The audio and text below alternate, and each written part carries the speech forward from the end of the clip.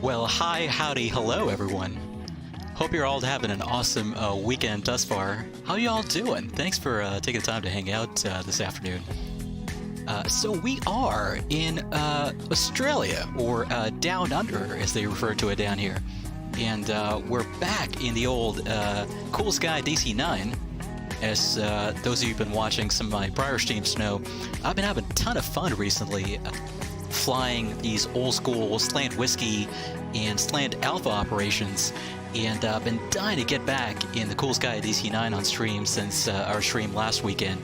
So we're back in it, and we're gonna do the Outback, or the Outback edition of our extremely popular hit series, No Failures Anticipated, where as the title tells you, we did not anticipate any failures occurring at any point during our flight today. So if you're showing up to watch an engine failure and me sweat dealing with an engine failure, you're out of luck, because as the title tells you, no failures anticipated. We're not expecting any failures today. But I hope you're all doing amazing today. Thanks for hanging out. Blooms 1212, Portland Aviation, Rick, The Flight Simmer, BX Free Flight Productions, Red, and Addy. Anybody else that I missed in chat, feel free to drop a quick howdy. Let me know how you're doing. Thanks for hanging out this afternoon. So let's get to it. We are at Broome Airport. So Broome is up in the northern part of the Western Territory of Australia. So there's a region of the Australian coast up on the northern part of Australia called the Kimberley Coast, I believe.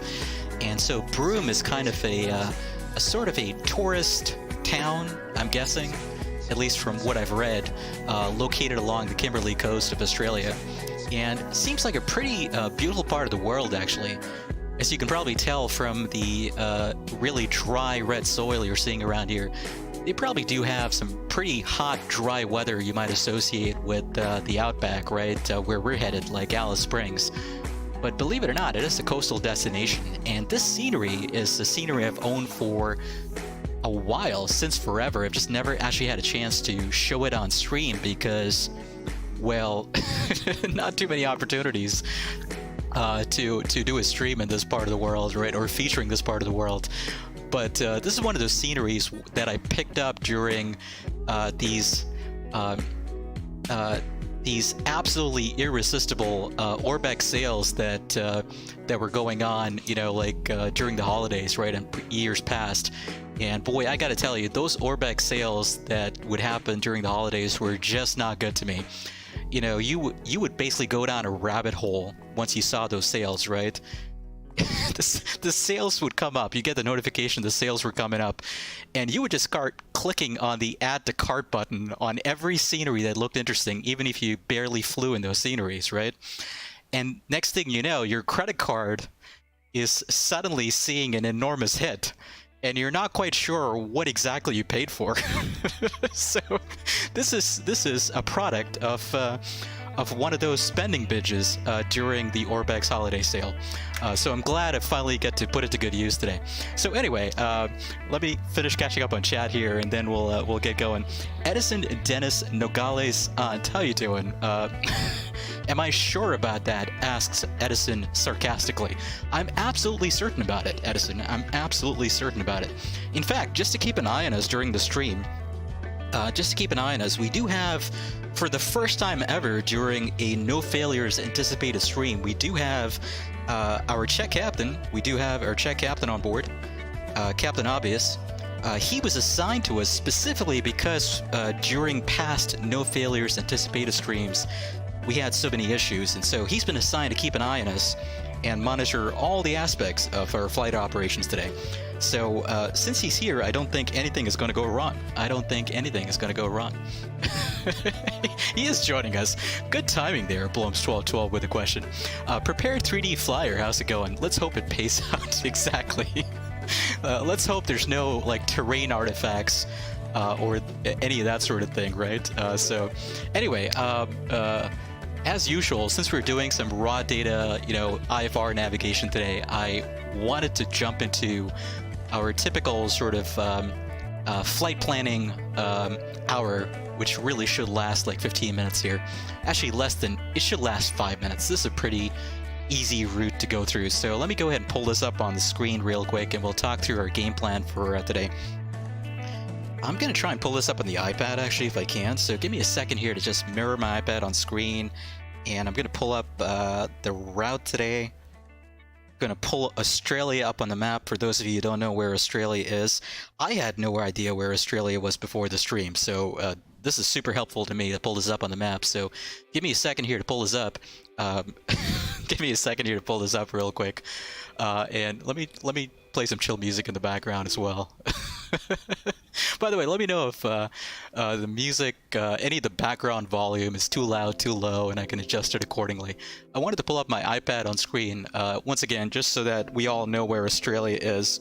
Okay, so this is a what do you call this projection? A Mercator projection? I don't know. Whatever this projection of the world is. That's Asia up there, right? That big landmass. Apparently the largest continent on the planet. That's Asia up there. And believe it or not, this is Australia. This island continent there is Australia. And like I mentioned, Broome is up here. That's Red. You got to believe everything you read on the internet. Red. That's you got to believe everything you see on the internet. If you read it on the internet, it's got to be true. so Broome, Sector RBLX, how's it going?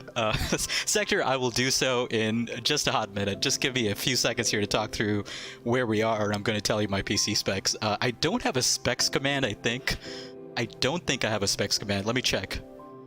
No, I do not have a specs command, so I'm going to tell you what my specs are in a second here.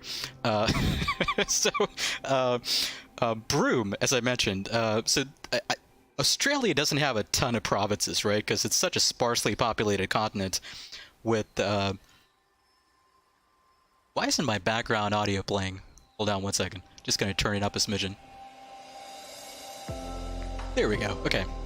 So, I guess the area coming from the western side, you know, Perth, pretty much almost a quarter of the way towards the east of the continent there, that's the Western Territory is my guess. So Broome, my understanding, is part of the Western Territory, or whatever that province or state is called. So that's the Kimberley Coast region of Australia, is my understanding, that northern coast of Australia on the western part of the continent. And Broome is a town that's located right there on this little peninsula that sticks out into the Indian Ocean, or whatever that sea is called. If you came here looking for geography lessons, folks, you're out of luck. That's the extent of my geographical knowledge on where we are. So let's talk through our routing today. It's called Western Australia. Thank you, Blooms. Well, Western Australia. There is a territory though, Northern Territory. That's a province, correct? Where we're headed to in Alice Springs. That's actually a province, correct?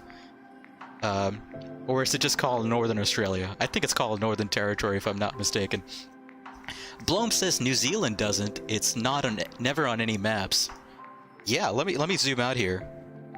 Look, we can't see New Zealand. It's not here. It's not here, folks. I just looked for it, and it's not here. The map literally ends right there on that part, on the eastern part there. That's where the map ends. There is no New Zealand here. Blooms, I don't know where you're tuning in from, but wherever you're tuning in from, it's not here. I can't find it. I just can't find it, man. Okay. Anyway, James too. How's it going? They're called states in Australia. Got it. Okay. I don't know what they're called. Provinces, states. You know, I was just using the Canadian term, right? They're called provinces in Canada, but I guess they are called states in Australia. I meant to answer someone's question. I meant to answer. Someone was asking about specs. I think it was Sector RBLX. Sector RBLX. Let me answer that question real quick. My PC is super old. I desperately am in need of an upgrade. I just haven't gotten around to it. But I've got an i5. Oh God, I can't remember. 60 something 100K. I just don't remember. So I've got my processor overclocked to 4.2 gigahertz, if I remember correctly. I've got the ye old 980 Ti graphics card, and I've got a mere 16 gigs of RAM. Boy, RAM is super inexpensive these days. It's time for me to upgrade, but those are my PC specs. It's a super modest system. So there you go. Yudhisthya, how's it going? Where is Old Zealand? Yudhisthya says the Netherlands. Is that right? Is that actually true? Is that actually true? Because that's super interesting if it's true. You could be pulling my leg for all I know. Okay, so once again, right, we're or not once again, but just to get back to this, because I've been getting off track here. We're looking to do raw data IFR navigation because, you know, we're flying an old school airplane that has no GPS equipped on board, right? So we want to find jet routes, right?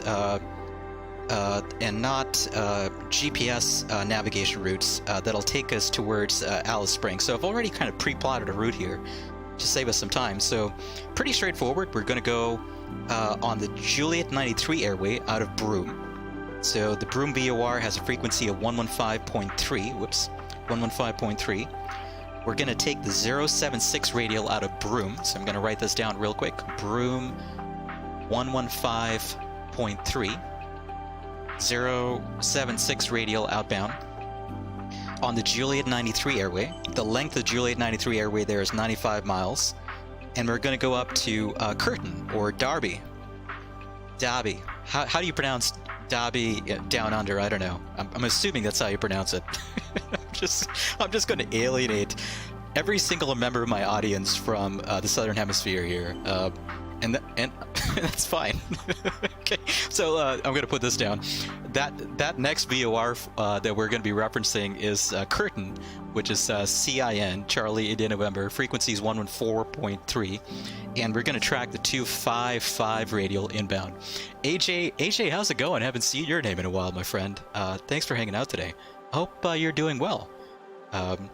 If I remember correctly, AJ, you're from the great state of Tennessee, correct? I hope life there is treating you well, my friend. Okay, so the distance between these two VORs is 95 miles, correct? So what I want to do is figure out what my frequency swap over point is. I don't see an indication for that, and I'm not sure it'll be plotted on these charts anyway from Navigraph. So I'm just going to assume it's midway between these two VORs. So midway of 95. Since for some reason lately I've been struggling to do math in my head as I get older, I'm just going to do it in a calculator. Midway point is about 47 nautical miles. So 47 nautical miles out from Broome is my frequency switchover point. I'm going to switch to the Curtin VOR. And then once we get to the Curtin VOR, we want to take the Alpha 576 airway all the way down to Alice Springs VOR. So let's go ahead and look at the radial we want to track outbound from Curtin. We want to track the, what is it? 123 radial. Just got to zoom in to get it. The 123 radial outbound. So that's what we're going to track outbound in the Alpha 576 airway. And then, this is a really, really long airway. I think this is almost, probably around 500 miles, maybe even longer, right? So let's look at the distance here. It's 194 miles from Curtin to the Tatuk intersection. Then from Tatuk, it's 271 nautical miles to Timmy. And then from Timmy, it's 211 nautical miles to the Alice Springs VOR. So what does this tell you, right? If you look at this airway, it tells you that at some point along this route, we're going to lose reception. It is such a long airway, and there's no way VOR signals will get that far, right? Even like a TACAN, which is not modeled the way it actually works in real life in P3D. Even a TACAN, I think, can only go 200, can only have a range of around 200 nautical miles. So at some point along this route, we're going to lose reception. So what happens when we lose reception? That's basically your would be listed as an MEA gap on the chart, but we don't have that. So essentially, if you lose reception, we're just going to track on the heading we were going until we can pick up the next VOR, which is the Alice Springs VOR. So let's go ahead and look at the Alice Springs VOR here. Frequency is 115.9er. Going to write that down, and we're going to track inbound on the oops, not that one. Close. There we go. Okay. That one. Okay. We want to track inbound in the 296 radial. Okay. So we got that. And just to help us out as well, I'm going to put in the NDB as well, the Alice Springs NDB, just for some added situational awareness.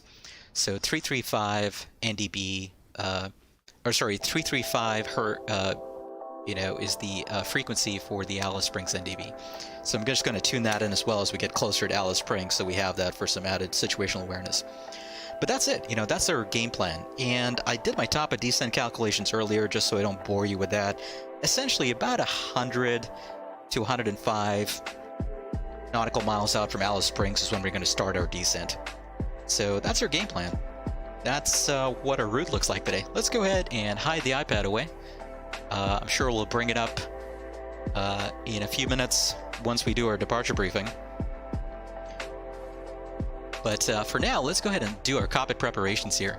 So I'm going to go to my dispatch here because I burned a lot of fuel during the time I was just kind of blabbing away. So I'm going to go ahead and load up all my fuel and everything again. And let's go ahead and start closing up some things in here. So let's go ahead and shut the doors. Let's go to ground apps. I'm gonna move my view around to back here so we can see the super cool aft air stairs being retracted. So let's go ahead and retract the aft air stairs. There they go. They're coming up. John Ceballos, how's it going there? John, I haven't seen your name in a while. John, I'm doing great. I hope you are as well. And folks, I'm super upset with myself right now for missing out and catching up with chat. I'm going to try and catch up with chat. it just a hot minute here. Let's retract the forward air stairs and close the main exit as well. There we go. That's being closed off. That's super cool. I love that animation though, I gotta tell you, for the air stairs. One second. We gotta get a better view of this. Let's get a better beat on this. Okay, let's go into this angle.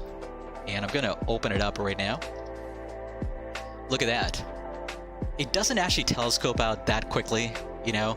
That's like a parody of, like, you know. I don't know how many of you here are Star Wars fans, but you ever see the scene at Jabba the Hutt's palace where, you know, was it Leia or was it Luke? Luke who shows up. You know the weird thing that telescopes out, the little sentry, the camera thing that telescopes out to check who's visiting the Jabba the Hutt's palace. That's what it reminds me of. The way it just jumps out like that. It's crazy how quickly it jumps out. It's pretty funny.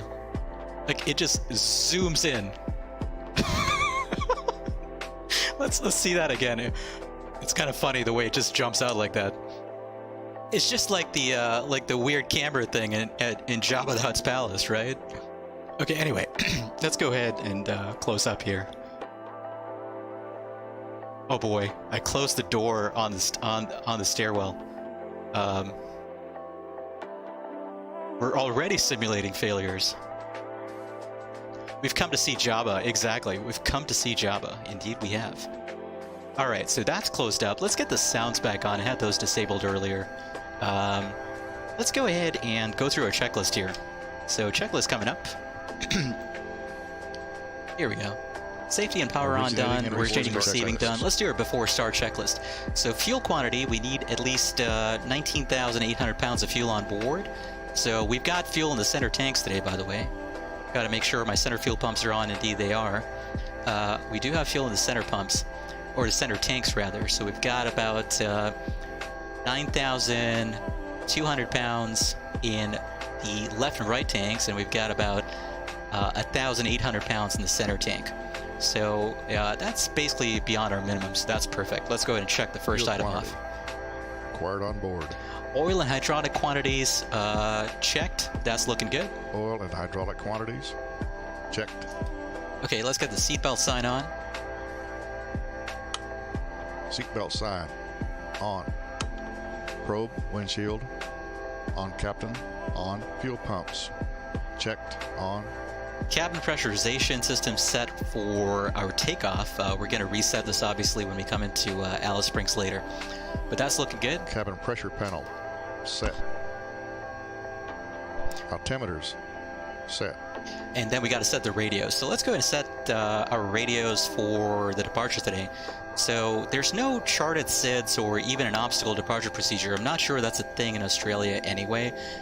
So we're just going to be doing radar vectors, in our case, kind of self-vectoring ourselves here to towards the first airway that we're going to be picking up, which is the J93. So I'm going to tune in the Broome VOR 115.903 in nav 1, and I'm going to set a course here of 076 outbound. Just give me a second to do that. 076 outbound, that's set, and let me go ahead and tune the curtain VOR in nav 2, so that's 114.3. And I'm going to go ahead and put in the 255 radial inbound. So opposite of 255, the actual course we're going to be using is 075, so I'm going to put that in. There we go, 075, 076 on this side, and 115.3 on this side. Okay, radios are set. Let's pull out the checklist once again, keep going through this. Radios set. Let's do a takeoff warning test. I'm just going to advance the throttles, listen for that horn. That works, that's good. Takeoff warning. Checked. Parking brake set or off. It is set. Departure review complete. Actually, let's do our departure review right now as I catch up on chat. Ulysses was asking, what's the current outside temp in the sim today? It must be hot in Australia. Oh, I'm willing to bet. Let's find out, actually. I was just about to pull up the weather for, you guessed it, our briefing. The weather at Broome, it's balmy, 27 degrees Celsius. I mean, this is kind of early in the morning, I believe, in Broome anyway, right now. Actually, it might be closer to noon, right? The thing is, you know, Broome is right on the coast, right? So you have the moderating effect of the ocean breeze off the Indian Ocean, is my guess. That's probably why it's a little cooler. It's 81 degrees Fahrenheit, 27 degrees Celsius. Now, if you go into the interior, it's a lot hotter, or actually should be a lot hotter, but it's not, because I think, again, it's kind of early in the day in Australia, so, or earlier in the day in Australia, so it's 28 degrees right now in Alice Springs, so it's not that hot. Not that hot yet, I guess is the right thing to say there. But I wanted to do my departure brief here, so let me go ahead once again and mirror my iPad. We can pull up the airport chart and talk through our taxi diagram, runway that we're going to use, all that jazz, takeoff data, etc. Right? So let me go ahead and mirror my, or show my iPad on screen. 1 second. There we go. All right, let's do our departure briefing. So the weather at Broome, winds are out of the west today, 270 at 8 knots. Visibility greater than 10 statute miles. Clouds scattered at 1300 and scattered at 2000. Ceilings broken at 3300. Temperature 27, dew point 25. QNH is 9er8. And let's see.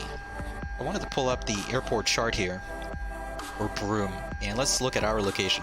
So we're located at the terminal apron here, right?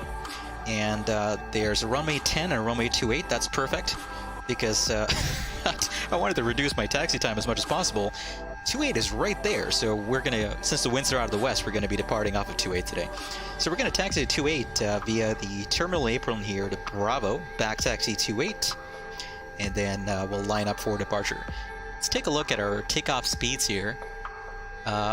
It's a 7,887 foot runway. It is a little bit of a hotter day, so you know what, just to make things easier on ourselves, let's do a flaps 15 takeoff. Actually, you know what? Yeah, let's do a flaps 15 takeoff. We haven't done that on stream yet in this airplane, so we'll do a flaps 15 takeoff. V speeds are 122, 125, and 132. Retraction speed for flaps 153, or minimum maneuvering, I guess, 153 and 178. Single engine climb and service ceiling 20,000. Okay, we don't have to worry about that today, or at least for this leg of the trip. But I don't know, right? No failures anticipated. So anyway, we got our V speeds. Any malfunctions prior to V1, you know, I'm gonna slam on the brakes. Correction, I'm gonna gently massage the brakes into cooperating with me. I'm gonna get the reversers out if we still have reversers. I'm gonna try and stop the airplane as soon as possible, and we'll report it to the control tower. Any malfunctions after V1, we're gonna continue on with the takeoff, and we're gonna deal with the problem in the air. Pending that, let's take a look here. Are there any obstacle departure procedures or departure notes? There is a noise abatement procedure, it looks like. These are your noise abatement departure procedures for piston engine and turboprop aircraft. And for twin-engine helicopters, I don't see any noise abatement procedures for... oh, actually, they're up here. Probably. They're probably up here. So we're going to undertake operations in a fly neighborly manner. You see that? It says fly neighborly. That's super important. Especially in the States, where nearly all of us these days seem to be living, or at least prior to COVID, seem to be living, or seem to be flying out of small GA airports that always get complaints for non-neighborly behavior. So yes, you want to fly neighborly. That's helpful. Let me catch up on chat here, folks. I know it was too much. I do love the turquoise cockpit as well there, Flight Simmer. It's kind of a nice retro color for sure. I do like that. James too. No worries, James. The stream is going to go on for probably the next 2 to 2.5 hours. I'm going to try to keep it below 3 hours, but we're going to have some fun with these systems and failures and things like that. So probably another 2.5. Probably 2. Maybe 2.5 hours. Not sure just yet. So John was asking, where do I plan the route for the DC-9? John, I'm just... let me go back to this. I'm just going off of whatever airways I can find that take me where I'm looking to get. So I couldn't find these routes online. I had to make these up myself. But this was a really easy one to make up. So if you look at some of the streams we did in the DA62, John, that's where I kind of talk through my process for picking IFR, routes using Victor Airways, jet routes, that sort of thing.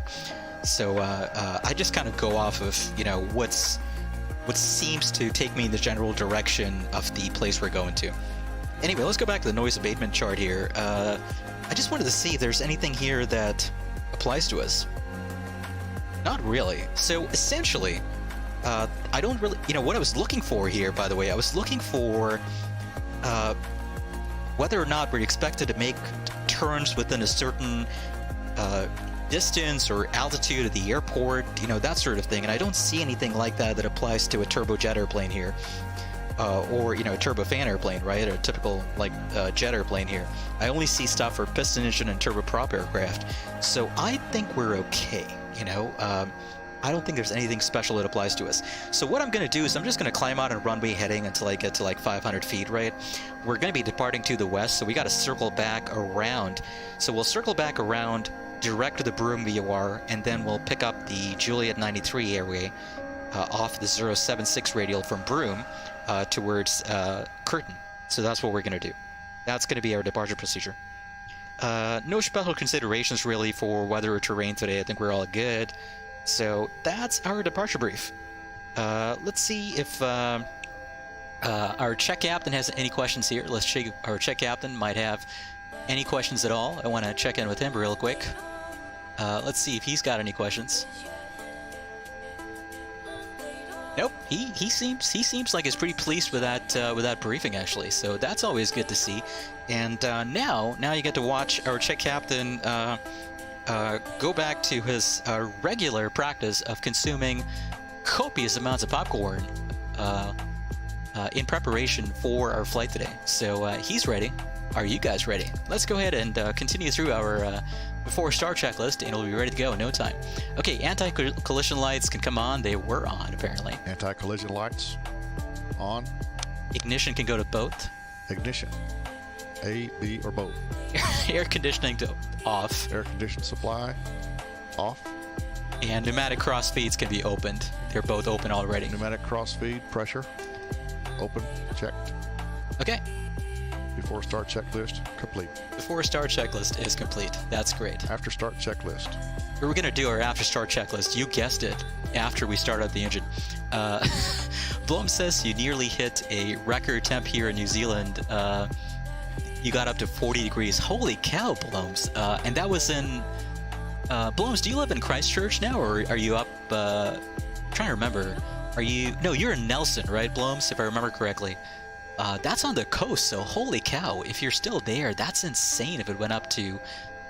oh, no, 28 degrees. 28 is still pretty hot, though. It's not the kind of temperature I typically associate with with New Zealand, right? So that's crazy. Okay, let's go ahead and get our engine started up. We're going to start up right here at the stand. And you notice those super helpful marks, those markings, those arced markings on the apron there. That tells us we can just pull directly out of the spot, making sure we turn to avoid hitting anybody that may be in front of us, like the baggage truck that will never move there. So that's going to be our plan. Let's go ahead and get the engine started up. So we'll start up the right engine first. Starting right engine. Starting right engine. Going to watch for N2 there to rise to between 15 to 20% before we get the fuel shut off or the fuel control lever into the on position. There's 10, 15%. Fuel control lever on.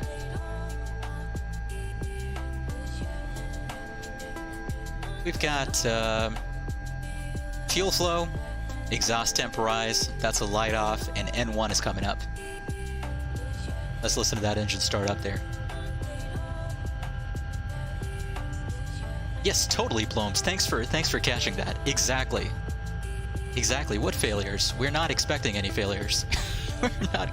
We're not expecting any failures. Exactly. Okay.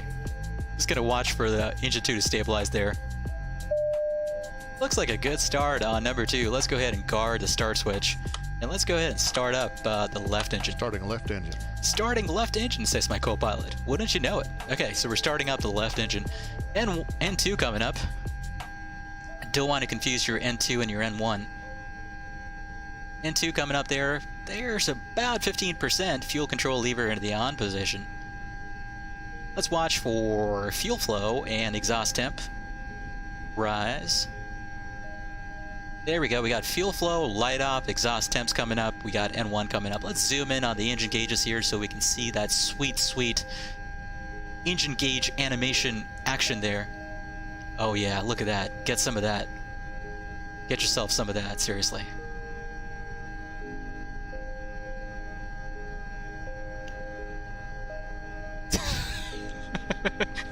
I do love the old Ansett livery as well there. It's super awesome.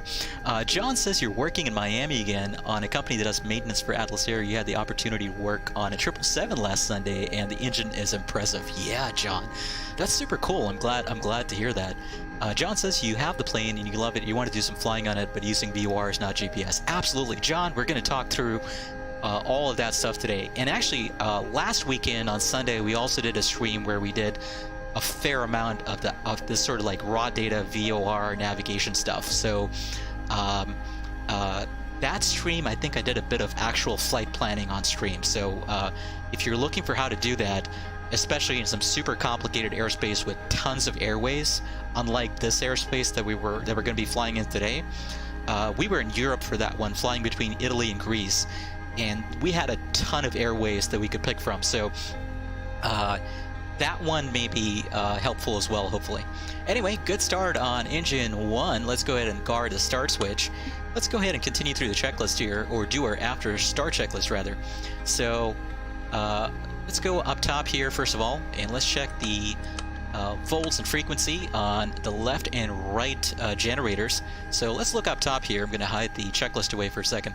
So you look up top here, right? You see I've got this good old rotary dial here. I think the MD-80 has a pretty much identical volt, frequency, and amps sort of like selector knob. So this lets you see what kind of volts, amps, and frequency, AC volts, AC frequency, and amps that your AC generators are producing from each engine, right? And also from your APU or your ground card, your battery. Your battery obviously does not produce AC volts, it produces DC current, right? That you see, where do you see that?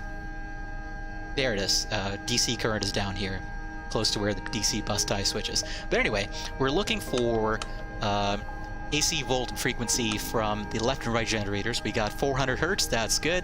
And we got about 110 hertz on the right engine. We got a little less than 100 hertz on the left engine generator. That's fine. By the way, I'm not calling your attention to this for any reason whatsoever. No reason whatsoever to call your attention to the level of detail that you're seeing here. I'm just pointing it out just because. Okay, let's get our galley power on. Galley power coming on. APU air off. Make sure that our left and right generator switches are on. Let's get the APU bus switches off, and let's get the APU master switch off. There we go. That's done. Let's continue through the checklist here. Annunciator panel checked. Annunciator panel checked. Ignition Off. Let's get the ignition off. Let's get, oh, I forgot to do my pneumatic cross feeds. I think my pneumatic cross feeds need to be closed, right? I always forget this part. It doesn't say in the checklist. Yeah, I'm going to leave them open for now. Or actually, you know what? I think we closed them last time. Let's go ahead and close them. If you have a pressurization system thing, then we'll know what to do, right? Engine anti-ice on or off. Engine anti-ice off. Electrical system checked. We did check it earlier. Air conditioning supply auto. Air conditioning supply auto. Okay, we got, make sure we got good pressure there. We do. Yeah, so we got good PSI from both packs. That's great. Hydraulic system is the next thing on the checklist. So let's go get our hydraulic system into the on, high, and on positions. So this is where we do that. Alternate hydraulic pump goes on. Engine hydraulic pumps go to high, and aux hydraulic pump goes to on. And we want to make sure the hydraulic pressure rises up to 3,000 psi. Hydraulic system on, high, on. That's checked. good. It's in the high green bands there, so we got Door good lights and hydraulic lock. pressure. Checked. Door lights and lock checked. Shoulder harness on. After start checklist complete. Okay, after start checklist is complete. Before takeoff checklist. And we're going to do our before takeoff checklist. You guessed it, before takeoff. All right. Boy, folks, I'm sorry. I know I missed a lot. Shishir Kumar, sorry I missed you earlier. Hope you're doing well. Thanks for hanging out today. AJ, sorry AJ, I missed this. If you're still with us, AJ says you finally moved into the new house and you're starting another college semester. That's awesome, AJ.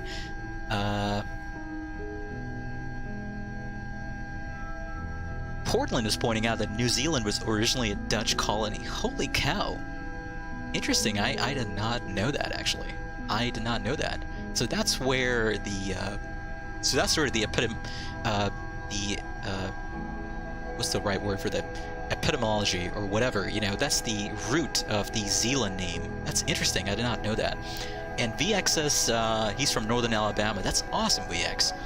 And AJ is from Clarksville, Tennessee. Well, we're all about making connections here, so I'm glad you guys were able to connect and discover you're not too far apart geographically. That's super awesome. Just trying to catch up on chat here real quick. John says there's some videos of some African airlines. Yes, there were some Sam Chu videos on YouTube, right, where he Parking brake released. Parking brake release. We're just going to pull directly out here, so we're just going to hang a left straight out of this parking spot if we can. So there we go. Just going to turn as gently as we can. Try to avoid hitting anybody. Actually, hold on. I got to give you the appropriate view here as we taxi out, right? Yeah, we got to do it in this view. Look at that. Look at that massive airplane taxi out here.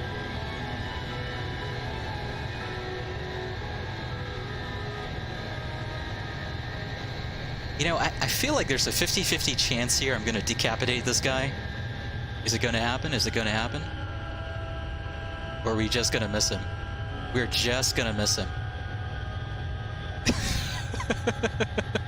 Yeah, Sam does have an amazing job, I got to tell you, for sure.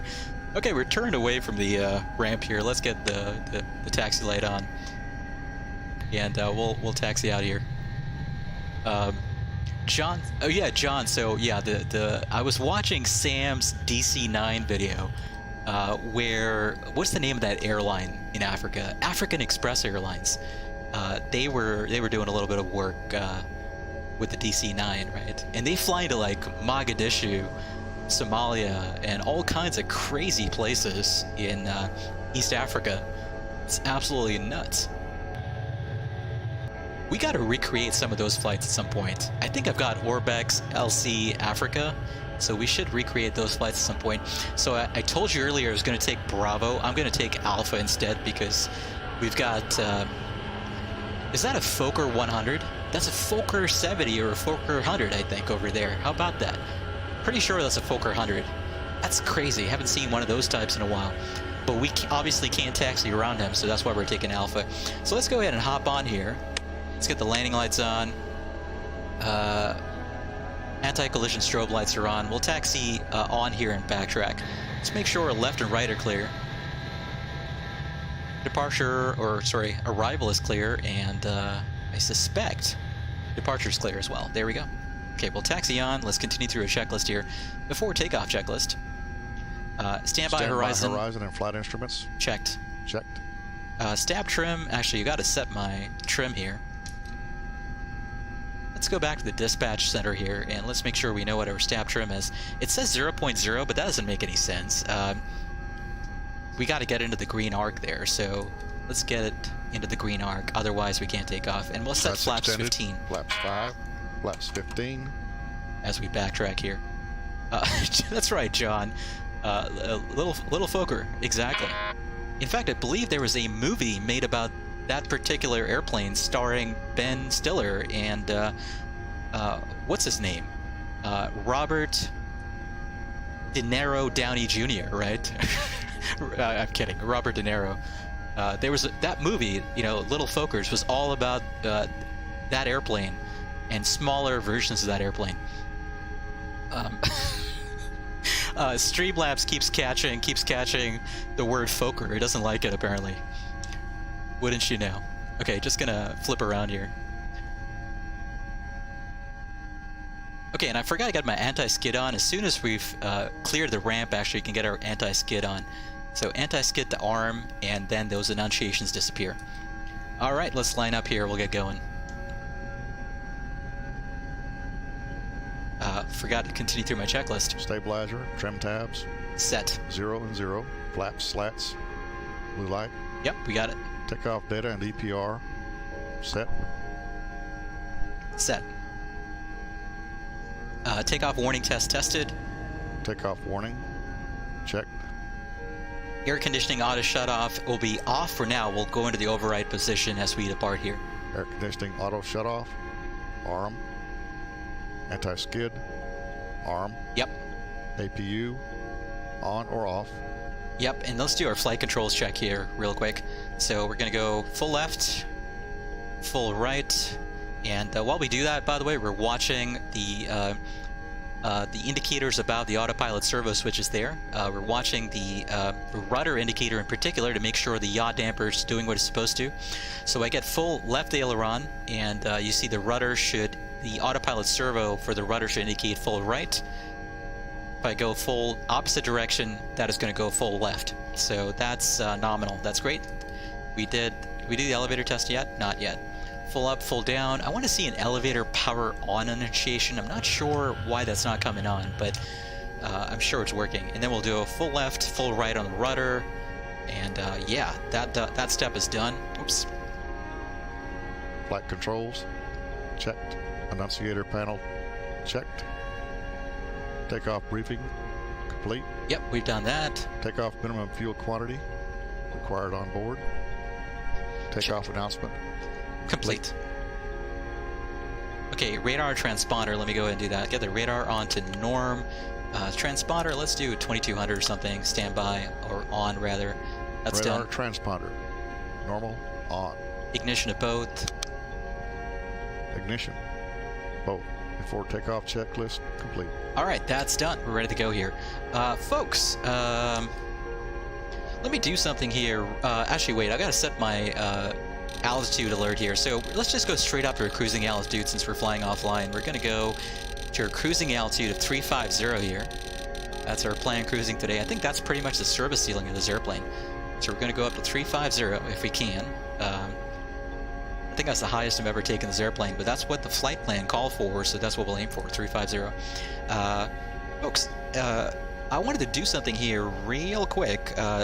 Don't mind me. I promise you I'm not doing anything at all in the background here. I'm not doing anything at all in the background while I put Captain Obvious in front of you, just sort of not in any way, shape, or form distracting you from anything I'm doing in the failures menu. I promise you I'm doing absolutely nothing in the failures menu right now as we get ready for departure here. I promise you I'm doing absolutely nothing here in the failures menu or in any menu. I'm just showing you exactly what you ought to be doing right now, since we've got a nice long hour and 40-minute flight ahead of us. I was just trying to give you some inspiration for picking up a bucket of popcorn or something like that, right? So I just wanted to suggest that you pick up a bucket of popcorn or whatever pleases you as we head out today. Just give me another 15 to 20 seconds here. Actually, a little more than that. Maybe about a minute to do absolutely nothing. Let me give you a bit more inspiration here.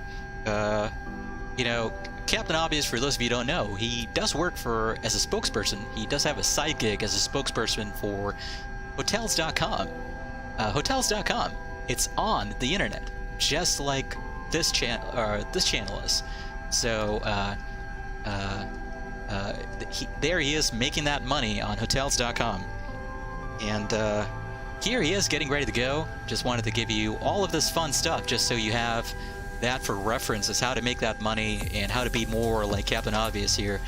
As once again, I'm doing absolutely nothing in the failures menu. My God, I should have done this before the flight, folks. I'm sorry. I just I kind of started things on a bit of short notice here. Okay, so or I loaded up the sim at the last minute here. Otherwise, I would have done this before the flight, because so I do want to tell you something right now. If we do encounter anything on this leg of the trip, it's gonna be not necessarily it's not gonna be what do you call it? It's not going to be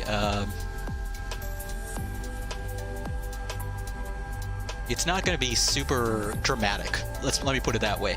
It's going to be a lot more how do you say it? Educational, rather. You know, so it might be a bit more on the educational side of things rather than super dramatic or anything like that. So just want to let you know that it's highly unlikely we're going to see anything super dramatic in terms of any potential failure modes. Not that we're anticipating anything on this leg of the trip. My God, it takes so long to set anything. Are you sure I'm in the failures menu? Why does this guy scare you? He shouldn't. He shouldn't scare you at all. He's a nice bearded guy who just says incredibly obvious things. You know, he just says incredibly obvious things, like, I'm a man with a beard. Or, I look surprised right now. Maybe he's saying, why am I here right now? You know? He's just a friendly fellow with a beard, that's all he is. Who says awkward and occasionally uncomfortable things. Okay, I'm almost done, folks, almost done. Alright. Alright, we're good to go. We're good to go. Let's go back to the dispatch scene there, or dispatch window. Alright, let's go back after that extended period of time there. I had you looking at Captain Obvious and his wonderful facial expressions. Prepared 3D flyer, you don't know what you're talking about. Prepared 3D. Prepared flyer, you don't know what you're talking about. He doesn't. His facial expressions are amazing. They're obviously amazing. But we're ready to go here. Hopefully we have enough fuel to make it to make it to Alice Springs with all the time we spent just blabbing away. Let's get going. We're ready to go. Why is he wearing medals on his back, Portland? Because he's a captain, right? I don't think there will be any failures. Says Blomes, you've got the right idea. Just listen to Blomes, folks. Blomes, you know, just for that, Blomes, I'm gonna make you an honorary mod, my friend. Blomes gets it, so Blomes is now a mod just because he pointed out the obvious. We don't need Captain Obvious when we got Blomes on channel. Okay, so I'm gonna advance the throttles here to 1.4 EPR, watch for the engines to stabilize, then we're gonna go to about 1.88 EPR, which is gonna be takeoff thrust, and we're rolling, folks. Okay, there we go. Takeoff thrust set. Airspeed coming alive. We're rolling. Portland says 80 Blomes knots. is right. I'm unfortunately out of there's 100 knots. I'm unfortunately out of moderation to give today, but Portland someday. V1. Rotate. We want to rotate. Let's go ahead and V2. rotate and we'll get going. V2 plus 10. Positive rate of climb. Gear up. Gear coming up. Look at that airplane climb. That's a beautiful livery for sure, though. I love it.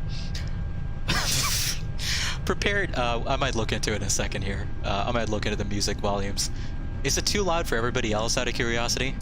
Because there's some tunes that are a little loud. There's some that are not so loud. Okay. I'm gonna climb up to about 1,000 feet there, and there we go. About 1,000. Let's go ahead and start our left turn now. I'm gonna set climb thrust. Climb thrust I think is about 1.8 EPR. And let's go ahead and lower the nose here. We'll accelerate to our climb out speed of 150 knots. I'm gonna lower the nose until I get a climb rate that was about half what we had before, so around 800 and 900 feet per minute as we turn left here back towards the Broome VOR. Boy, I hope I got the VOR frequency right, because for some reason I'm not picking up the VOR signal. That's a little odd. Let's get the flaps up here. 5. And Flaps retracted. flaps retracted as well. Okay, turning back towards the Broome VOR. That's a little strange that we're not picking up the signal yet. I promise you, although you have no reason to believe me on anything right now, I promise you that a radio navigation failure is absolutely not in the cards today. So I don't know why we're not picking up the Broome VOR. VX, exactly. What is a failure? VX coming in there with the quintessential, existential questions that we all demand on this channel, such as, what is a failure even? What is success without failure, right? Questions like that are what differentiate this channel from the other flight sim streaming garbage that's out there, right? We're all about going deep, man. We're all about going that extra level of deep and asking the questions that matter. Like, what is a failure? Okay, I'm gonna try and trim the airplane out here as we climb through the clouds. Should have gotten my nose light off. At this point, by the way, the first officer will be going through a full litany of like steps, like turning off the ignition switches, or turning off the ignition, and getting the air conditioning shut off to override. And let's get the autopilot on so we can make things a little easier on ourselves here. Heading select, IAS whole mode, and I'm gonna fly this heading for now while I figure out just what in God's name is going on with the VOR here. I'm gonna pull up NavSim here. I promise you, I never use this typically. Okay, there's the Broome, and oh my God, they don't even have a Broome VOR modeled. So we're just gonna have to go direct to the oh wait, there it is. There's the VOR, 115.3, right? Did I get the right frequency tuned in? No, that's why. I had the wrong frequency tuned in. 115.3. No, there is no such thing as a Broome VOR in this scenery, unfortunately. So we're just gonna have to go, whoops, hold on. We're gonna have to go direct to the whatever that VOR was, the Dobby VOR, right? Whatever it's called. So we're gonna tune in. We'll stay on this course, and I'm gonna have to increase my rate of climb a bit there so we can accelerate to 250 knots or slow down to 250 knots as we climb up. Yeah, so we'll fly slightly to the left of our current heading, and I'm going to increase my rate of climb here a little bit. We answer the important questions here. What purpose does our existence serve? Exactly. Portland is getting with the program. Like literally, folks. Actually, I wasn't kidding. A navigation failure was not in the books today. I'm not that creative. I'm plenty creative when it comes to inflicting misery on people, but I'm not that creative. Actually, I say inflicting misery on people. The only person I'm inflicting misery on here with these failures is myself, right? Because I got to deal with them. By the way, speaking of failures, I want to point something out here. This airplane is so well modeled. It has something that I think even the PMDG NGX doesn't have, which is, you see all these circuit breakers back here? Every single one of these circuit breaker switches, almost every single one, actually works. These circuit breakers, they will trip during certain failure modes. In fact, there's one failure mode that we're not going to do today, but I'm going to talk about, where these circuit breakers will start tripping at random. And it is just like whack-a-mole trying to figure out which circuit breaker tripped and trying to get it back in and reset. So it's amazing just the level of detail. Okay, we're through 10,000 there. Let's retract the landing lights. Let's go ahead now and go back into vertical speed mode in the autopilot. We'll lower the nose and we'll accelerate it to a climb speed of around 290 knots. And there's the needle coming in there on the VOR. So we're going to fly that radial inbound to the VOR. Yeah, I wish I'd looked in the scenery itself to make sure that VOR was modeled. So unfortunately, the Broome VOR is not modeled, but we do have the next VOR, the Curtain VOR modeled. So that's good. Okay, let's not forget to do our after takeoff checklist here. Checklist. Gear, flaps, slats. Yep, up and lights out. Ignition, on or off. Ignition is off. Fuel pumps, 4 or 6 on. Fuel pumps are on, air conditioning shut off to override, and pressure checked. Air conditioning auto, shut off, pressure, override, check. Flaps up, slats retracted. Ooh, the slats light was not listed for some reason. I thought the slats were up. Okay, you see what it does there? The slat extend light is actually blacked out. That's not normal. That's a bug with this airplane, unfortunately. Okay, let's go back into IS whole mode there. If I can. Just had a, whoops.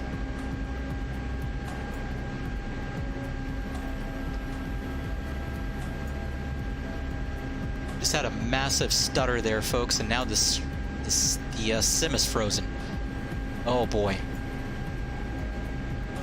Sorry about that, folks. The sim is now frozen. What is going on?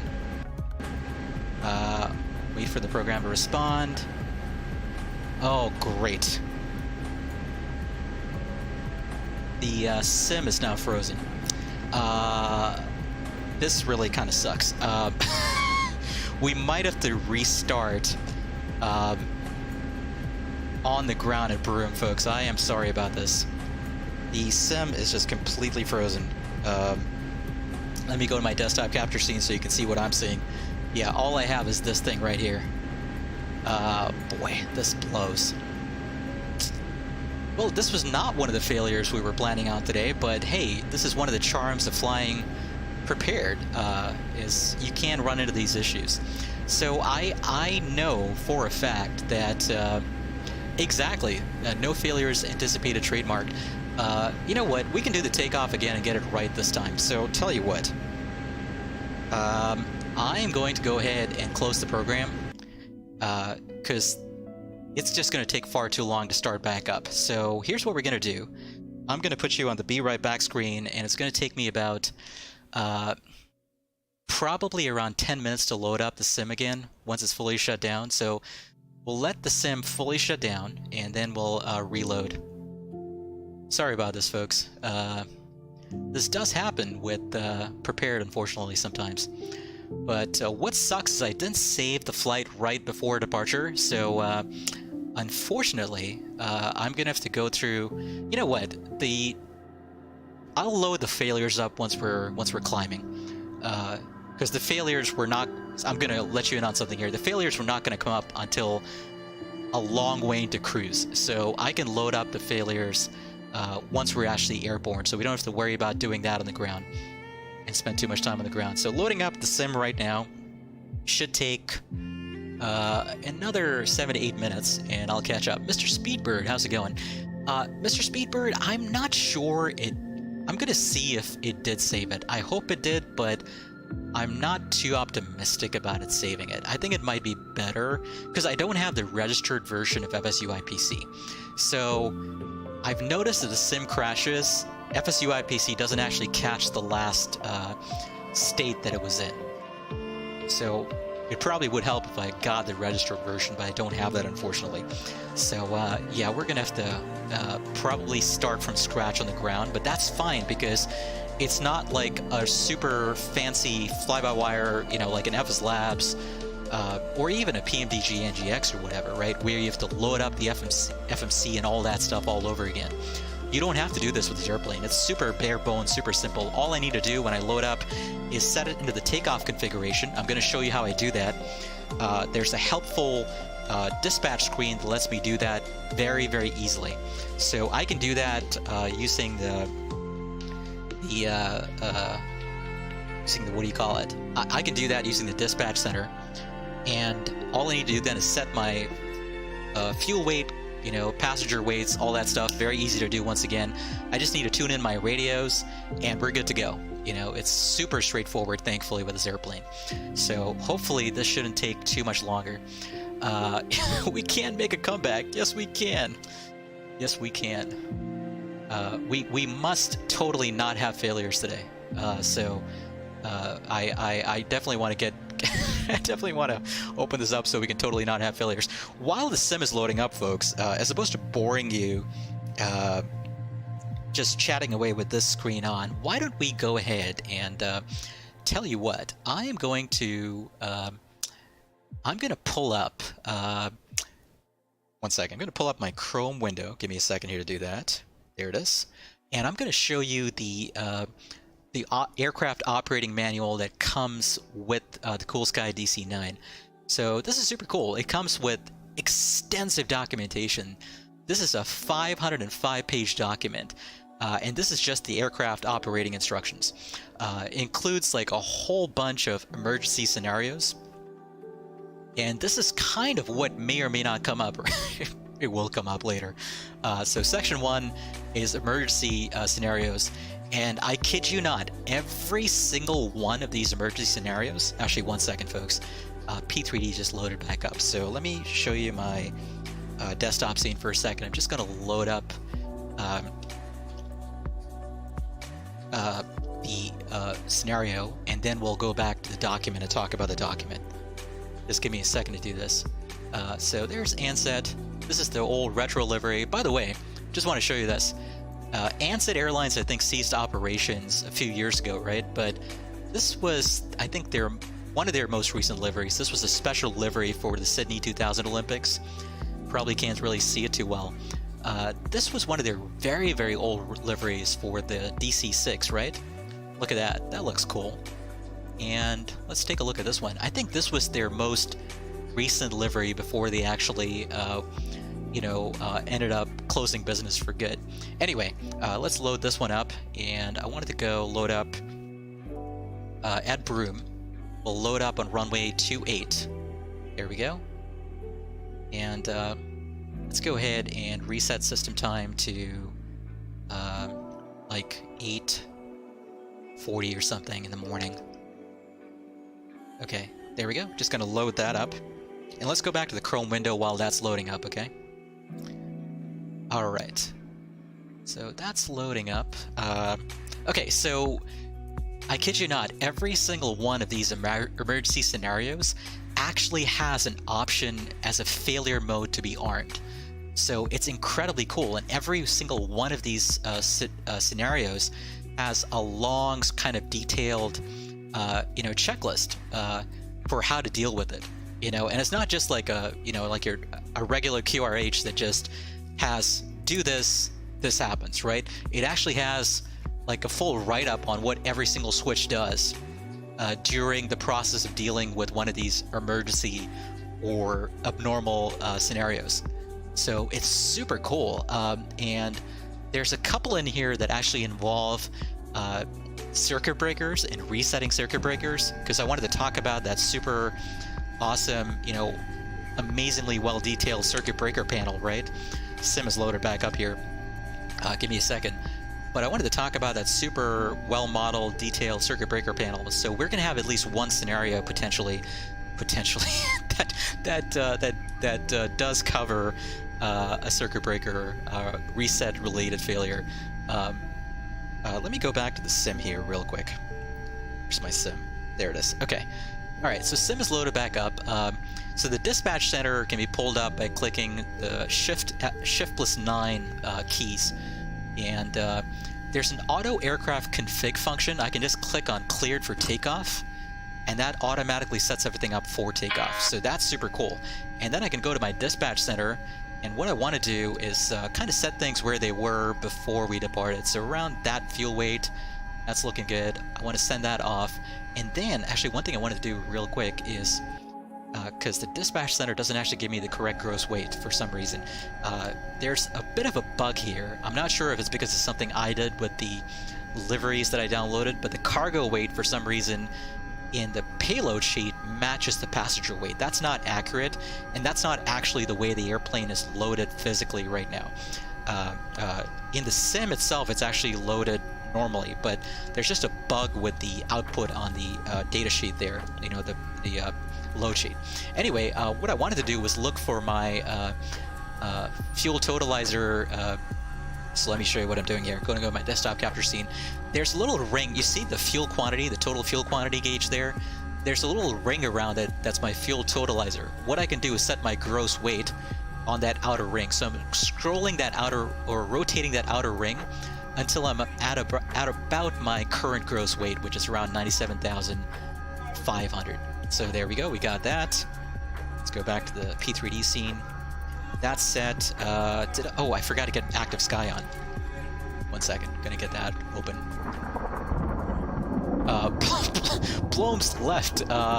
See, this is what happens, Blooms. I think you were the fly in the ointment there. You left, and that's probably what caused the issues we just had, right? I kid, of course. Boy, why did the stab trim end up so far down there? I'm not sure. Let me get that back in position. I just got to set my stab trim, set my radios, and we're going to be good to go here. So just going to set stab trim there. I got to remember, so we don't have a Broome VOR modeled in a P3D scenery, unfortunately. So I've got to use the curtain VOR, which is on a frequency of 114.3. So I'm going to tune that in. Okay, stab trim set. Let me tune in the radio that we need for this, 114.3. And it's raining. There's a bit of a harbinger for you of things to come. 114.3 set, flaps 15. Oops. Hold on. 9, shiftless 7. That over there. We'll do our takeoff checklist. Takeoff checklist. 1 second. Takeoff checklist. Let me get my. Oh no! Autopilot servo is off, please. There we go. That goes there. Okay. I wanted to get my takeoff data. Takeoff V speeds in 122, 125, 132. That's set. Let me quickly save the scenario here. Okay, we're good to go.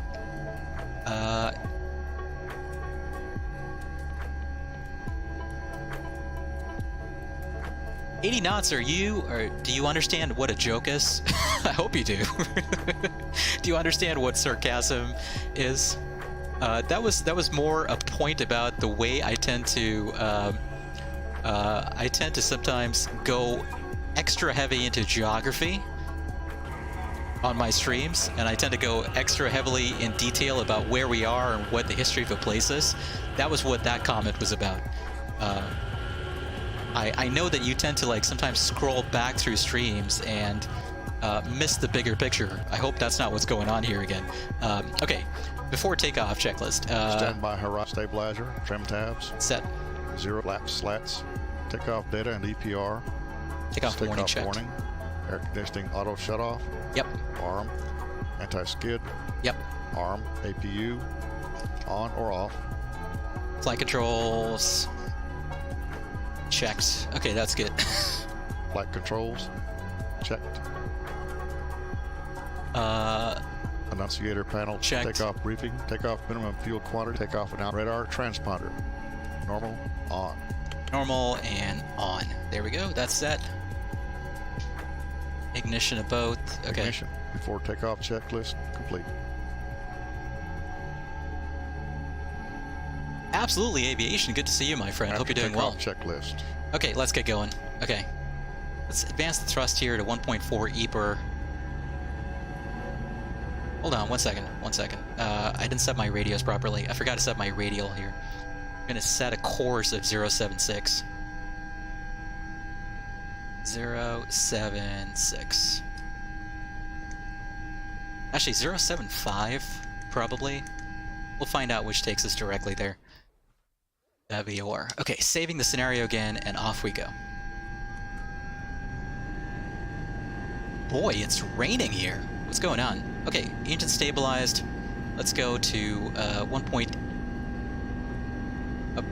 I think about 1.88, right? But now it says 1.9 or 4, so we'll set whatever the recommended was, 1.9 or 4. Okay, there we go. We're accelerating, and I'm sorry, folks. I know I missed a ton in chat. I'll try to catch up as best I can here. 80 knots.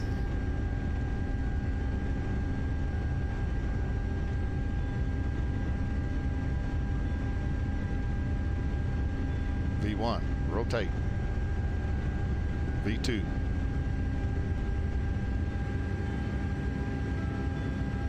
V2 positive rate of climb, gear up. Gear coming up.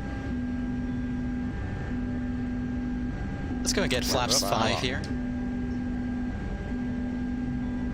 Okay, we'll just climb out on runway heading, and then we'll turn back once we're about 500 feet there. Nose lights off.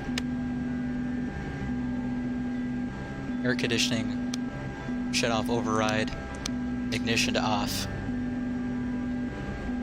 Okay, let's go ahead and turn left now to a heading of whatever takes us direct to that VOR that we talked about earlier, the curtain VOR. Alright, off we go.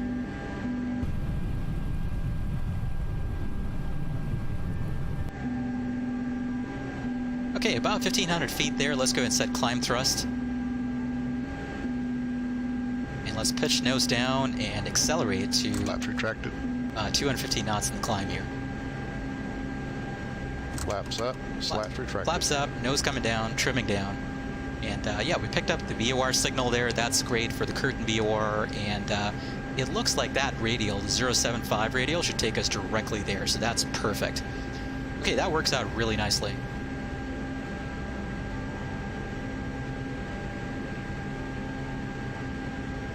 It's gonna roll the heading selector there. You're getting deja vu, says Blooms. I wonder why, Blooms. I wonder why.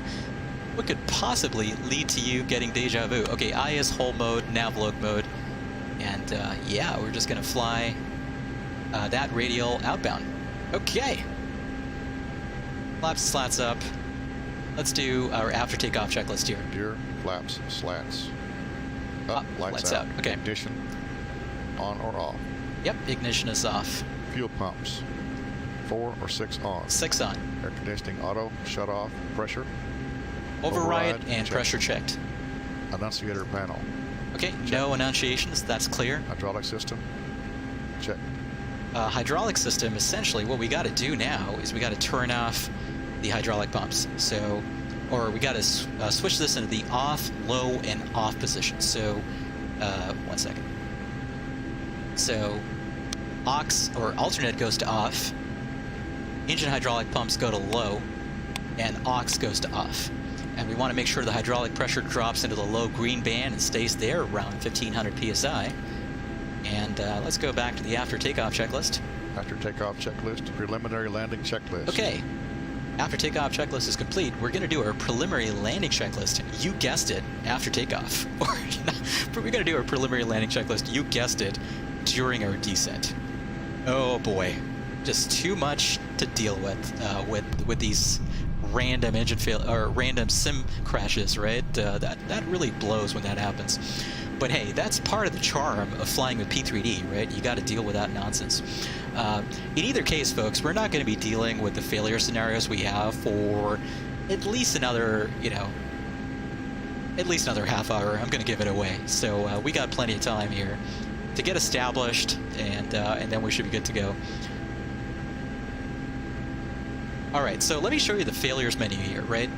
The failures menu is incredibly well modeled. So you got a number of really complex failure scenarios here.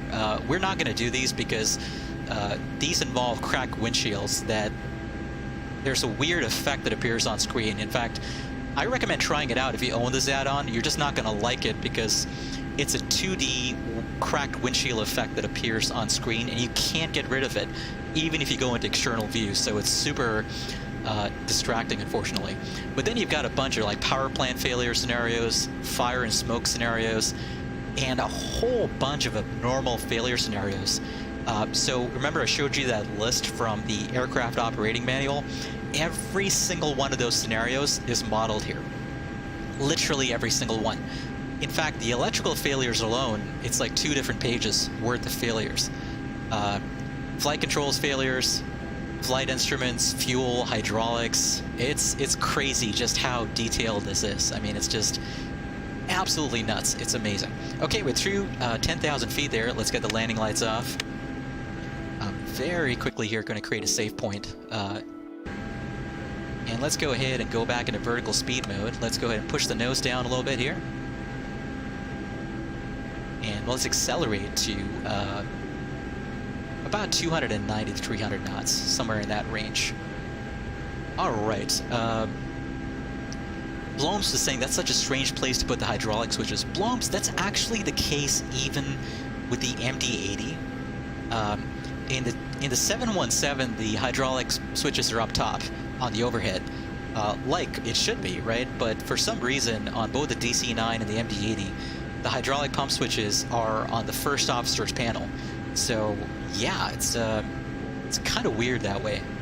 This is a super quirky design. You know, the other thing about this airplane, you notice, right? There's no whiskey compass up front, in front of you, anywhere near the glare shield. So the whiskey compass on the DC-8, the DC-9, actually a lot of the old McDonnell Douglas, you know, Douglas Corporation aircraft are in a little recess somewhere back here. You know, I don't think it's shown in this airplane, but there's a little recess back there, and there's actually a couple of mirrors. One second, let me go back into IS whole mode.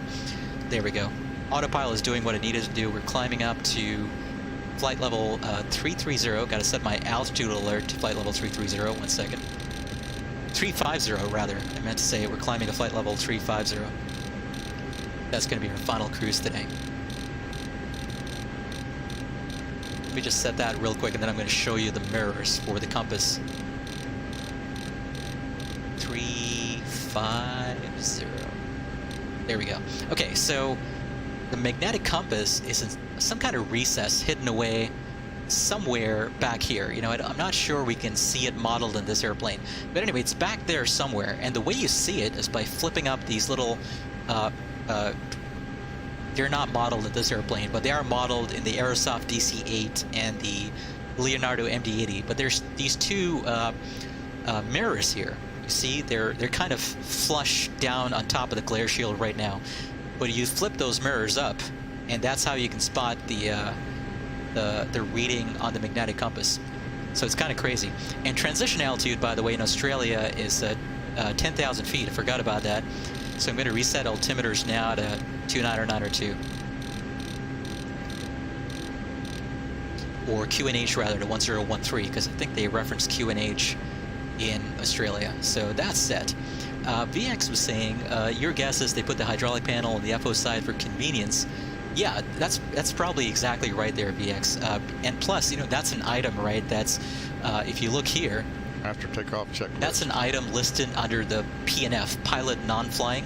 So it makes sense, typically, that it would be the first officer who would be doing that, or managing that. Well, I guess at least it's the kind of logic that made sense back in the day, right? So, one second, gotta reset the altimeters again. There we go, 2902. That's reset. Preliminary landing checklist. But yeah, it totally makes sense. Absolutely says, what stick or yoke do I use? You're in the market for a new one. You're considering purchasing the Honeycomb. Absolutely, I'm probably not the best person to get your cues on on hardware, you know, like peripherals. I've got a lowly, super old Cytec X52 Pro, and that's kind of been my trusty peripheral for a while now. The Honeycomb yoke does look super interesting and appealing to me. The only problem with it is that, you know, it's a lot of money, right? It's like $250. And plus, I think when I was thinking about getting it, there was a bit of a wait time involved as well, right? So I never ended up picking it up. But, you know, it sounds from what everybody says that it's totally worth the price. So yeah, you know, if you're in the market for one and you can afford it, I'd say go for it. You know, it sounds like a pretty good add-on, or sorry, a pretty good yoke to have for sure. You know, see, my thing about spending money on flight sim, outside of Orbex sales every year, of course, my thing about spending money on flight sim is that, you know, I fly IRL, right? Running into a little bit of a downdraft there, it felt like, because we suddenly started descending, or we suddenly started lowering our rate of climb, rather.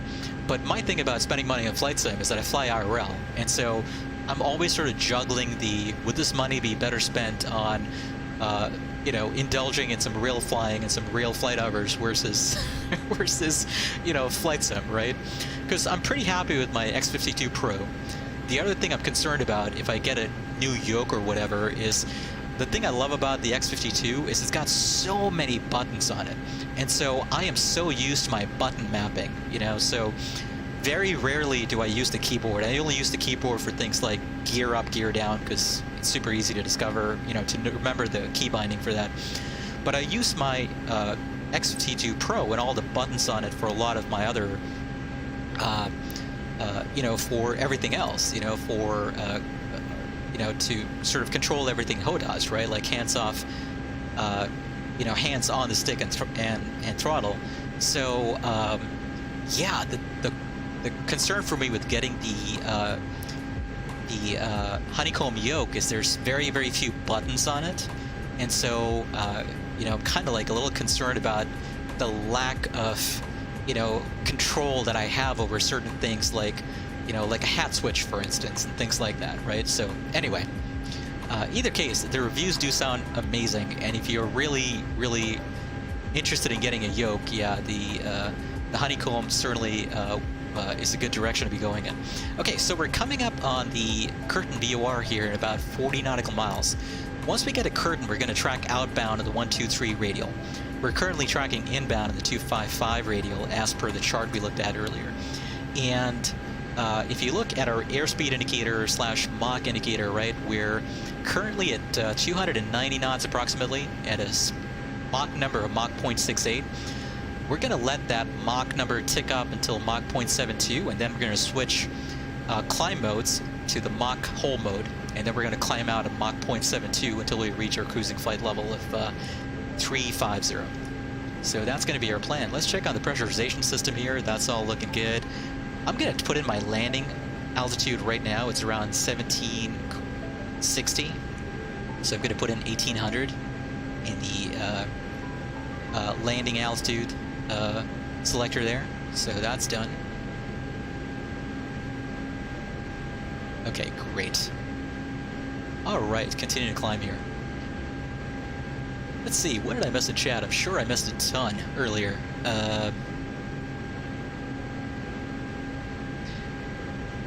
USS King was asking if I play. USS, I'm not really much of a gamer, so really when it comes to games, if you will, it's really just flight sim. Yeah, so hopefully that answers your question.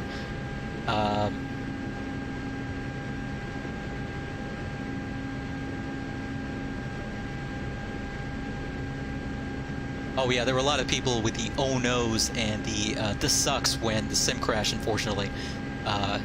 Yeah, unfortunately, this is part of the problem with dealing with Prepared, especially. You know, I've never really had these kinds of crashing issues with MSFS, thankfully, or even X-Plane 11. But Prepared is sort of the crash sim for me. You know, you spend as much time tweaking the sim as you do actually flying and enjoying it, right? Okay, there's Mach point. I'm gonna actually increase my rate of climb here a bit until we get back up to Mach, or get back down to Mach 0.72, then we'll climb out of Mach 0.72. I kind of ran through it a little bit there because I wasn't paying close enough attention.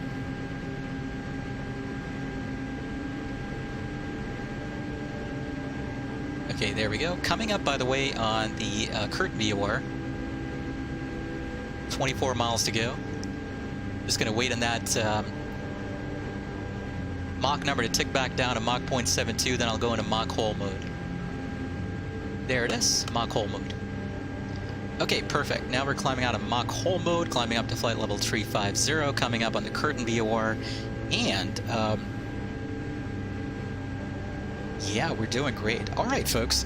So I meant to set some, totally not set some failures, you know, like we discussed earlier, right? We're not doing any failures because we're not anticipating any today, besides the sim crash, which we can anticipate on every stream.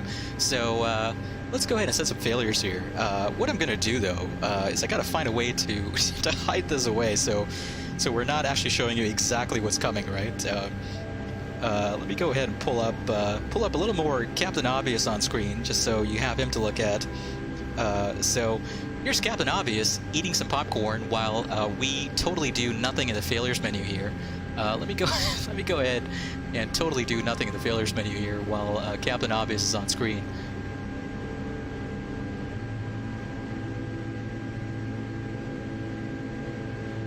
Okay. All right.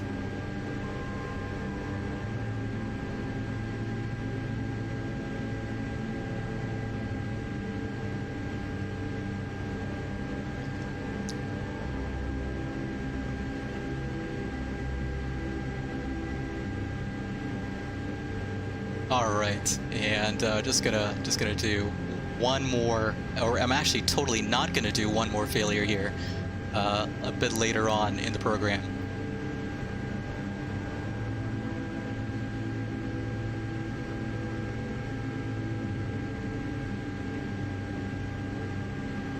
Just totally not doing anything here. Once again, the whole point of having Captain Obvious there is so that that can give you some inspiration for finding snacks to obtain during the stream. As you can imagine, watching flight sim streams is a strenuous activity, especially with all the totally non-failures we're going to have on the DJ Aviator channel. So it helps to nourish yourselves and find sources of nourishment, so to speak. And popcorn could be a good choice. So that's the point of having Captain Obvious there, giving you some hints on what could potentially provide a good source of nourishment during a stream. As you know, watching a flight sim stream can be a super strenuous activity, and you want to make sure you're keeping yourself adequately nourished during the stream.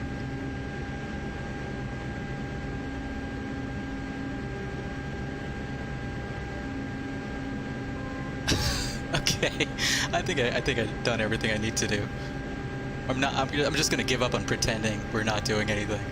Obviously, we're doing something. Okay, let's go back away from Captain Obvious, the P3D streaming scene here. Okay, so we're coming up on flight level 322 there, climbing up to flight level 350. So we're gonna be up at altitude here in no time whatsoever. And we're coming up on the curtain VOR. Actually, we already passed it while I was totally not fiddling with the failures menu. So let's go ahead now and turn right to a heading of 130 for now. So let's go turn knob, heading select on. There we go. And I want to tune in the 123 radial outbound. So 123, there we go, and let's go ahead and actually turn a bit further. Let's turn to heading of 14. Actually, let's turn to heading of 150. We're about 10 miles past the VOR there because I wasn't paying enough attention to the DME readout. So we sailed right past the VOR, unfortunately, while I was totally not fiddling around with the failures menu. and we're now turning back to get back on course. So let me show you where we are right now, if I can. On screen.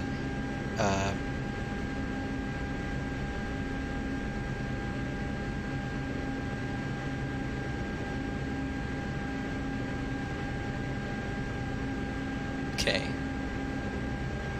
Alright, that's being mirrored, so that's good. Give me a second here, just pull it up on screen. We're currently... Okay, here we are.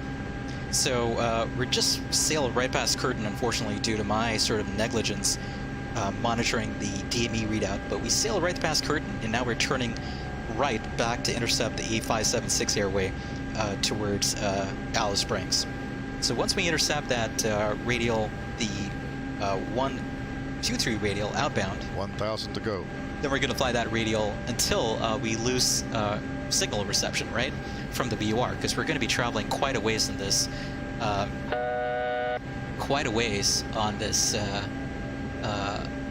this airway, and so eventually we're going to run into a gap between us VORs where we're going to lose signal reception, and we're going to have to contend with that by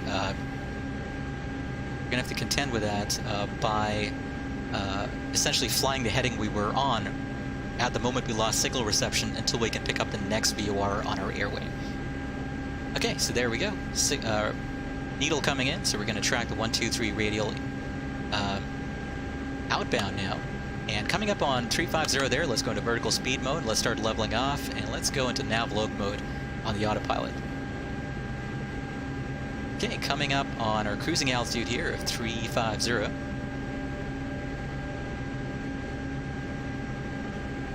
Let's go into altitude hold mode, leveling off at flight level 350, and we're tracking the 123 radial outbound. Fantastic.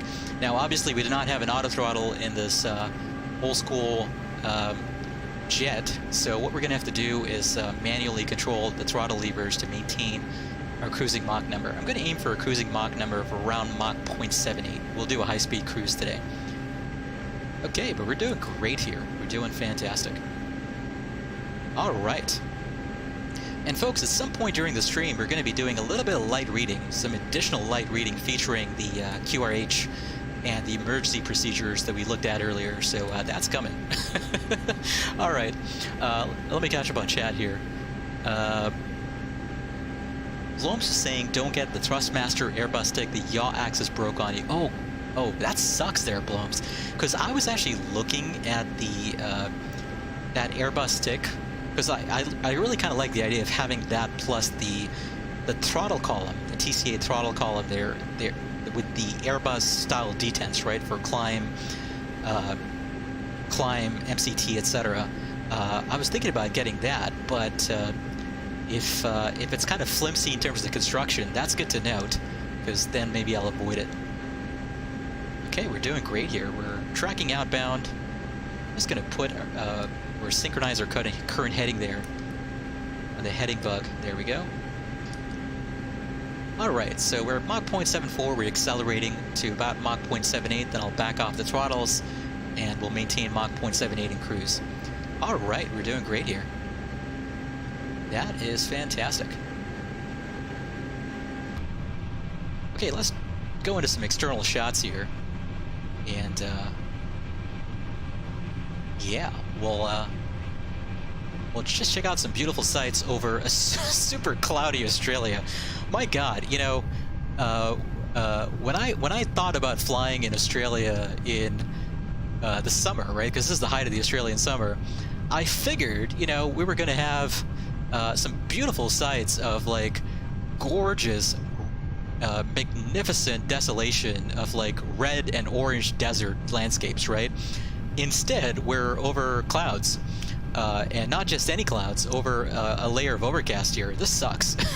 This is not what I was expecting when I signed up to fly the DC-9 around the Outback here. But hey, what can you do? USS King, no, I do not. USS King, I'm not a professional pilot or a commercial pilot. I'm just a lowly... Oh my God, I'm so sorry, folks. I just realized something. I had my my iPad mirrored on screen the entire time. My apologies. You could probably barely see anything I was talking about. Let me hide that away, because we don't need to see that on screen. But I'm just a lowly private pilot there, USS King. So I've been flying in real life for about 15 years.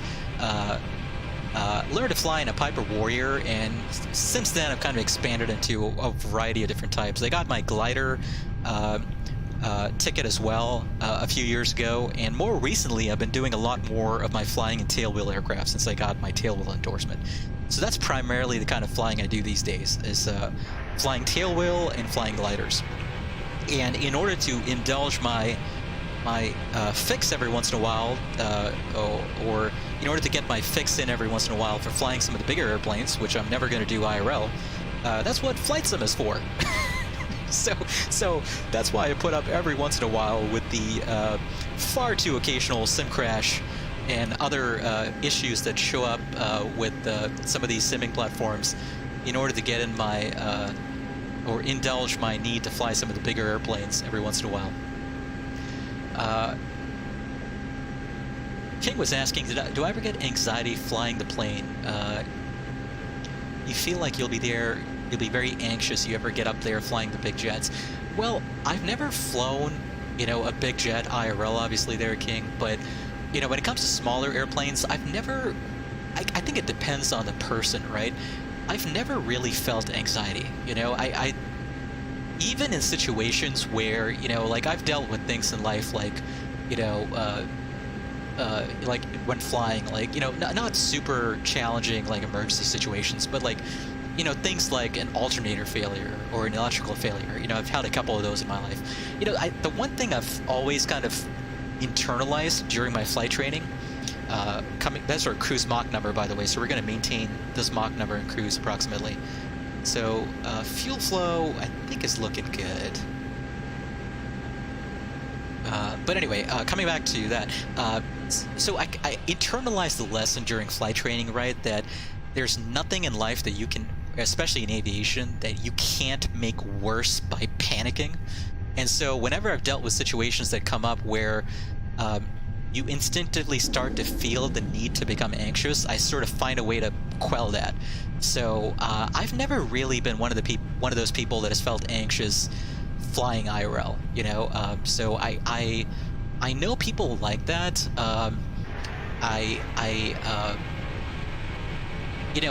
All I can say is, some people grow out of it. Some people initially get a wave of, like, not necessarily panic, but anxiety, like you mentioned, when they first start flying. But that passes once they realize that they are truly in control of the airplane, right? And that the airplane is not going to do. The airplane's gonna not going to do anything unexpected once they learn the principles of how the airplane operates and how much control they really have over the airplane. So most people kind of work through that, if that makes any sense. John was saying, hey man, there's a IRL, or wait a minute, an IFL group 727 taking off here in Miami. What a sexy bird. Nice, John. That's super cool. I'm super jealous. I've never actually seen one fly in real life. Obviously I've seen them at museums, right? Like the Museum of Flight in Seattle, I think I've seen a 727 there. But I've never seen a 727 fly in real life, so I'm super jealous you get to see that. That's super cool. And I'm sorry, folks, I know I missed a ton earlier. I'm just going to scroll back through chat here to see what I missed. Portland says you've only had one crash a desktop with MSFS, but other people have had it way worse, and it's weird like that. Yeah, totally. Simming platforms, it is weird like that. You almost start to wonder, right, if maybe there's a correlation between what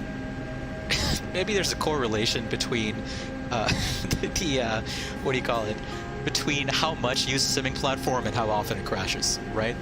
There's probably a correlation, because I use P3D the most, and that's the simming platform that crashes the most for me, obviously. So there probably is a pretty strong correlation there between your simming platform of choice, how often you use it, and how often you experience crashes. Absolutely says the only time you've had a crash was when you unplugged your mouse and your laptop blue screen. Yikes. Bloom says you have the throttle and stick, but yeah, the yaw on the stick broke, so you bought rudder pedals instead. Okay, got it.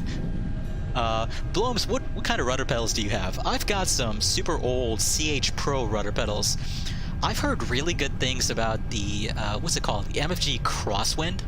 Does anybody in chat have the MFG Crosswind?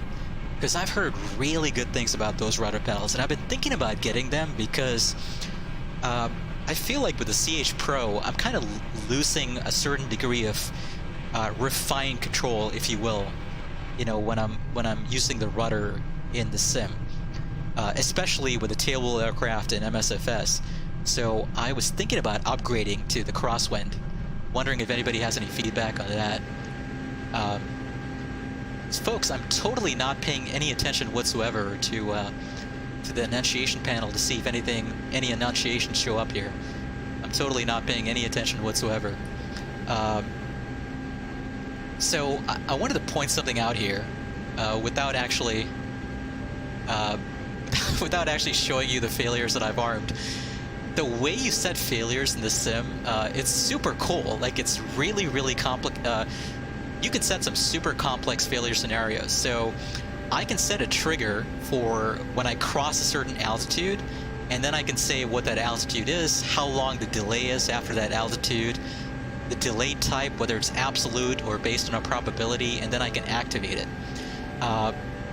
The reason I'm telling you this is because I think I set my failures a little late in the game, so we were probably already above the trigger.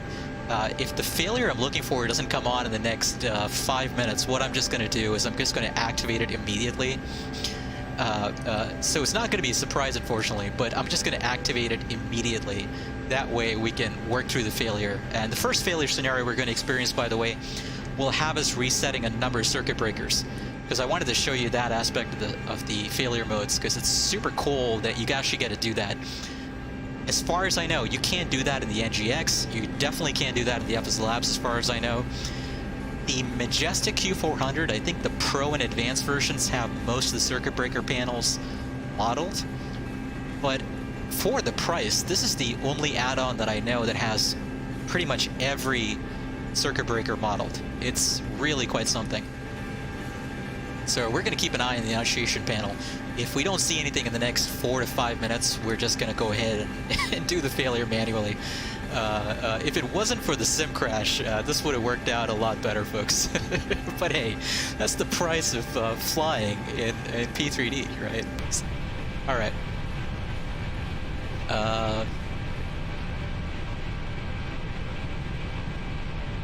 VXS, you were fortunate to see a Kalita Charters 727 landing. Oh my god, yeah, I could totally imagine. By the way, speaking of the 727, I was thinking about streaming tomorrow as well. This past like 10 days has been one of those rare stretch of 10 days where I have a lot more time to stream than I normally do. So I just try to take as much advantage of that as I can. But after tomorrow, the next week and the weeks after that might be super tough. So I just want to get as much streaming in as I can. But the point of bringing that up was tomorrow I was thinking about hopping back into X-Plane 11 and getting my 727 fix on. So we're probably going to do a quick flight of the 727 tomorrow, and I want to show you the livery I was thinking about flying in tomorrow. Ah, my god, this livery is just so amazing.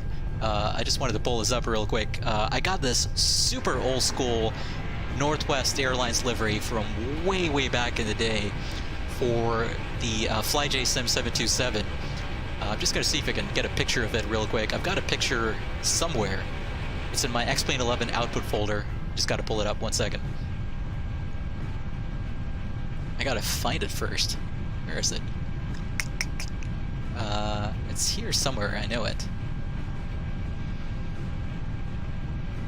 Oh, there it is. Okay. I want to show you this livery here real quick, because this livery is just amazing. 1 second.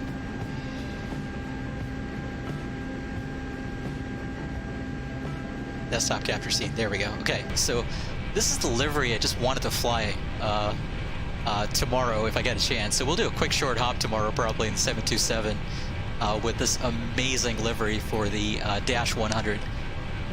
Wow. And by the way, you can't really tell in this picture. Maybe in the other pictures you can. 1 second. Yeah, you can probably tell in this picture. The underside is all chrome. Or not really chrome, it's bare metal. So it's bare aluminum, so it's super reflective and shiny. Yeah, you can tell. Look at that. Look at that reflective, shiny livery there. So yeah, I'm going to try and fly this tomorrow if I can. The last time we flew the 727 on stream, for those of you who were on last weekend, you probably remember that we had an unfortunate mishap, primarily due to my own incompetence, where I forgot to get the packs turned back on after after the engine starts. So we had a depressurization, and we may or may not have killed everybody in the cabin. So I wanted to redeem myself with the stream tomorrow in the 727. So I'm thinking about X-Plane 11 first, and then the other thing I wanted to redeem myself on was we flew MSFS the other day. This was on Wednesday night, and I took the Waco out of the hangar, the Coronado Waco, and it totally skipped my attention that there was actually an update already published, a patch that fixed all the issues that I went into in labor's detail on during the stream. So all of those issues that I pointed out with the Waco were already fixed before the stream, and I didn't even know that. So I got the patch downloaded, and so what we're going to do is we're going to give the Waco a proper discussion where I can actually do it justice, because I feel like I treated it super unfairly given that I didn't have the actual patch for it. So we're gonna do two super old school airplanes tomorrow. We're gonna do the 727 from FlyJ Sim and X-Plane. Then we're gonna do the Coronado Waco in MSFS. So that'll be fun. All right, folks. I think I set the failure triggers a bit too late. So here's what we're gonna do. I'm gonna go ahead and trigger the failure that I had in mind. Okay. So let me show you the one I had in mind first. We're gonna trigger the GPWIS in-op light on, and let me show you what I had initially. Okay, I had the trigger set to about a certain altitude. You can set the triggers by about a speed, at liftoff, below a certain flap setting, gear handle up, passing a marker. It's just amazing how much detail you can set in terms of these failure modes. But I had it set for about 30,000 feet. After a 10-minute delay. The problem was that I armed this a bit too late, so unfortunately it didn't start. So I'm going to clear this, and what I'm going to do is I'm just going to go ahead and trigger it immediately, okay? So active, and we're going to load it. So we should see it come on here. Come on. You should see it come on. We'll give it a couple of secs here.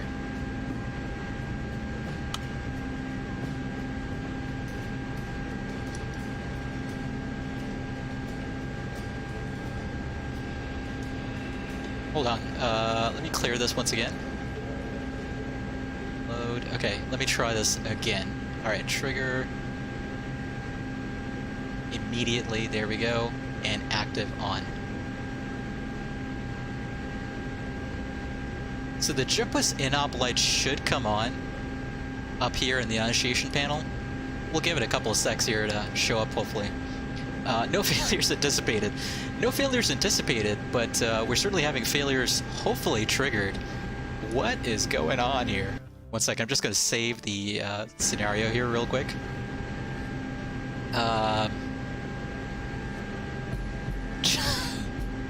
It should be working. I'm not sure why it's not coming on.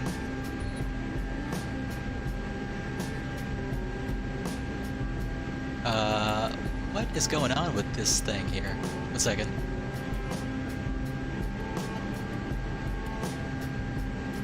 Trigger not set.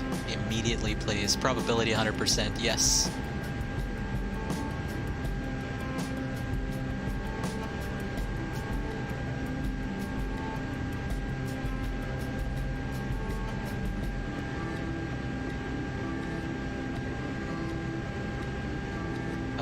Okay.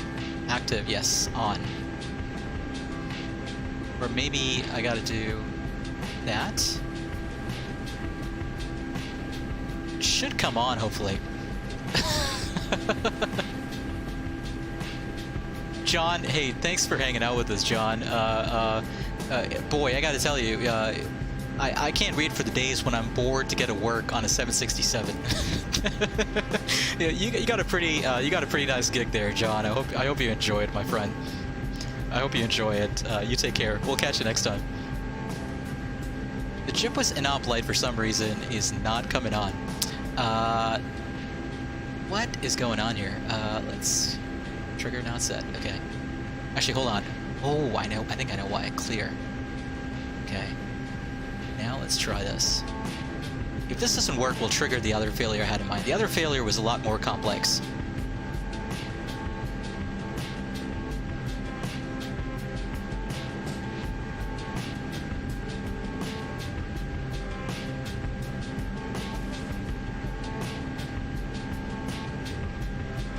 Okay, I don't know why that's not coming on.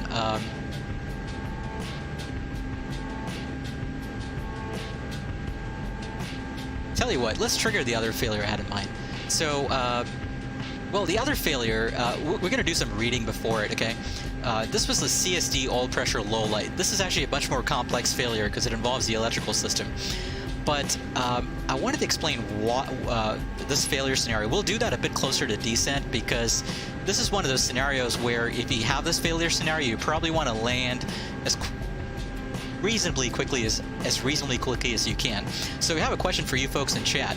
Does everybody know what a CSD is?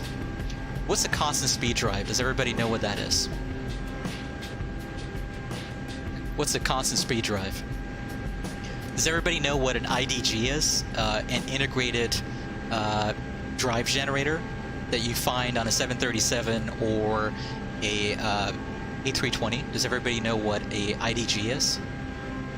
So the constant speed drive essentially is one half of an IDG. So the constant speed drive, what it does is it allows you to create, it's basically a gearbox. And if you think about it, right, let's talk about the electrical system for a second. So I'm going to go up top here to the electrical AC volts and frequency. Typically, you know, the systems on, I think, most airliners today, at least the DC-9 for sure, the electrical systems are powered by volts at about 115 volts and AC frequency of 400 hertz. So you need a constant frequency, right? And you need roughly a constant voltage out of the AC generators. The problem is, right? If you think about it, the electricity for your generators, right, is coming from your thrust on the engines, and the thrust is variable, right? The RPMs that the engine is turning on, whether it's a turbine shaft or the compressor, you know, the RPMs that is turning at is entirely dependent on the setting of your thrust levers. So how do you convert like a variable thrust setting into a constant RPM for your generator so that you can get a constant volts and frequency, right? The way you do that in this airplane is through a constant speed drive.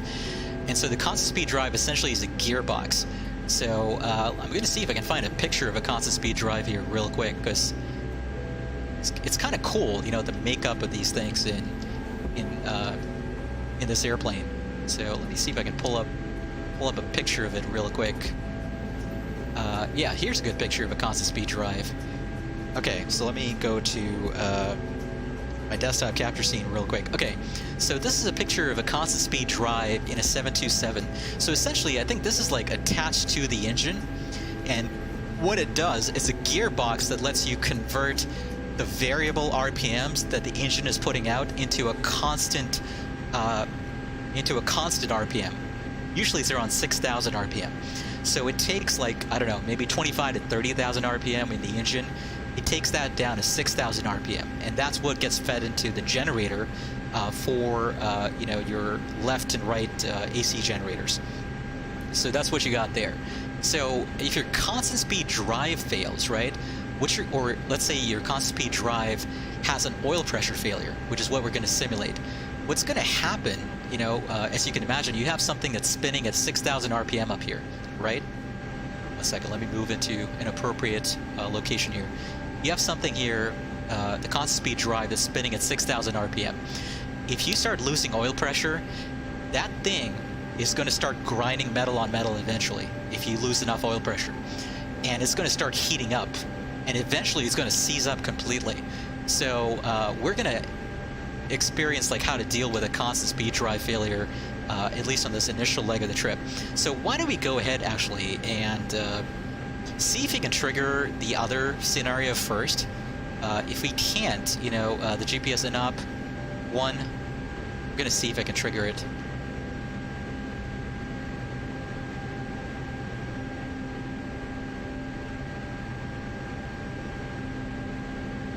warning caution lights.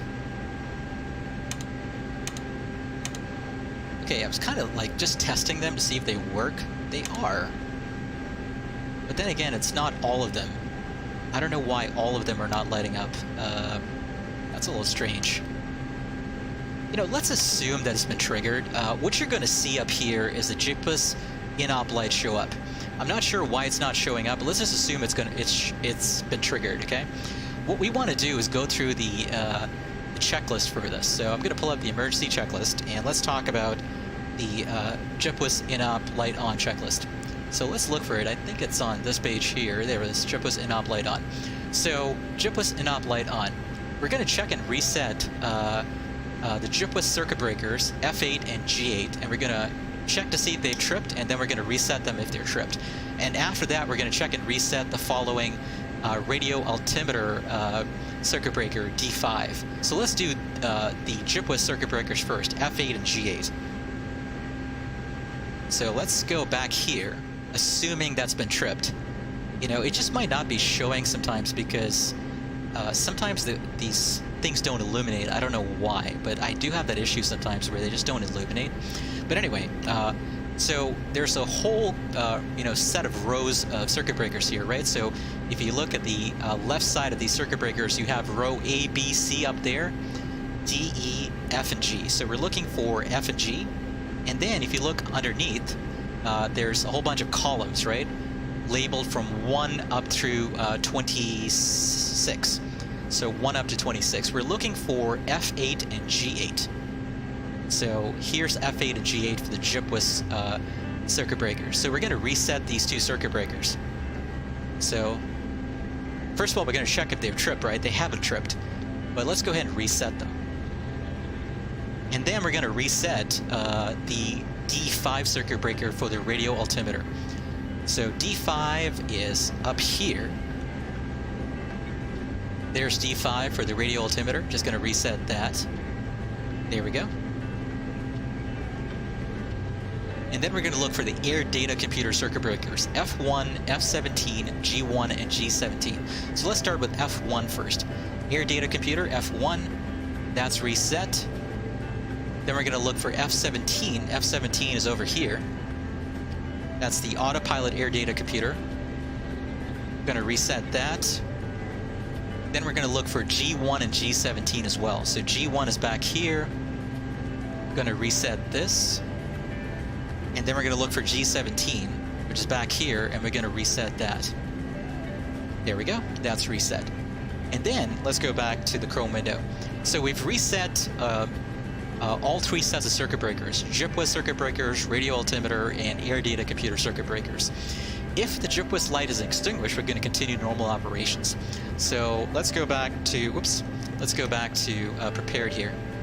So let's assume it's extinguished. It didn't come on for some reason. I don't know why. It's probably related to the way I set these failures. I'm hoping the CSD failure works. You know, if not, don't worry about it. What we can do, we may or may not, we're definitely going to do an engine failure scenario on our way to Ayers Rock, right? During the second leg of our trip. We might combine that with the CSD failure, just so we get experience that if we don't get it to work on this leg. There's something going on with the sim. I don't know why. I did this failures yesterday, and there were no problems whatsoever, so I don't know what's going on. But let's assume that the YBAS in-op light is extinguished. So that basically means we've finished up with this checklist, right? We can continue normal operations as listed. But if the YBAS light is still illuminated, then the YBAS has failed. And so what we can do is set the GPS warning switch to inhibit because the YBAS has failed. This action will prevent random erroneous alerts. So there's kind of a option there. And I think the sim actually sort of like simulates the probability of that failure continuing after you've reset the circuit breakers, or that failure being addressed once you've reset the circuit breakers. So it's pretty cool, you know, it's really, really amazing. Now there's one failure mode here under electrical. This is the most complex failure mode you could possibly imagine for electrical. It's called intermittent AC power interruptions. Do not try this unless you have a really, really strong stomach. and unless you're super ready for all kinds of crazy failures to be triggered. But what this will do essentially is trigger random electrical power issues. So all of a sudden you'll see all kinds of like left and right AC bus, DC bus failures, cross-tie failures appear in the annunciation panel. You'll see like a whole bunch of circuit breakers that will start getting tripped, and this will happen every few seconds. So a bunch of circuit breakers will get tripped, a bunch of caution alerts will appear on the annunciation panel, and you're playing whack-a-mole, you know, resetting the circuit breakers and trying to figure out which generator is causing the problem. So it's a really, really crazy scenario that I haven't mastered yet. That's the reason we're not going to do it today, other than just talk about it. But we are going to do a left CSD oil pressure failure. So that's something we're definitely going to do. I'm really hoping this works, but I don't think it will. So tell you what, we're just going to clear this for now, and we're going to activate it manually in a little bit here. Okay, totally forgot to mention this, but as I mentioned, you know, at a certain range from the VOR, we were going to lose the VOR signal because this is such a long airway between the Curtin and the Alice Springs VORs. So at this point, what I'm going to do is I'm going to swap my nav 1. Actually, wait a second. Let me go back to my autopilot. We'll go to turn knob, and we'll go to heading select. We'll fly the current heading as we discussed before. And what I'm going to do is set my nav 1 frequency to the Alice Springs VOR, which is on a frequency of 115.9er. 115.9er. And we're going to track the 246 radial inbound. The opposite of 246 is the 126 radial, correction, 126 course inbound. So what we're going to do is just tune that VOR in, and we're just going to wait until we can pick up a signal as we proceed on our current heading. This airway is basically a straight line between those two VORs. So if all goes to plan, and hopefully we don't have too much of a wind shift en route, we should be pretty much on course, you know, almost directly on that radial by the time we pick up the Alice Springs VOR. So that's great. And obviously I've got Navigraph super helpfully, you know, telling me how far away I am. So we still got about another 30 minutes to go, I think, before we pick up the, actually less than that. Probably another 15 or 20 minutes to go before we pick up the VOR. John, thank you for that. I'm definitely going to take a look at that video. Really do appreciate it. John says today is the day of old jets. There's an Omega Tanker 707. My God, yeah, I'm just like Portland said. I'm super jealous as well that you get to do that. You know, observe these super old airplanes fly in. That's super cool. Thanks for that, John. I'm definitely going to take a look at that for sure.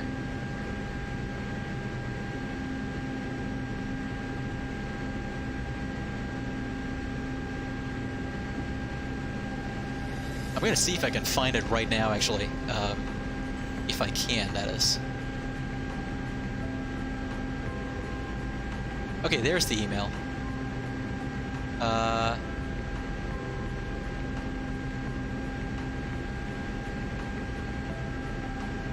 John, are you sure you sent it? Because all I've got... Oh, there it is. Okay, click to download. Okay, thank you for that. Much appreciated. I'm definitely going to take a look.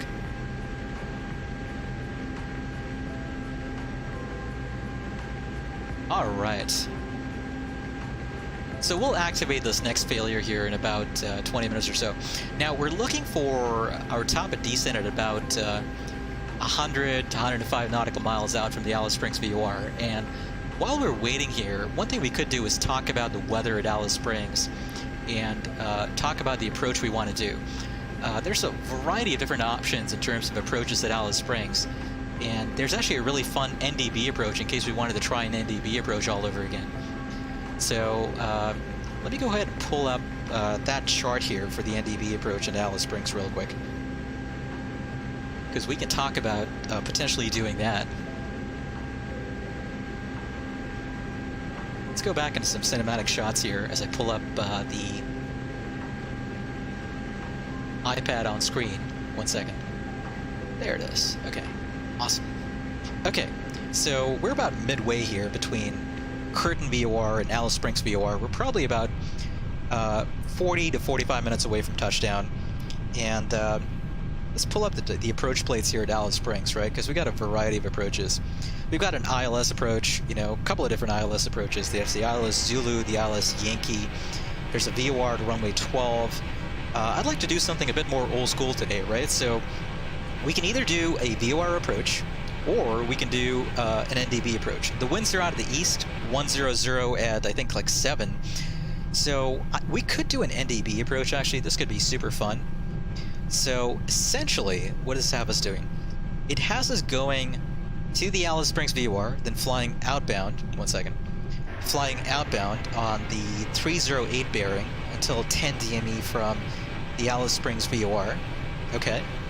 And then we're gonna turn a full, you know, make a full turn more than 180 degrees there to roll out on the 109 bearing inbound. And we're gonna be at 5,200 feet. That's the MSA basically as we come in. Once we've turned inbound, we can descend down to 3,600 by 5 DME, then down to 2,750 at 2 DME, and the MDA is 2,890 feet. So we could do this actually. This could be fun. Anybody game for the NDB Bravo approach into Alice Springs today? Just to make things extra interesting. Yeah, let's do this actually. This is the approach we're going to do today. Unless anybody has any objections. What I want to do is I want to tune in the frequency for the Alice Springs NDB. So, by the way, this ADF here, this is super old school.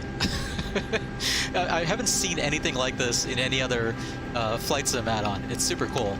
So I got to tune in the Alice Springs NDB here. So we're going to tune in, whoops, ADF mode. There we go. Let's just make sure it's set correctly. Okay, that's set correctly. Great. Okay, I want to tune in the Alice Springs NDB. Whoops. Okay, that's on a frequency of 335, so I'm going to put in 335 here. So 335 is pretty much right in the middle there of 33 and 34. Okay, so we'll see when we pick up the NDB. But we're going to fly this. Let's take a look at our decision, or MDA rather. MDA is going to be 2,890 feet. And for category C, it's going to be 4 kilometer visibility minimum. So I'm going to put in, or I'm going to put my decision altitude, or MDA bug there to there, 890. I'm just going to have to remember mentally it's actually 2890. Airport elevation is 1789. Okay, we got that. Anything else? Nope, I think we're all good. So we got everything we need there. Missed approach procedure is a track 109, climb to 5,200. We'll brief the approach plate in detail once we start our descent later. Okay, great, so we got that. Let's go ahead and hide the iPad away. Let's go ahead now and review the procedures for that failure mode that we discussed, right? The one that we're going to trigger here with the constant speed drive. Because that's actually a pretty severe failure, that requires the airplane to go through maintenance work. It's going to be in the shop for a while if that failure is triggered IRL. Okay, so I'm going to pull up my Chrome window on screen here. Give me a second to do that. Alright, so let's look for the CSD oil pressure low light checklist. So the master caution light is going to come on first. We're going to reset the master caution light by pressing on the light. Make sense? And then what we want to do, immediately start the APU. Why? Because if the constant speed drive has low oil pressure, it is going to fail at some point. Preferably, you want to be the one to turn off the generator before the constant speed drive fails. So you want to get the APU on so you have a backup source of electrical power for the eventual failure of the generator that's tied to that constant speed drive. So APU procedures here, pretty straightforward, right? Going to make sure the guarded switch is set to auto. Note when the guard is on, the switch is in the auto position. Set the APU air switch to off. Set the APU fire continuous switch to the normal position. This is all already preset as of right now. And then we're going to check to make sure the APU is starting properly. Check that APU RPM and EGT have stabilized. Then we're going to make sure that we have adequate volts and 400 Hz frequency coming out of the APU, and check that, just like I mentioned, the electrical power is within the limits from the APU. Now, If the APU voltage and frequency are not within the limits, we're going to continue to operate the affected generator at the captain's discretion, right? It makes no point switching from one bad generator to another, you know, if the APU generator is not working that well. But in this case, it should, you know, so at that point, we're going to set the APU bus on the side of the affected operating generator to on, and the generator switch on the affected side can be turned off. And this is super important. What do they tell you about IDGs in a modern airliner, like a 737 or an Airbus A320? If you disconnect the IDG in flight, you cannot reconnect it in flight. The only way to reconnect it is on the ground by maintenance. So it says the next step is irrevocable. Make absolutely certain that the switch to be activated is for the malfunctioning generator. So then the CSD switch on the affected side will be set to disk, hold for 3 seconds. We'll check for generator disconnect. CSD temp needle will, you know, the CSD temp will drop. The generator frequency will go to 0, and the CSD oil pressure low light will illuminate. It already will be illuminated in this case. But there you go. This is actually a super interesting failure mode because you've essentially lost your generator, and there's no way to regain that generator. Especially, there's no way to regain that generator if you disconnect the CSD. You know, CSD, as I said, is like 1/2 of an IDG. So in modern airplanes, the integrated drive generator, the IDG, is the constant speed drive plus the actual generator. In this airplane, since it's a kind of an older airplane, the CSD is separate from the actual generator itself. So that's really the only difference. The operating principle, I think, is the same. It's really just like a gearbox. You know, think of it as like the transmission box in a car, right? That's kind of what it is, really. All right. Let's see where we are right now. Ideally, I wanted to pick up the Alice Springs VOR before I started this failure. But you know what? We're so far away from any airports anyway that even if we have this failure, we're going to have to land at Alice Springs. I don't see any other suitable airports within range besides Alice Springs anyway. So let's go ahead and trigger the failure. Might as well, right? So let's go ahead and trigger this failure. So we're going to go to left CSD. Actually, I'm going to leave it up to the audience. Would you guys prefer left or right? What are we in the mood for? Should we fail this on the left side or the right side? Thanks, Edison. I much appreciate it. Should we fail this on the left side or the right side? Audience choice. Since my because of the sim crash we had some trouble arming the failure modes. Left side says Portland. Any other takers? God, I hope we don't have a tie here between left and right. I knew it. Damn it, James too. It had to be you. Wait, how do you say? Hold on, James. How do you say left in Spanish? Don't you say left in Spanish? Isn't the word for left in Spanish right? So technically we have 3 lefts and no rights, right? Because the word in Espanol for left, I believe, is right. So I think we got 3 lefts. Damn it! No, we got another right. Izquierdo. I know. I was just joking around there. Izquierdo. I'm sure it's something else. Izquierdo is left and derecha is right. I was joking around there because we have a tie now. We have a tie. So it's going to be left to me. Tell you what, should we go with left or right? Nobody's gonna break the tie. Okay, let's go with right in that case. I'm gonna break the tie. So we're gonna trigger the right one. I'm gonna trigger it immediately if I can. So on, load. Okay, there we go. Master caution. Okay, so I'm just like in the checklist, right? I'm going to address that master caution. So, okay, guys, the GPWS inop thing was working earlier. I know what's going on. It's the time of day I have the sim set to. There is a light up here that should be showing. For some reason, it's not showing, though. Let me get my overhead lights on, see if this helps. Nope, that doesn't help at all. But there's okay, the annunciation panel for some reason is not working like it should. But there will be a light up there that says left CSD oil pressure low. So just imagine that there. What I could do right now is actually change the time of day to see if I can get it to show up. It's just related to some kind of weird bug with this really, really old add-on. I do apologize, but that usually shows up there. Anyway, let's assume it's there. You're going to see up here on the left side of the annunciation panel, you're going to see a light that says left CSD oil pressure low. Okay, so let's address the master caution. And now let's go through the checklist. The first step on the checklist, let me pull up the checklist here real quick on screen just so we have that. The first step of the checklist is reset the master caution, which we did. Then we're going to go through the steps for starting the APU. Okay, so APU door switch is in auto, so that step is taken care of. APU air is off. APU fire continuous switch is in, fire control switch is armed, so that's good. Whoops, let me go back up here. So let's go ahead and start up the APU at this point. So to start the APU, we're just going to momentarily move it into the start position, and the APU is starting up. Now, there is a very distinct possibility, because we're so high up, that the APU may not be able to start. We'll see what happens. I think it should be able to start up, because technically we're starting it off we're starting it off, you know, using aircraft electrical power and the engine power as well. So we should be able to start it up. But in case it doesn't for any reason,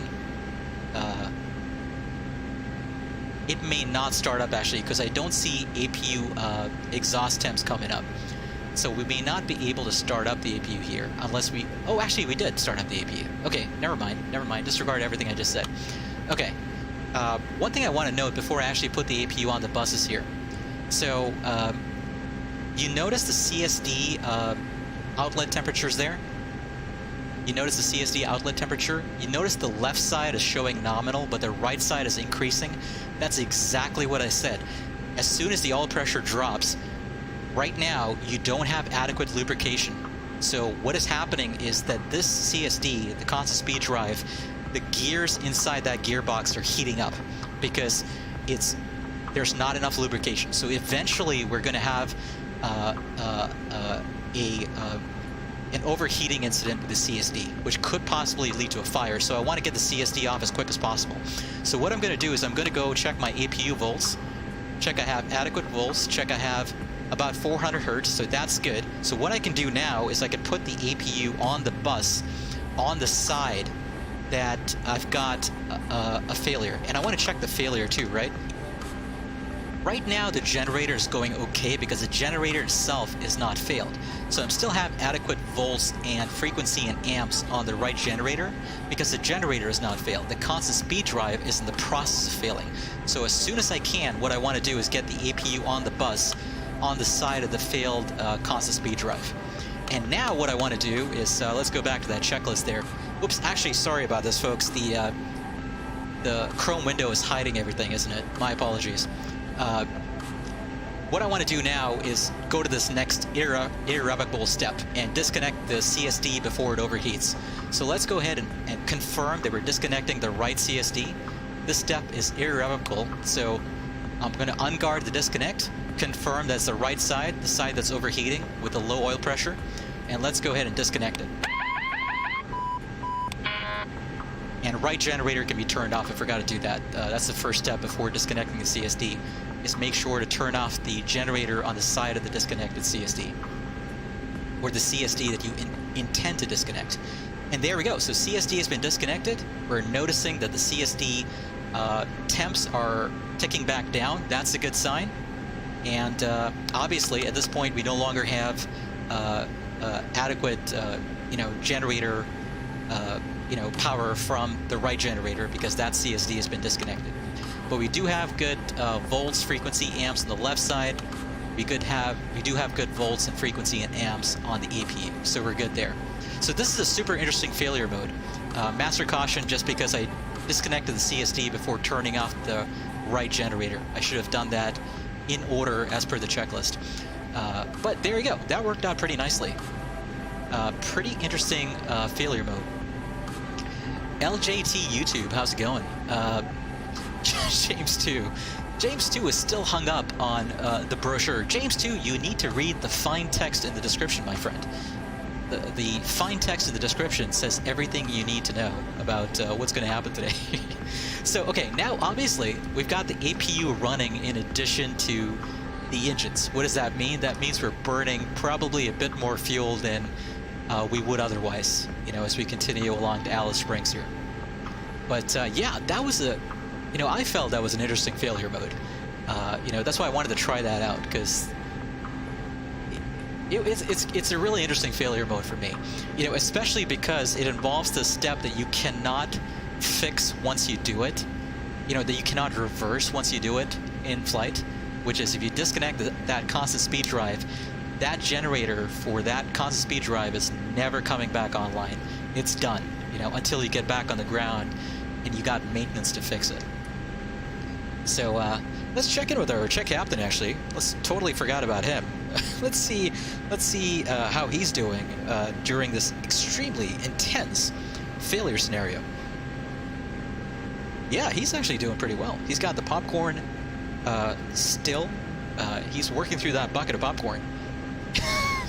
So we got the chef captain there.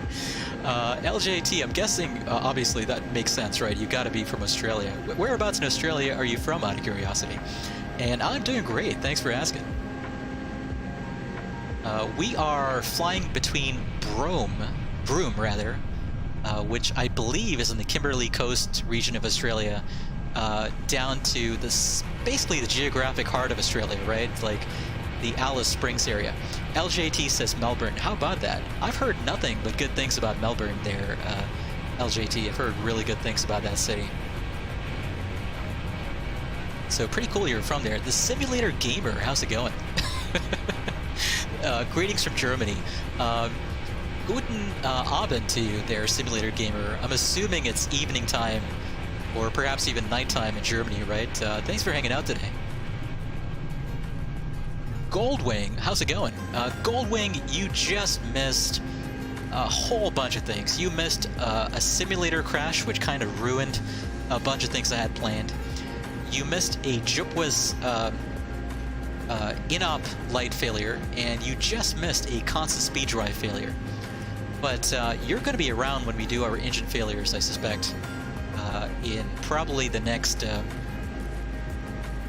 30 to 45 minutes. We're going to do an engine failure at Alice Springs. We're definitely going to do one of those.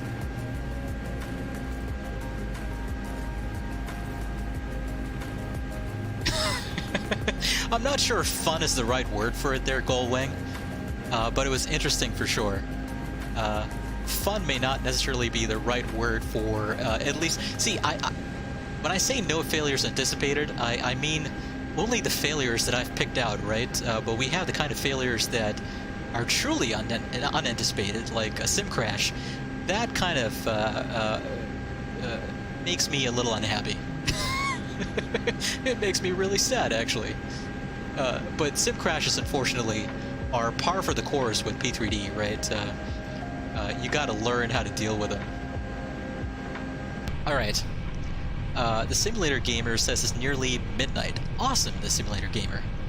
Or not awesome, I suppose. But thanks for staying up and hanging out with us, though. Do appreciate it. Joe, hey, Joe, I haven't seen your name in a while, my friend. I hope you're doing well. I hope life is treating you well. Golwin was saying, quick question, Goldwing, I could certainly look into that. Yeah, I've got the Q400, and yeah, I could certainly look into doing shared cockpit. But I was saying kind of earlier on, this week has been kind of an anomaly for me because I've had a lot more time to stream and, by extension, flight sim. I've noticed that I very rarely do flight sim outside of streaming these days, but this week has been kind of an anomaly for me in that regard. But the next few weeks might be a little difficult for me schedule-wise, so I would absolutely love to do shared cockpit with you in the Majestic Q400. The only challenge is figuring out a time frame that kind of works for us. But I'm sure we can kind of sort that out at some point. I'm sure we can figure that out. But yeah, the answer, I'm sorry, being a little long-winded here, but the answer is absolutely, I would love to do that. In fact, I've been dying to do shared cockpit in the Q400 with someone, because I haven't actually had a chance to do it with anyone yet. So I'd love to do that. Indeed I am. So Pacific Daylight Time for me. Are you, where are you from there, Colwyn? Or what time zone are you in, rather? You know, don't want to get too personal with the questions. What time zone are you in?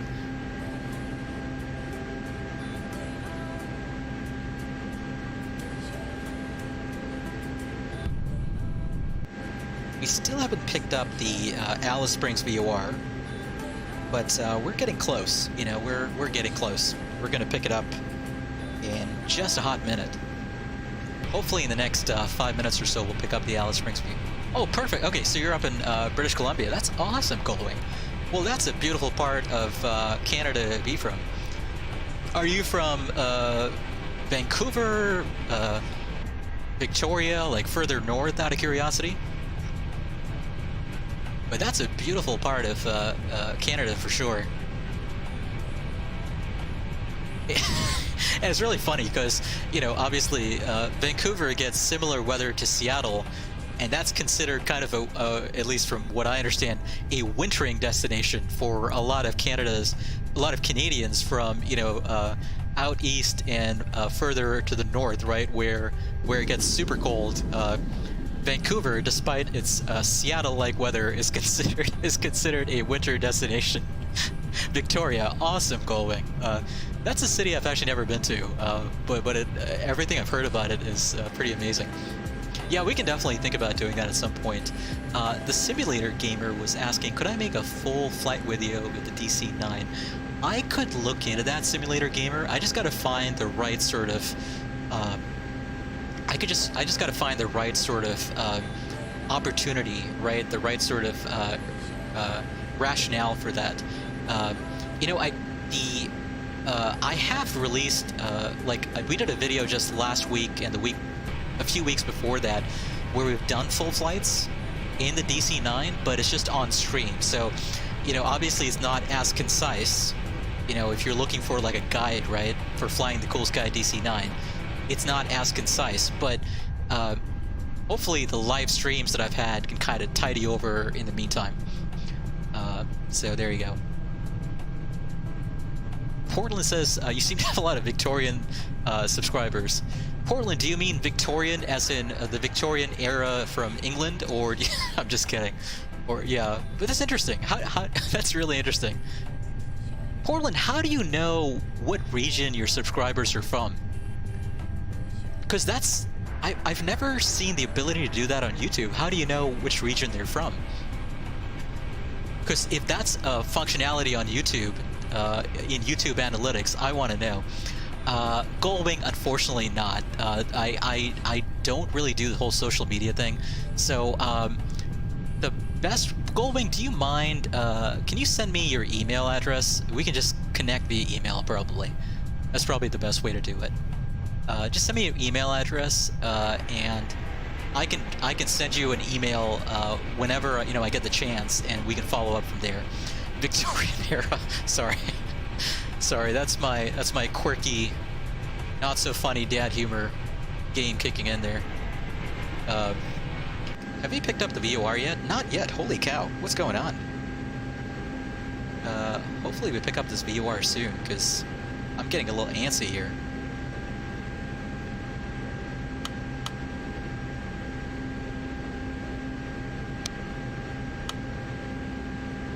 Holy smokes, the autopilot servo's disconnected, I think, when I reset the circuit breakers, and it was so beautifully trimmed out that it maintained 35,000 feet plus or minus 100 feet, and it only went slightly off heading there. That is amazing. The autopilot was actually disconnected when I reset the circuit breakers, and somehow, miraculously, the airplane stayed within RVSM tolerances. That is amazing. Folks, if you're looking for another reason to buy the Coolsky DC-9, there's a reason. There's a really good reason. Okay, I'm really hoping we pick up the Alice Springs VOR here, because I'm getting a little antsy. Oh, wait a second. No, we're not going to pick it up Oh, we did just pick it up. Okay. I thought we were within 100 miles. We were actually within 200 miles. So we still got another 196 miles to go to Alice Springs. So we'll be on the ground in about 40 minutes, is my guess. Once we're done with the NDB approach and everything. Okay, if it wasn't for the sim crash, folks, this stream would have moved along a lot quicker. But I do apologize that happened. Let's go ahead now and let's go ahead and fly that radial inbound, okay? So heading select off, nav loc mode on, and we're gonna join that radial and rejoin the airway and fly that inbound. So this is typically how you deal with it, right? When you're dealing with a gap in your signal reception between VORs on an airway when you're flying slant whiskey or slant alpha operations. When you have, let me go back to my iPad here real quick. When you have a super long airway with a very, very limited set of nav aids along that airway, right? There's always a distinct possibility that at some point along that route, you're going to lose signal reception. And just going to pull up my iPad on screen here to show you that route once again, or that airway once again. There's always a good possibility you're going to lose reception, right? So we had an airway that was super long. This was 211 plus 271. So that's already 381 right there, right? 382 plus about 200. So this was about a 500 nautical mile long airway.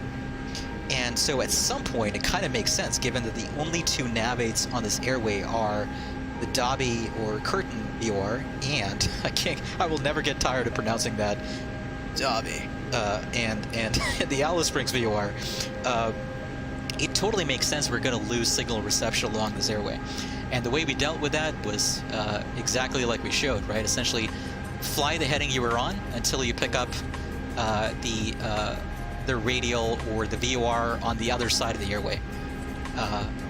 When you come out of the other side of that signal reception gap. So there you go. That worked out nicely. We're tracking back onto the airway here. Once we intercept the radial, we're gonna track inbound. All right, great. Just gonna hide the iPad away. All right.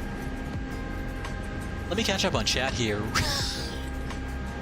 Oh my God, Rick, that sucks. I'm sorry to hear about that. Rick, strangely, I can feel your pain. Strangely, I don't know why. You know, this sim crash thing. I can totally feel your pain. So we can kind of make out, you know, the beautiful kind of reds and browns and oranges of the Outback, you know, the desert below us, right? Through some gaps in the clouds. I mean, this is just gorgeous. I really wish we had less cloud cover because, you know, it's one of the most spectacular landscapes on Earth, you know? It's probably not so much fun trekking through it, you know, especially the height of summer. But it is a truly kind of spectacular landscape from the air. And I've got the Orbex Australia version 2 region scenery, and you can kind of tell there's a lot of like details here, right, that are super cool. Like you can see some old, looks like dry kind of like lake beds right down there. Or it looks like some areas there where when it rains, it pulls up, but then eventually it dries out and it's a different color, obviously. So you can see little circles, like almost sort of circular features, you know, like ovals and circular features down there where the water pulls up when it rains and then evaporates. Just an amazing landscape. We got to do a little flying in MSFS around these parts at some point. Shared pain is half the pain. I like that way of thinking there, Rick. I really like... oh, sorry about that, Goldwing. That's a good point about the email. Goldwing, tell you what, my videos, I usually have the comments... Actually, all of my edited videos, the comments are set to... 1 second. I just lost altimeter, and I lost what just happened. Did I lose my autopilot? Autopilot's... Did we just have a failure mode that I did not arm? What is going on?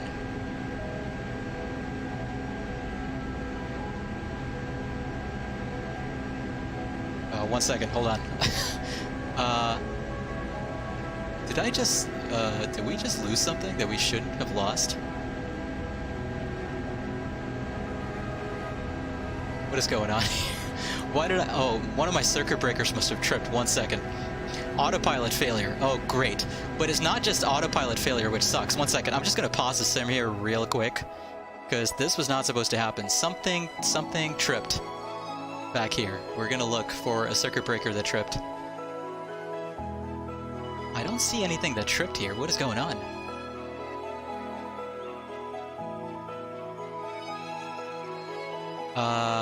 We lost the altimeter for some reason.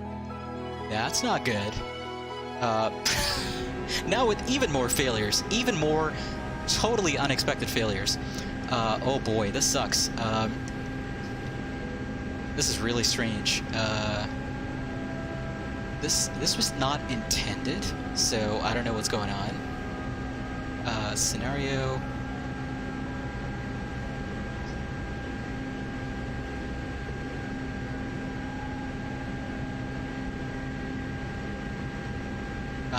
Oh boy. Okay, now something got triggered, folks. I don't know what it was, but I just reset everything because we already experienced our failure. I just reset everything. Sorry about that. I don't know what is going on with this sim today.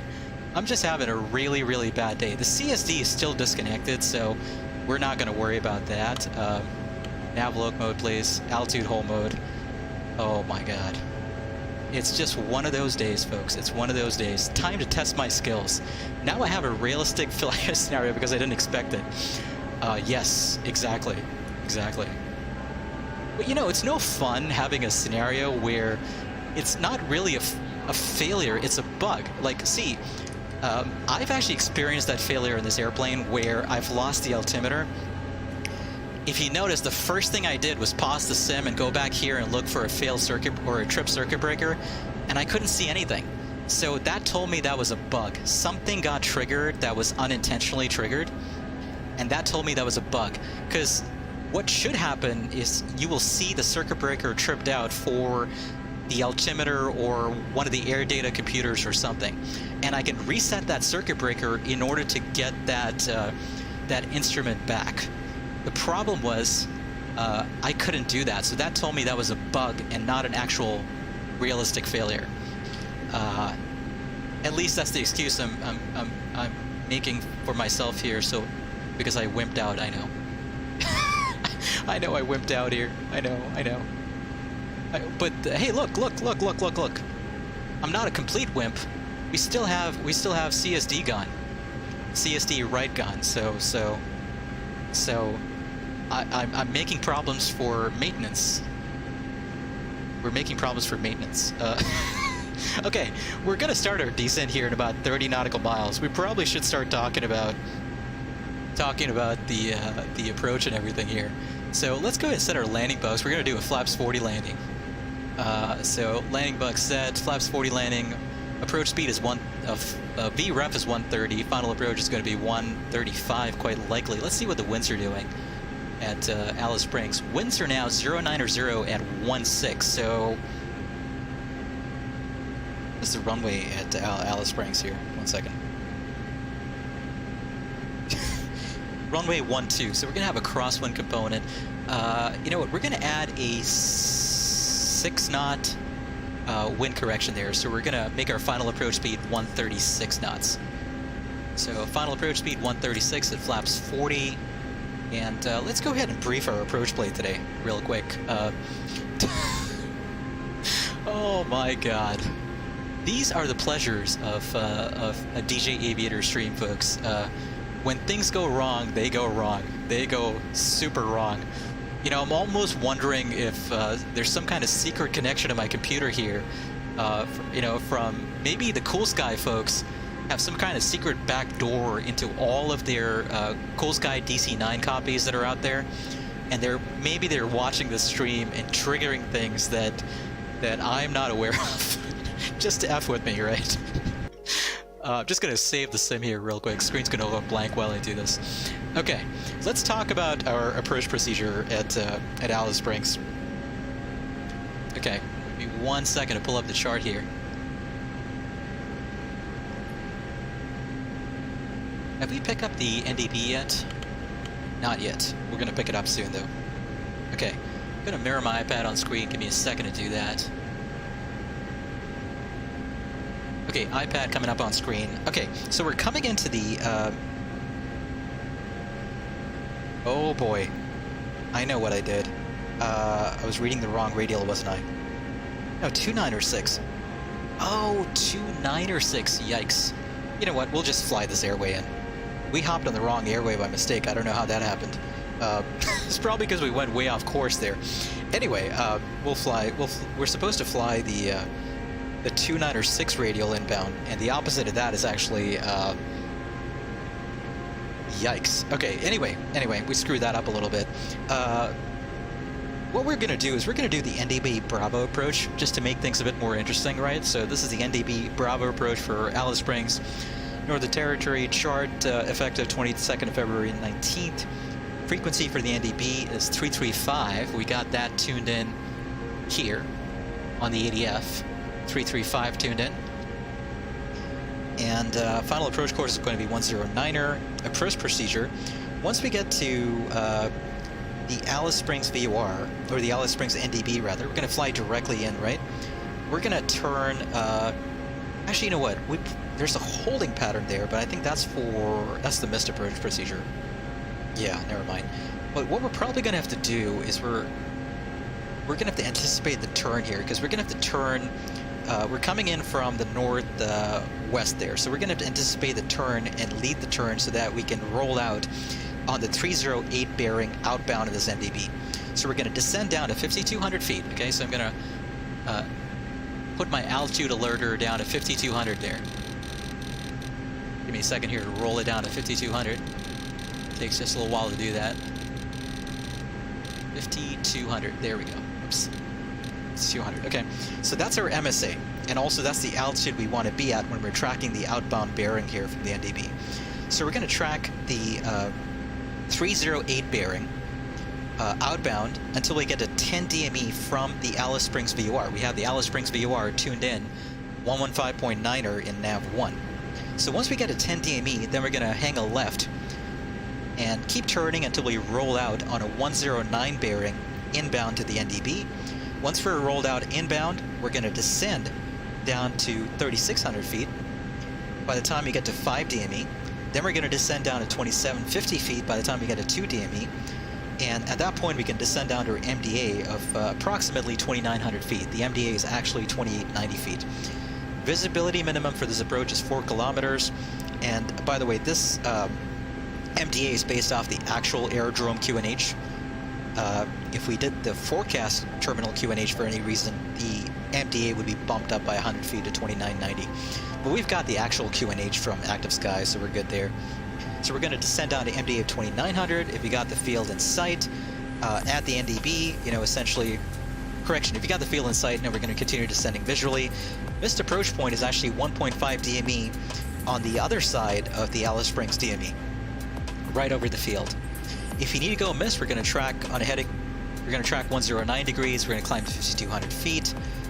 MSA within 10 nautical miles of the Alice Springs NDB is actually 4,300 feet. Within 25 nautical miles is 5,200 feet. DME required. Possible excessive needle swings near the McDonald Ranges. This is actually an interesting phenomenon, right? Because I heard there's some kind of magnetic effects, I guess, related to the kind of minerals that are found in the McDonald Ranges, or the, you know, whatever materials, you know, make up the rocks of the McDonald Ranges. So you might have some magnetic interference. That's not modeled in the sim, obviously, but it's super interesting to see that in the notes. Maximum airspeed for the initial approach is 210 knots. GNS is permitted in lieu of DME reference point, reference waypoint for the Alice Springs VOR. We don't have GPS on board, so that doesn't apply to us. Okay, great. We're going to land at runway 12. Runway length is about 8,000 feet. Going to land flaps 40. And final approach speed is going to be 136 knots. We're probably going to have to roll out, as you know, and backtrack eventually. We'll backtrack to either Delta or Charlie and taxi to the terminal. So that's it. That's our game plan, and that's our approach briefing. Let's go ahead and hide the iPad away, and we got to initiate our descent here down to 5,200.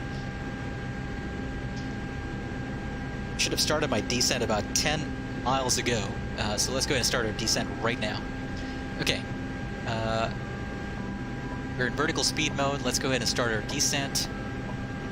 We're going to descend at about 2,200 feet per minute.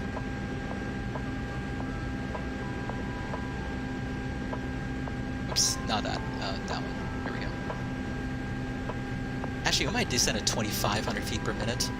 And our descent schedule, I think, is Mach 0.8 to about 350 knots, and then 250 knots below 10,000. So that kind of makes sense. And I'm sorry, folks, I know I missed a ton in chat here. James 2 says, grabs popcorn. Hey, you had the right idea. You had the right idea. You totally had the right idea. Look who you're mimicking here, James 2. Look who you're mimicking. That's a good role model to have. You know, he does have a super cushy side gig with Hotels.com. Hotels.com. It's on the internet. Okay, we're gonna descend down to 2,500 here. Gullwing. Okay, sorry about that, Gullwing. Let me get back to you right now as I try and pitch the airplane down. That's right. That's right. I'm gonna slow down to Mach 0.8. Okay, so Gullwing, I typically have my comment section for most of my videos set to hold for me to approve. So nobody's gonna see the comment. Send it to me. So look for. There's a recent video that I had. If you sort my videos on my channel by, because this is the only way to do this without me giving my email address away also on stream, right? The easy way to do this is look for a video that was, let's see, what was it called? 1 second, I'm gonna find it here real quick.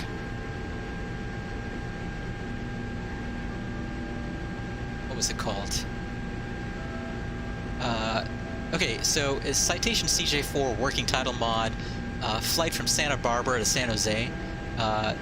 Look for that video, and you should be able to leave a comment. Nobody else is going to see that comment because I have all comments held for approval on that video. So as soon as I see that comment with the email address, I can delete it right after I copy the email address down.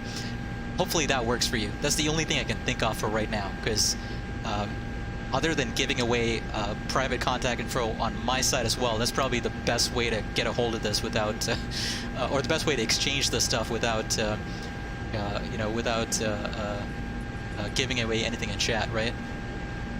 So leave a comment on that video if you can, and I'll copy the email address down and delete that comment right after. Awesome, thanks, Gullwing. I'm gonna get it right now, actually. Okay, so let's look at what's going on. We're descending down to 29,000 feet, Mach 0.8 in the descent, and this is a good descent rate. We're descending down to 5,000 feet, 5,200 feet to be exact. I'm actually going to increase my rate of descent just a smidgen here, and I'm actually going to back off the throttle as well, because we started our descent a bit late, far too late for my comfort. Okay, that's good, and let's go ahead and do our preliminary landing checklist here. So preliminary landing checklist. After takeoff checklist. Preliminary landing checklist. Okay, seatbelt sign can be turned on. Aha. Seatbelt sign on. Seatbelt sign on. Cabin pressure panel. We're going to set this for field elevation, right? So field elevation is 1,790 feet, if I remember correctly. Let me look that up real quick. Yeah, 1,790 feet approximately. So what we're going to do is we're going to set that to the nearest hundredth, which is 1,800 feet. And then the landing barrel will get set automatically once we pass through our transition altitude. The problem is all of these baro instruments, this is the only flaw with this airplane, the only thing I don't like. All of the baro settings are connected to each other. So if I change baro here, that's going to affect it up here. And if I change baro here, even in my pressurization panel, that's going to change it in my altimeter as well. So I'm just going to hold off on resetting that, obviously, until we're through transition. And transition altitude in Australia is 10,000 feet, if I'm not mistaken. So that's checked. Cabin pressure panel checked. Cabin pressure panel checked. Next we're going to set the hydraulic pumps. So hydraulic pumps are down here. Going to set the alternated hydraulic pump on. Engine hydraulic pumps to high. And aux hydraulic pump to on. Once again, going to check to make sure the hydraulic pressure rises into the green band on both gauges. Around about 3,000 psi. That's good. So on, high, and on checked. Hydraulic system on, high, on, checked. Okay, and we're going to continue through the preliminary landing checklist once we get below 10,000 feet, once we reset our altimeters, and reset, and once again check to make sure we have the right landing data and EPR settings set for the landing. So we're going to continue through that in just a hot minute here, once we get through 10,000. Okay, we're 43 miles out from Alice Springs. We're getting super close. I probably want to really kind of bump up my rate of descent here, and I can back off the throttle too while I'm doing that.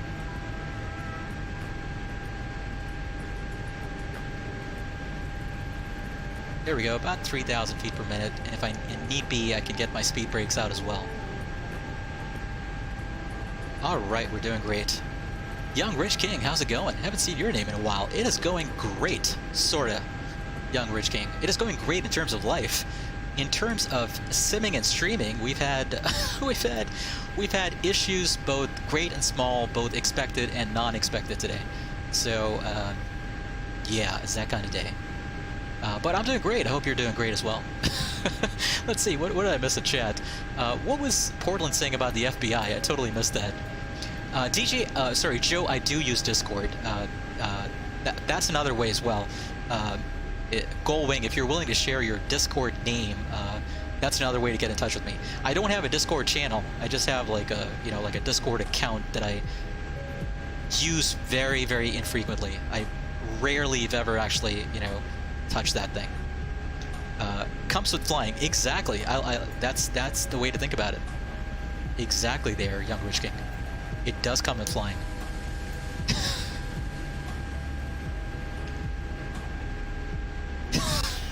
No, I think we're good. Oh, great. Okay, thanks, Goldwing. Okay, you know what? I'll just send you a Discord. I'm going to send you a Discord thing right now. That way we don't have to worry with email.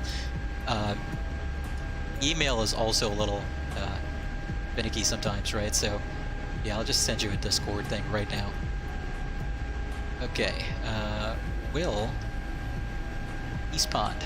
Okay, number 4728. Okay. All right. Hopefully you got it. All right. I'm gonna close Discord. That way I can focus on flying. Okay, we're 28 miles out. We're still at 16,300 feet. Holy smokes, we're still super high. Still super high here. Maybe Portland. Could be any number of things.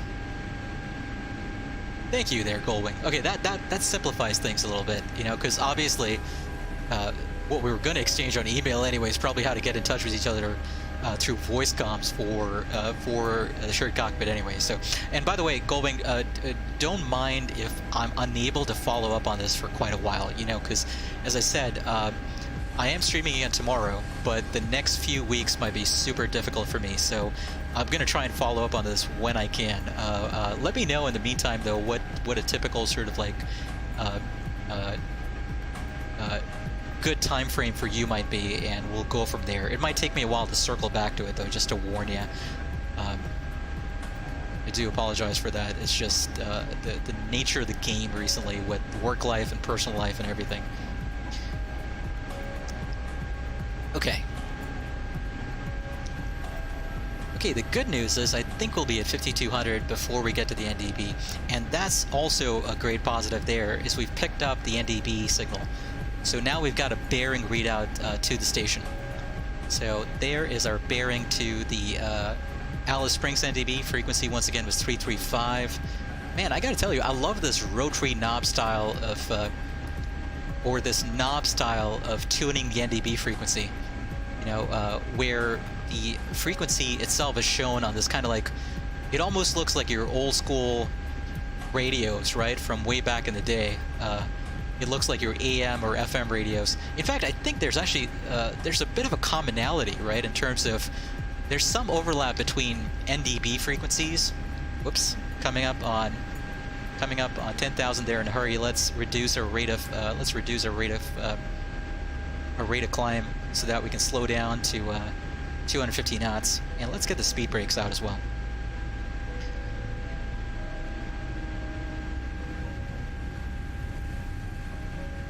Speed brakes coming out. Okay, let's continue our descent here.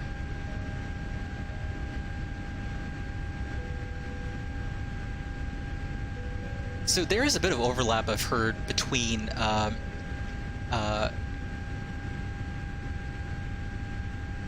NDBs and AM/FM frequencies. In fact, I think it might be AM frequencies, correct? So what's super interesting is that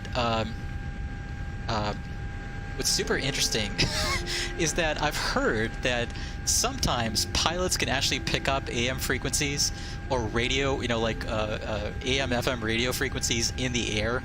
And in the days of yore, they would actually listen to it on the NDB. So there's actually a voice comm mode, you know, or a voice. You know, you can hear the sound, the code from the NDB, right? So there's a way to activate that on your audio control panel. And in the days of yore, they could actually pick up the AM/FM frequencies and listen to them, which is kind of funny when you think about it. Okay, we're through 10,000 there. Landing lights can come on. Let's reset altimeters to the local altimeter setting, which was 1011. Wind still 09 or 016. Landing lights coming on. Nose light can come on. And increase my rate of descent a bit here.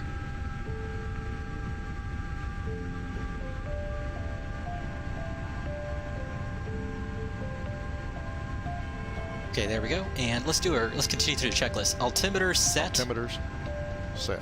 Set up here as well. That's great. Landing data and EPR. Once again, let's send this off with the most updated numbers. VREF is still 130. Final approach speed is still going to be 136. So that's sent off. Landing data and EPR set. Shoulder harness on. Approach briefing. And we've done our approach briefing. Complete. Preliminary landing checklist complete. Okay, preliminary landing checklist is complete, and we're going to do our landing checklist, you guessed it, as we turn inbound here. Actually, let's do a couple of things here to save us a little bit of workload. Nose light can come on right now. I usually turn it on short final, but I won't have the time to do that. Let's check off the ignition on both right now. 1,000 to go. Okay, 1,000 to go. What I'm going to do at this point is start leveling off at 5,200 feet. And you know what? Here's what we're going to do. We're actually going to fly a parallel entry and turn back, because the turn that I have to make right now in order to get back on the 308 bearing, that turn is far too tight. So the only thing I can do at this point, right, is I've got to fly on this bearing here, and I'm going to circle back. So I'm going to circle back, and that way that'll make it a lot easier to fly the 308 bearing outbound. Okay, there's 5,200 there. Shot through it just a little bit, but that's fine. And let's get in the throttle a little bit here so we can accelerate back up to... Let's get slats extended here for the approach. I'm going to maintain about 190 knots if I can. Altitude hold can be turned on. There we go. Alright, awesome. John says you've done it one time on an MD-11. That's hilarious, John.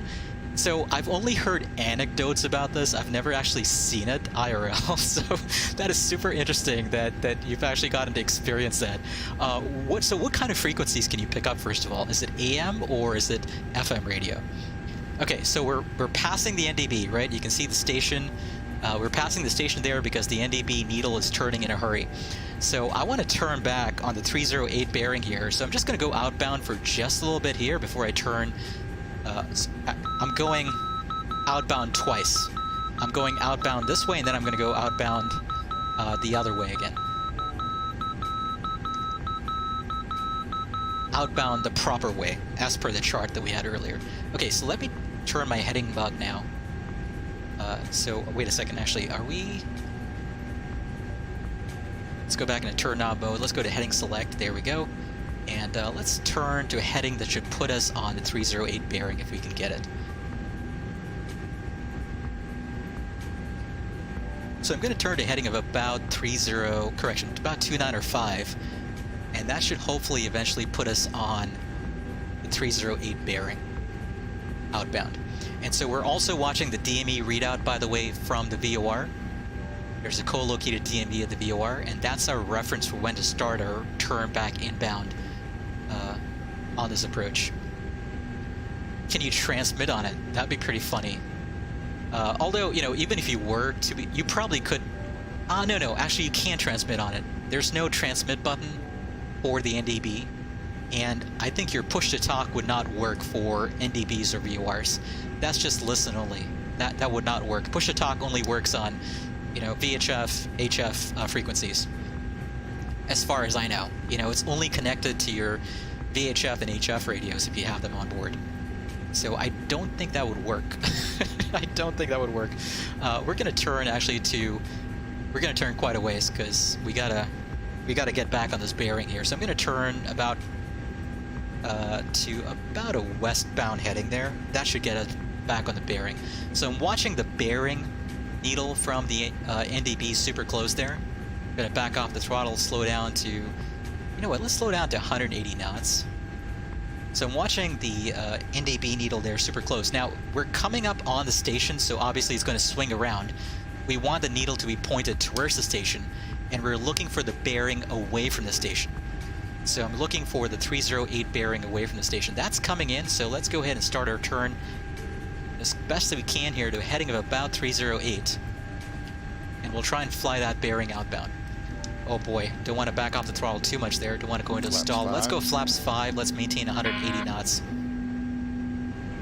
Okay, there's 308, so we're going to fly this bearing outbound if we can.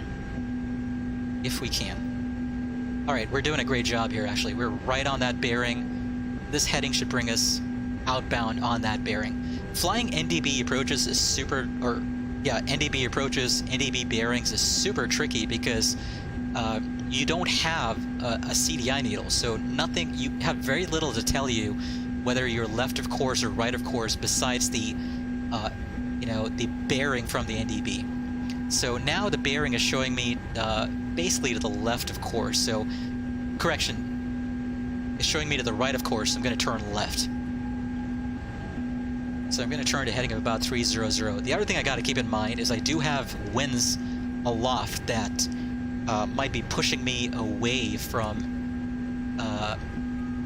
the bearing I want to be on. This is super difficult. I gotta tell you, this is super difficult. James too, hey, thanks for hanging out. Sorry I missed the message about going to bed. James, you have a great night. We'll catch you next time. And Rick, I want to be careful how I answer that question. I do apologize. I don't think I'm going to be able to answer that question on chat or in stream, unfortunately. Terrain. Disregard the terrain alerts there. Okay, we're watching for the DME readout here to tick up to about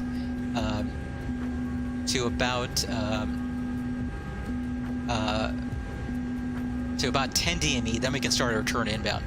So, as you can imagine, the internet being what it is, right? I'd like to keep a certain sort of level of privacy as best I can. It's super hard in this day and age, but as best I can, I like to keep a certain level of anonymity. And so, that I might not be able to answer, unfortunately. I do apologize. Okay, anyway, we're coming up on 10 DME here. We're doing mostly well. We're slightly right of course still, but we're doing mostly well. We ended up being a little bit right of course, but we're doing okay. Okay, there's 10 DME. What we can do now is turn inbound on the 109 bearing.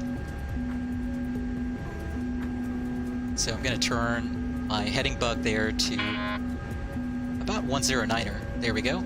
And we can descend now down to our next altitude constraint of 3,600 feet. So let's go ahead and descend down to 3,600. There we go. We'll descend down to 3,600 here. And let's go and get flaps 15. We'll maintain 160 knots here.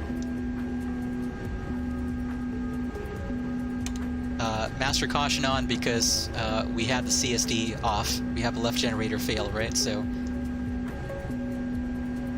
okay.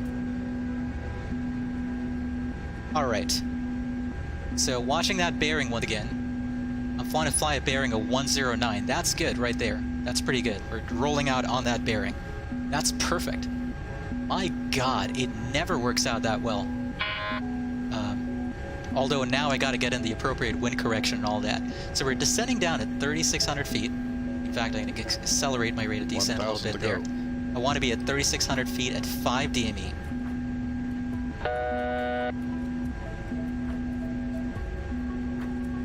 Okay, that's looking good to me. All right, let's do our landing checklist here. I'm gonna go ahead and get the gear down right now. So that's items checked off. Let's arm the spoilers. Down, 3 green gear down and locked. Spoilers armed, that's good. Spoilers. Flaps, slats, blue light. Slats. Annunciator panel. For some reason the lights are out there. Some of them are not working. And we'll set landing flaps to flaps 40 here in just a hot minute. 3,600 there, let's level off. We're gonna level off at 3,600 at 5 DME, right? Altitude hold mode engaged, there we go. I'm gonna maintain about 160 knots here.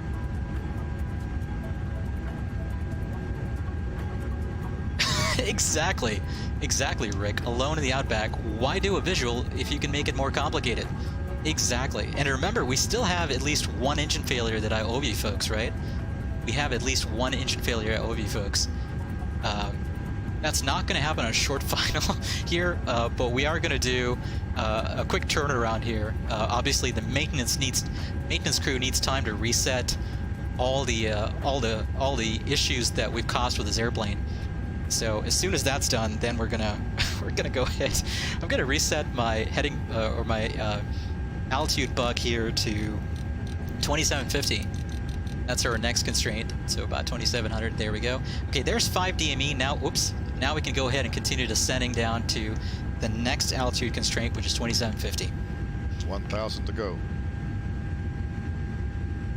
Ah, this is super interesting. The MDA is actually higher than this next altitude constraint.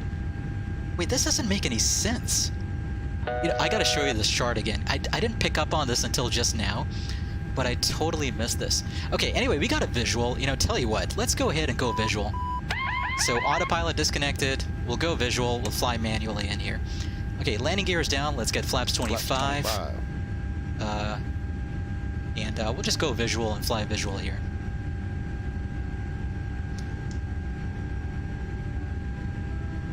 Let's go flaps 40. We'll slow to our final approach speed of 136 knot. Prepared, I love Rail Turb. It really enhances the experience for sure. I love that Rail Turb add-on. So I've got Rail Turb, I think, for almost every region.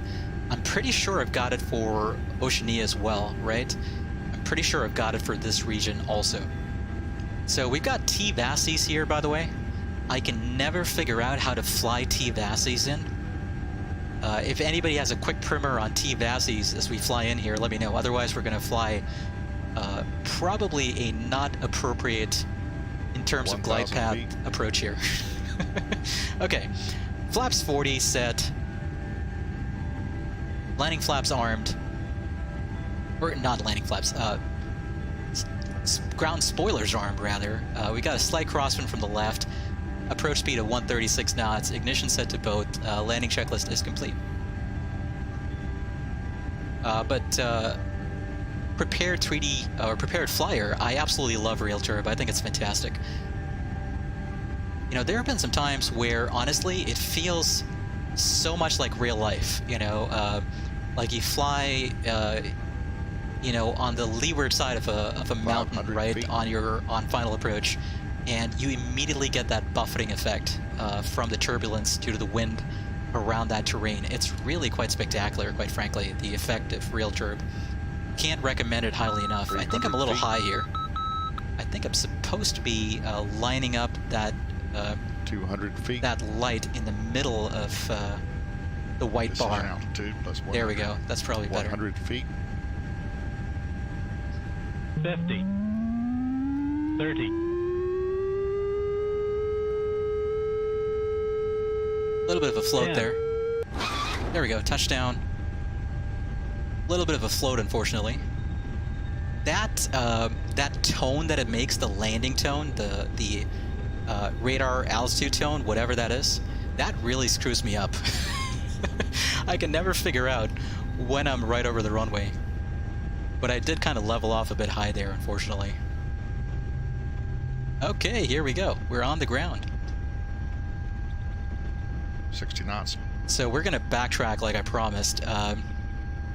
The GYBAS tow and route it again. Remember, we did have a GYBAS fault earlier. So maybe this was the GYBAS system's way of screwing with me. Okay, here's what we're gonna do. We're gonna taxi to the terminal. We're gonna have maintenance do its thing. Should only take about a miraculous, like, you know, 15 minutes or so for maintenance to do its thing in total, hopefully. Maybe even less, probably less. And then we're going to taxi back to runway 12. We're going to take off, and we're going to head for Ayers Rock. And so we still have, you know, despite the fact we've been streaming for about 3 hours and 20 minutes here, we still have another hour to go, folks. I promise you there's not going to be any engine failures or anything like that that will ruin the next leg of our trip to Ayers Rock. Nothing's going to happen. It's going to be just dandy. Okay, landing lights can be... Actually, we'll leave it on until we're off the tarmac here, or off the runway here. Prepared, yeah, that's 40% is a pretty good deal, I think. I picked up all the rail turb add-ons that I have when they had sales. Obviously, in the day and age of MSFS, right, you have much better turbulence modeling than you would get in prepared. But I picked these up all during their prior sales in prior years. And I love them. It just really does make flying in prepared a much, much more realistic experience. Because that's one of the flaws of prepared, right? Even with active sky, the turbulence modeling is really kind of bad.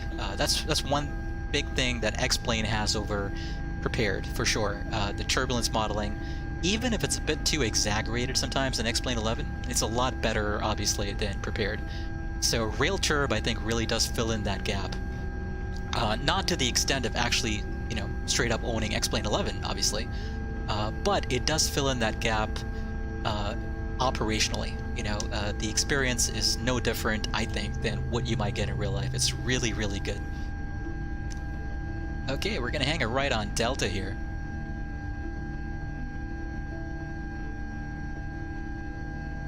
And we'll just pull into one of the ramps there. Let's get the landing lights off. Actually, you know what? Hold on, let's do a quick replay. We'll do a really quick replay. Then we'll, tell you what, I'm just gonna park first, then we'll do a replay. And then we'll shut down, get the maintenance crew up to clean everything up, and then we'll head over to Ayers Rock. In fact, we're going to be so keen on getting to Ayers Rock, we're not going to set anything up with the radios. Well, we do have the Alice Springs VOR tuned in, so that's all we need, really, to head down to Ayers Rock. So we don't need anything else. You know, we're going to be great.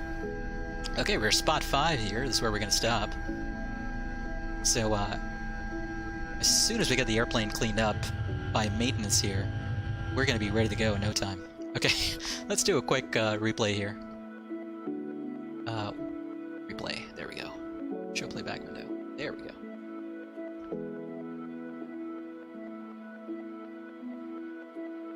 Alright, let's just check out that landing real quick.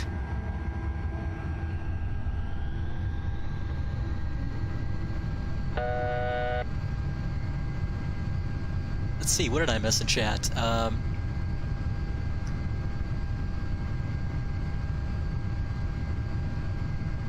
Rick says you never felt anything. That's interesting, Rick. You know what's interesting, Rick? I think with rail turb, you don't even need active sky running. You just need to bump up the winds, and when you're disregard that alert that comes up during replays. This is a beautiful scenery, though, I gotta tell you. Love the red-orange desert here. That's spectacular. That was a really nice, stable approach for the most part. Until the float. There's the float right there. Oh my god, but it worked out pretty well. You know, the float was pretty minimal. It worked out pretty well, just slightly off of center line because I let the crosswind take me off. Or the crosswind component take me off. But it worked pretty well. You know, relatively soft there. Okay, let's check out tower view. I love the tower view of this airport. Looks pretty cool.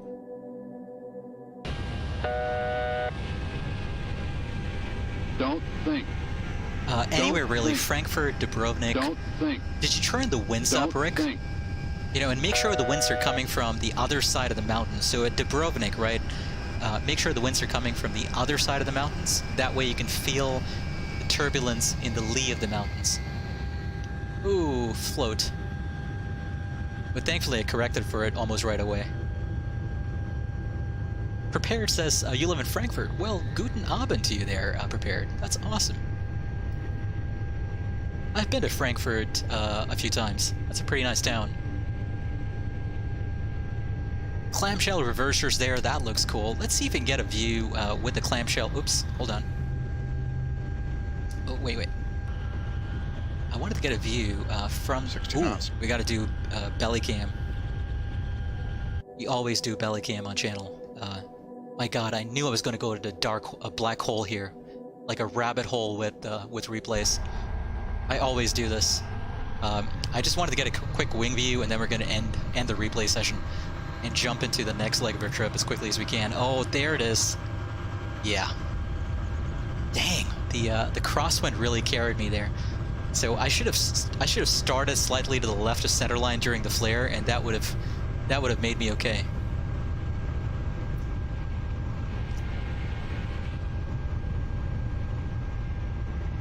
All right, that's good enough. Okay, I think we're all replayed out here. All right. Okay, let's go ahead and pull up the menu here. The dispatch center, rather. Parking brake set. Parking brake set.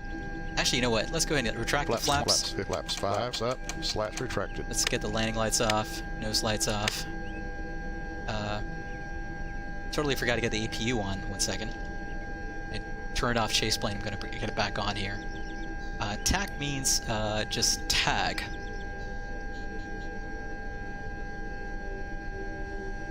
Oh, prepared. I've just been through there, I guess. Not a whole lot. You know, it's been a while. I don't remember a whole lot, honestly, from being there. I don't remember a whole lot from my time there. Okay, let's get the ground power unit on there. There we go. External power on the buses. APU on the buses. There we go. And let's go ahead and shut down. Flaps are up. That's all done.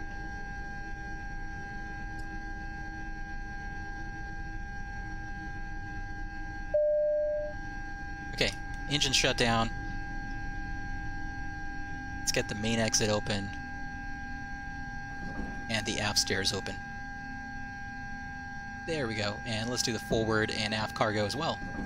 Alright, great. Anti-collision light can be turned off. Seat belts can be turned off. Ignition can be turned off.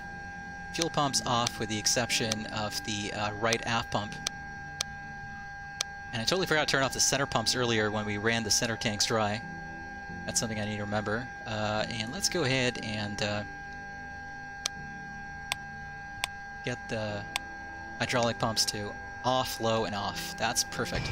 Alright, folks. We're in Alice Springs. We made it. Here's what I'm going to do. Okay, so let's say we armed a bunch of failure modes, right? The way to clear those failure modes without having to restart the sim is to click clear all, number one. The other thing is you can go to auto aircraft config and do parking it for the night or whatever you typically do. In my case, I'm just going to go to parking it for the night, and that'll set up a mode where the aircraft is completely cleaned up, all the failure modes have been cleared off, and maintenance has essentially, hopefully, fixed any issues with the airplane, right? You would hope. You would hope. Let's go to cold cockpit, all systems off.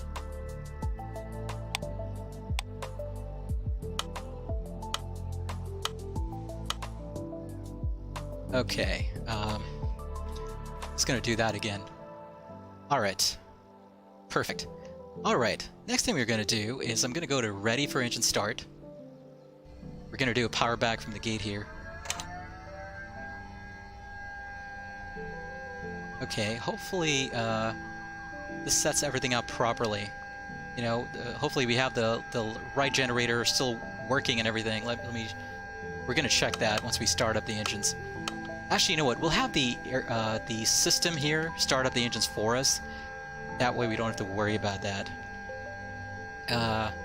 Round apps here. Forward stairs, app stairs.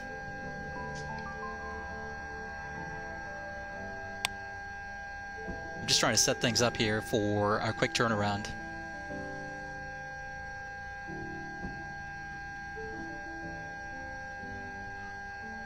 Okay, cargo doors closed as well.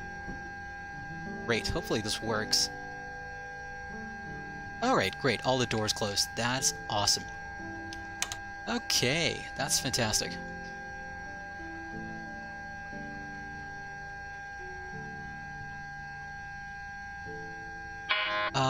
That's a great question, Rick. I'm not sure I have an opinion, you know. I'm not sure I have an opinion about Switzerland, other than, you know, beautiful landscapes, right? You're in the Alps.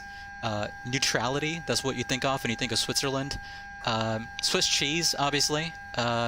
Lederhosen, that's another thing you think of when you think of Switzerland.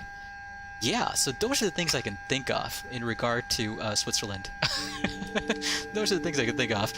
Prepared, not a whole lot recently with COVID, but even prior to that, you know, I don't know, I don't necessarily think of any sort of destination as unconventional. I would try,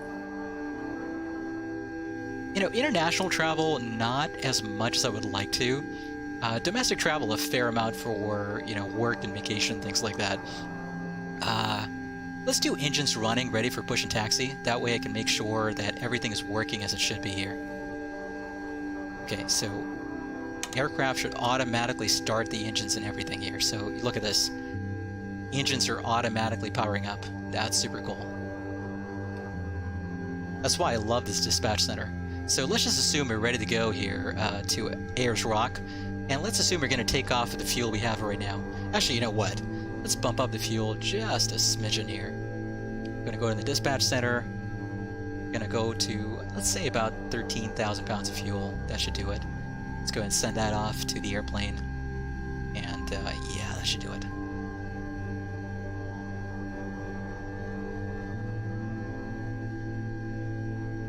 Okay, engines are starting up. We're going to let the engine start up. And I hope to God that the constant speed drive is back in working order on the right engine. I mean, if it is not back to order, then that's the engine will fail. But I was thinking about doing, since we failed the constant speed drive on the right side, we'll fail the engine on the left side here. So let's just give the right engine a chance to start up there. There we go. That started up, and those lights coming on indicates that essentially, you know, we've had a... okay, we've got volts from the right side as well, and there's the constant speed drive temps coming up, so that's great. All the failures have been reset. That is fantastic. All right, folks, that is great. Everything is operational here. We're just going to wait for the AC hertz to come up. That takes a while usually, so we're going to wait for that to come up. Galley power is on. Air conditioning supplies to auto. Pitot heat to cabin side. Okay, that's all looking good to me. Alright, this is looking fantastic. Alright folks, as always, before one of these failure scenarios, let's do a little bit of light reading regarding what we want to do during an engine failure. So we're going to do a little bit of light reading here. Let's go ahead and pull up the checklist here for an engine failure. We're going to have an engine fire and then an engine severe damage occur not long after the engine fire, okay? So let's go to the Chrome window. There we go. And once again, this is the emergency procedures list of checklists and list of scenarios available with this airplane. Let's go to the engine fire, engine severe damage, or separation items, right? So let's review this because we're going to be following this as best we can. So engine fire, severe damage, or separation, memory items, and checklist, okay? This condition is recognized by the fire warning bell and an engine fire shutdown handle illuminated and/or airframe vibration with abnormal and/or inconsistent engine instrument indications with or without yaw. The first crew member to observe the fire warning light will call out engine fire without identifying the engine. In this case, I'm flying this single pilot. As soon as I hear the fire warning light, I'm going to call out engine fire. The pilot not flying, again, we don't have the benefit of another crew member on this airplane, right? So I'm going to silence the fire warning bell and identify the engine. So just to make things easier on myself, I'm going to say left engine is what we're going to fail, since we failed the right CST earlier. And then we're going to accomplish the engine fire, severe damage, or separation checklist at the appropriate time. Now, if an engine fails on takeoff, the captain will call for the memory item to be accomplished only after the aircraft has climbed to 1,000 feet above field elevation, that's what AFE stands for, or obstacle clearance altitude, whichever is higher, and VFTO has been established. So that's kind of critical, right? So field elevation is 1,790 feet approximately.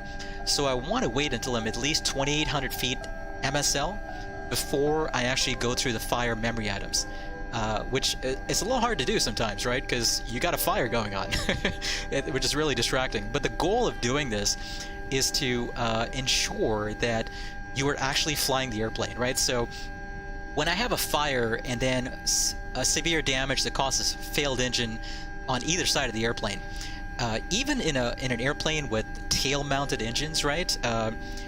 There's still, going back to the engine or the airplane here, there's still a yawing moment. It's not as much as you would have due to a dead engine in an airplane with engines mounted on wing pylons, but there's still going to be a yaw moment towards the failed engine. So what I got to do is make sure I kick in rudder trim. The rudder trim wheel is over here on the right side. There's the rudder trim wheel. So I want to make sure that I get in opposite rudder away from the dead engine and trim the rudder out as well. So that 1,000 feet, gives me time not just to gain altitude, but also to fly the airplane, get it trimmed out, and then when I'm at 1,000 feet above field elevation, I can go ahead and continue through the memory items. So let's go back to that real quick. So follow the steps of this checklist methodically and pause between each step to evaluate the situation. If the emergency is positively corrected, the captain should reevaluate the situation before proceeding with the next step. Okay, all right. So first step in the memory item checklist, or the memory items rather, we're gonna identify the affected engine. In this case, going to be left engine, right? We're going to retard the throttle of the affected engine to idle. There we go. In the event of an engine fire, the applicable shutoff handle will illuminate and the fire warning bell will sound. A fire may or may not appear with severe damage or engine separation. Okay, that's good to note. So if you just have severe damage, you may not actually hear the fire, you may not actually have the fire light and the fire warning bell. Indications of severe damage may include airplane vibration, N1 and/or N2 TAC indicating 0%, rapid loss of hydraulic pressure, and sudden loss of generator power. So we got that. If the warning stops, go to Node 2 at the end of this procedure. If warning persists, Node 2 is the secondary actions down here. If warning persists or damage suspected, fuel control lever on the affected engine to off, so after down position. Fire shutoff handle on the affected engine, we're going to pull it and we're going to discharge it. If the warning persists after 30 seconds, then we're going to pull and rotate it to the other stop. So there's two stops. There's a stop to the left and a stop to the right once you pull the fire handle out. And we're going to discharge it.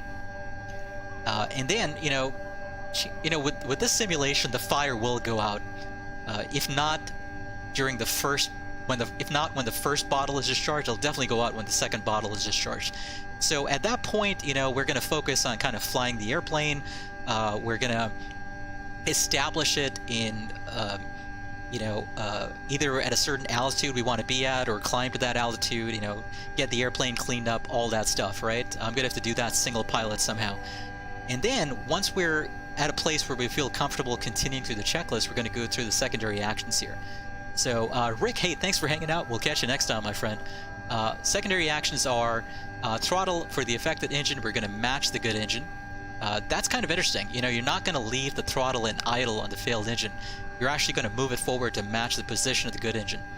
The pneumatic crossfeed valve on the affected engine is going to be closed. We're going to start the APU.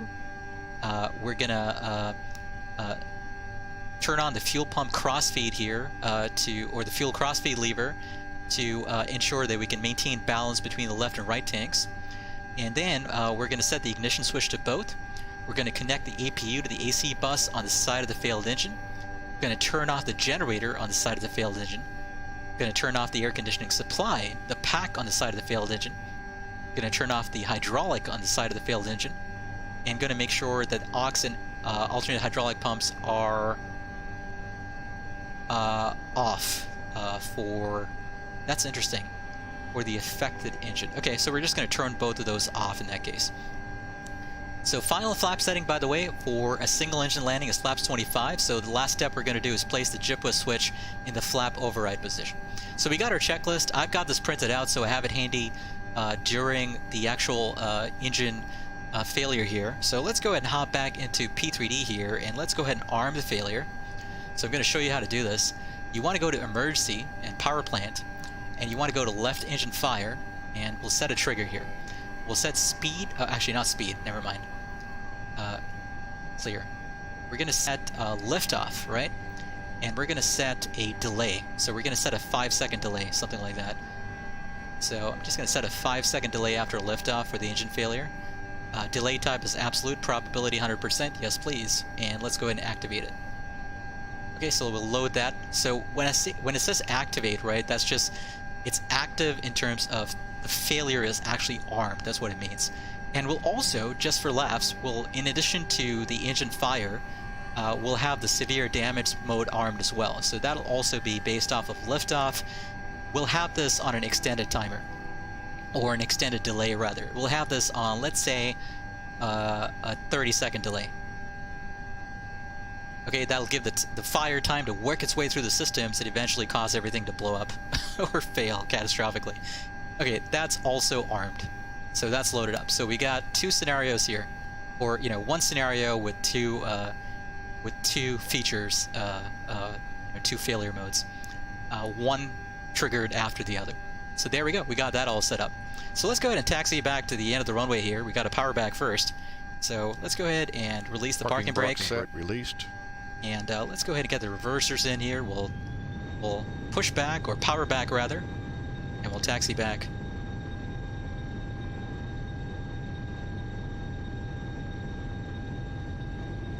Boy, you got to get a lot of thrust in this thing because... Parking brake set. Parking brake released. Because the ground friction characteristics in P3D are not that fantastic. So, what did I miss in chat? I feel like there was a discussion going on that I totally missed here. Oh boy, too fast here. Somehow, miraculously, I didn't end up crashing into anything behind me. Okay, so we're gonna hop on a Charlie. We'll backtrack 1-2. Actually, there's another airplane there. I've got AI traffic here, so there's another airplane backtracking. Let's get the landing lights into the extended position, notes lights for taxi, and let's get our checklist out here. After landing and securing checklist. Oops. Oh boy. Oh my god, are you kidding me? Okay, I think I know what caused the sim crash last time, because I'm having another freeze here. What caused the sim crash last time was I went through these checklists far too quickly, and the sound engine that quit.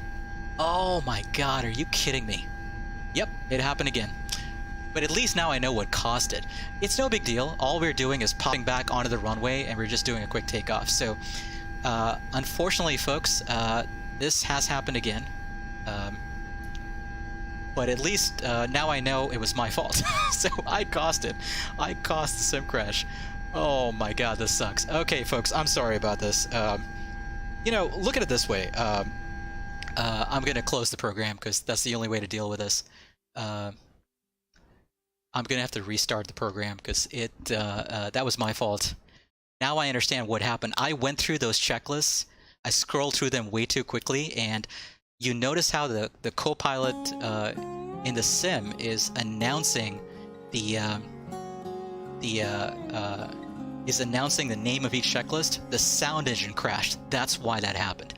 So unfortunately, we're going to have to reload if you want to do this engine failure, and I really do want to do this engine failure scenario. So we're just going to reload right onto the runway, and we'll do it that way.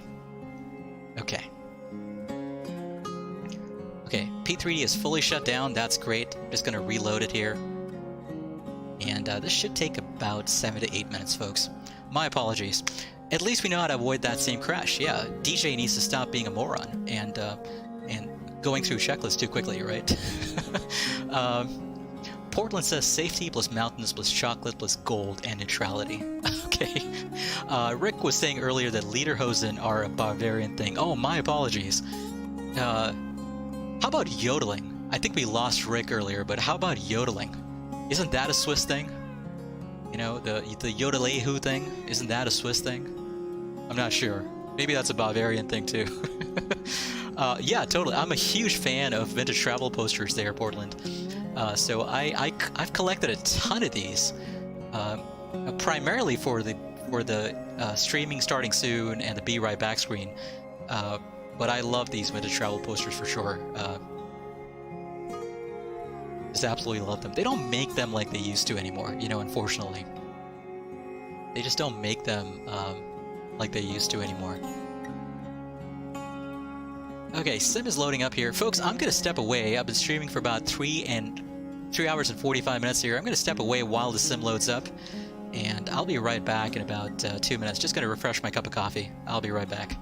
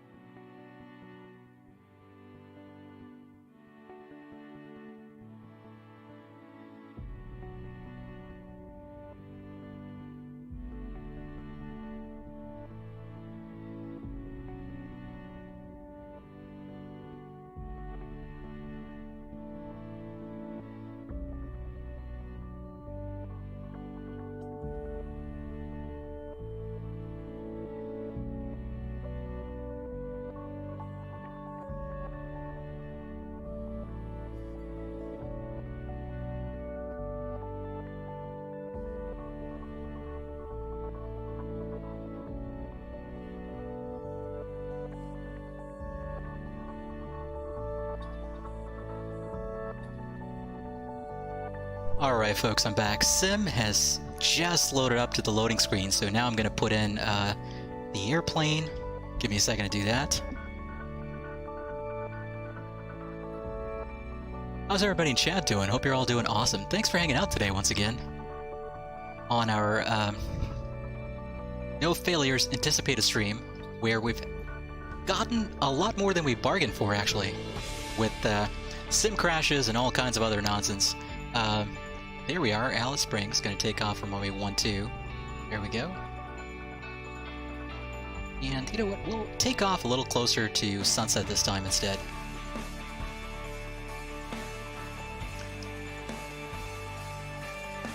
There we go, just going to load up the sim. We're almost there, folks. Should be another 3 minutes, hopefully, before we're loaded up and ready to go here.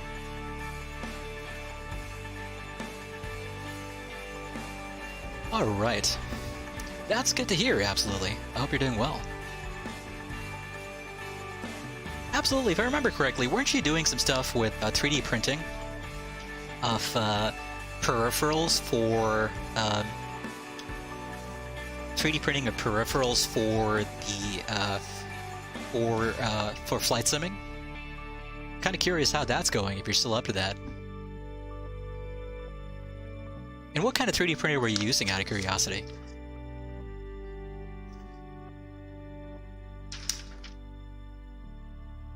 Okay, Sim's loading up. Should be another 1.5 to 2 minutes, hopefully. Perhaps even less if we're lucky. If we're lucky. I gotta go through the process of arming those failure modes again, though.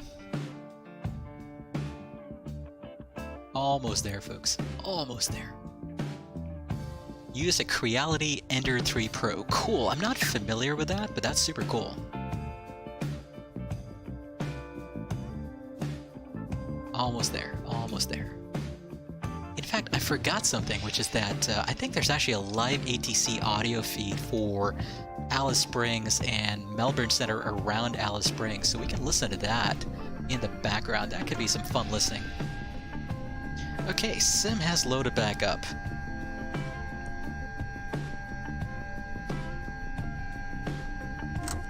Just gonna go into the clear for takeoff mode. Let's go back into prepared window, clear for takeoff. There we go. Let's go to the failures, emergency. Let's do a left engine fire once again. Triggered. Scene.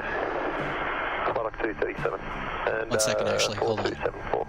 I gotta figure out my takeoff speeds first of all. We're gonna do a flaps. And Spark 14. Copy, yeah, Spark 237. Let's do a flaps. 218, Hold on 1 second. very good day, Emirates. 96. By the way, is the live ATC audio a bit loud? I think it might be a bit loud. I'm gonna turn it down. But I totally forgot about the live ATC audio because we could have had that kind of playing in the background earlier. Let's do a flaps 15 takeoff, why don't we? So flaps 15 takeoff, V speeds 122, 125, 132. Okay, awesome. And let's go ahead and Originating and receiving checklist. Let's try not to. Before start checklist. After start checklist. Let's try not to crash the sim again. Okay, let's go ahead and get the failure modes armed here. Left engine 5 first of all.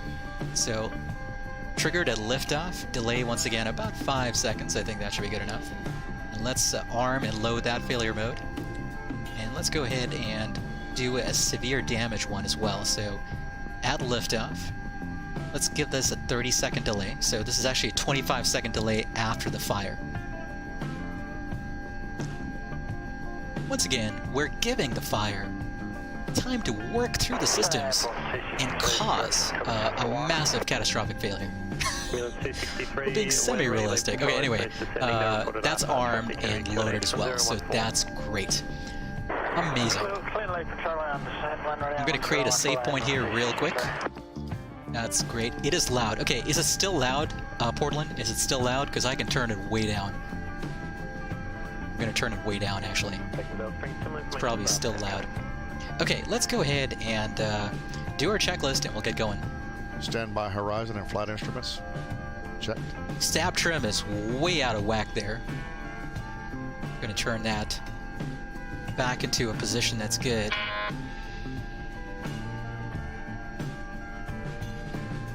Boy, that stab trim position was way out of whack there. That's good, Portland. That's great. Okay, let me know in case it gets too loud again. I've noticed this particular ATC feed is a bit loud in general.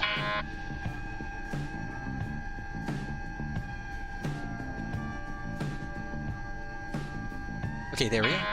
And I'm going to tune the Alice Springs VOR 115.9er there, just so we know what to circle back to later. Okay, that's tuned in. Stabilizer, trim tabs, 0 and 0, flaps 15, flaps, slats. Flaps 15, blue light, we're good. And actually, now all the lights are working. So I suspect if I did the caution lights test there, yeah, now everything is lighting. My God, why couldn't this work last time? It's so annoying, right? Because okay, so let me show you this here real quick. There is a JIPWAS in-op light there. There's a left CSD oil pressure low light. All this stuff for some reason wasn't illuminating earlier because of a bug, but now it's showing. I don't know why. Takeoff data in EPR set. DPR set. Takeoff warning checked. Takeoff warning check. Air conditioning shut off. Air conditioning auto shut off. Arm. Anti-skid armed. Anti-skid. Arm. APU. On or off. On. Flight Or controls. off, rather. Flight controls checked. Full left, full right, full up, full down, full left and right on the rudder. That's good. Annunciator takeoff briefing. Completed. Complete. Takeoff minimum fuel quantity required on board. Takeoff announcement. Complete. Complete. I didn't really make an announcement. We're going to assume it's complete. Transponder, weather radar. Radar transponder. Normal. On. Ignition. Both. Before takeoff checklist complete.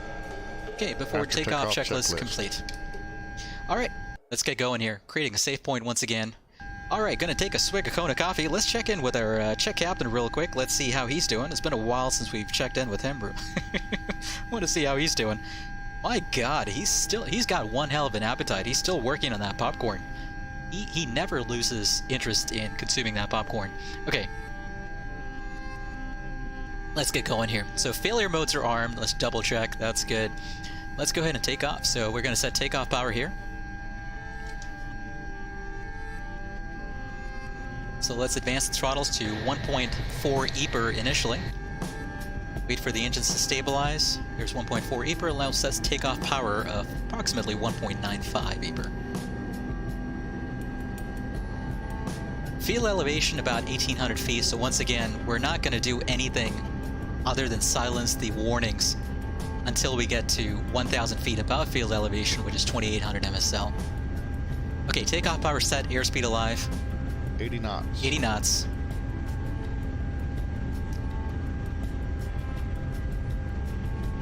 There's 100. A little bit of a crosswind from the right there. I'm kicking in a fair amount of right, crosswind from the left. Kicking in a fair amount of right rudder. Rotating. V2 plus 10. V2 plus 10, going to maintain that. Positive rate of climb. Gear 0. coming up.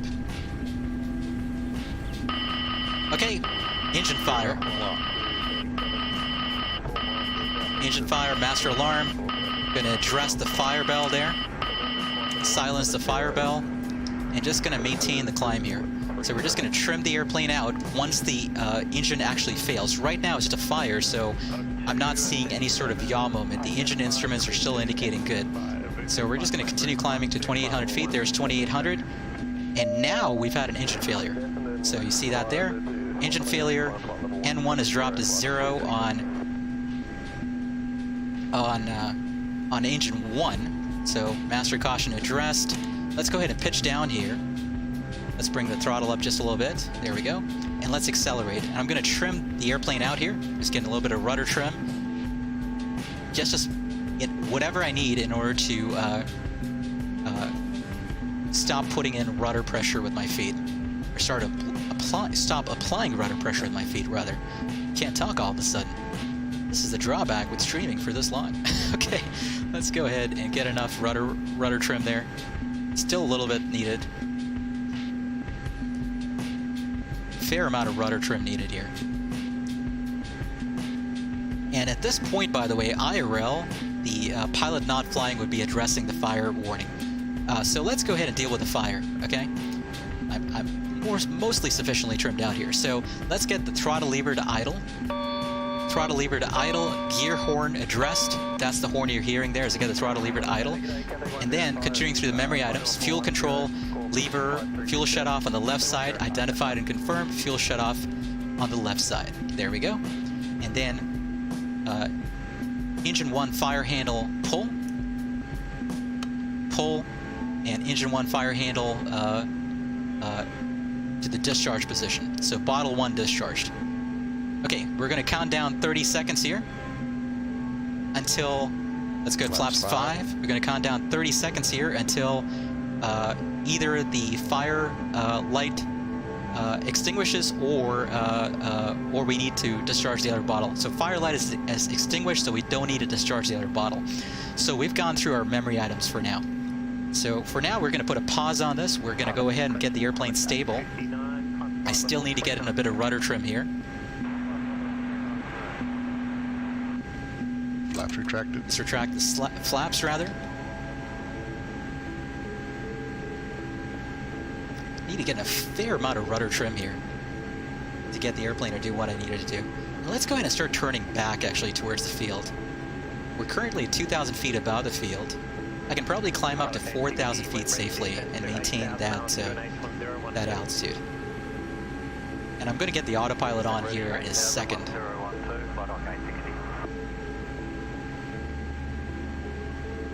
But we're doing great otherwise. Let's retract the slats here, coming up on 200 knots. There we go. That'll help reduce the drag on the airframe. And you see kind of the climb performance is a bit sluggish, obviously, with a failed engine. I do not have emergency power set, though. So I'm just going to bump up the throttle a little bit there. There we go. I'm going to turn back towards the field here. There we go. we'll go through our secondary actions here once I'm established back towards the field.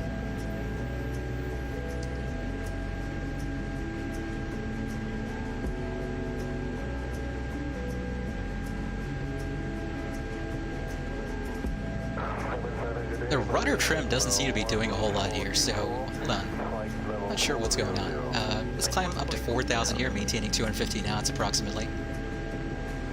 Okay, there's the airport there. I've got the field in sight. That's good.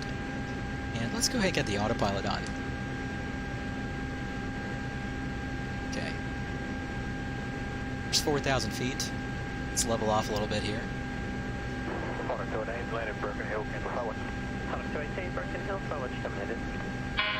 Okay, autopilot servos engaged.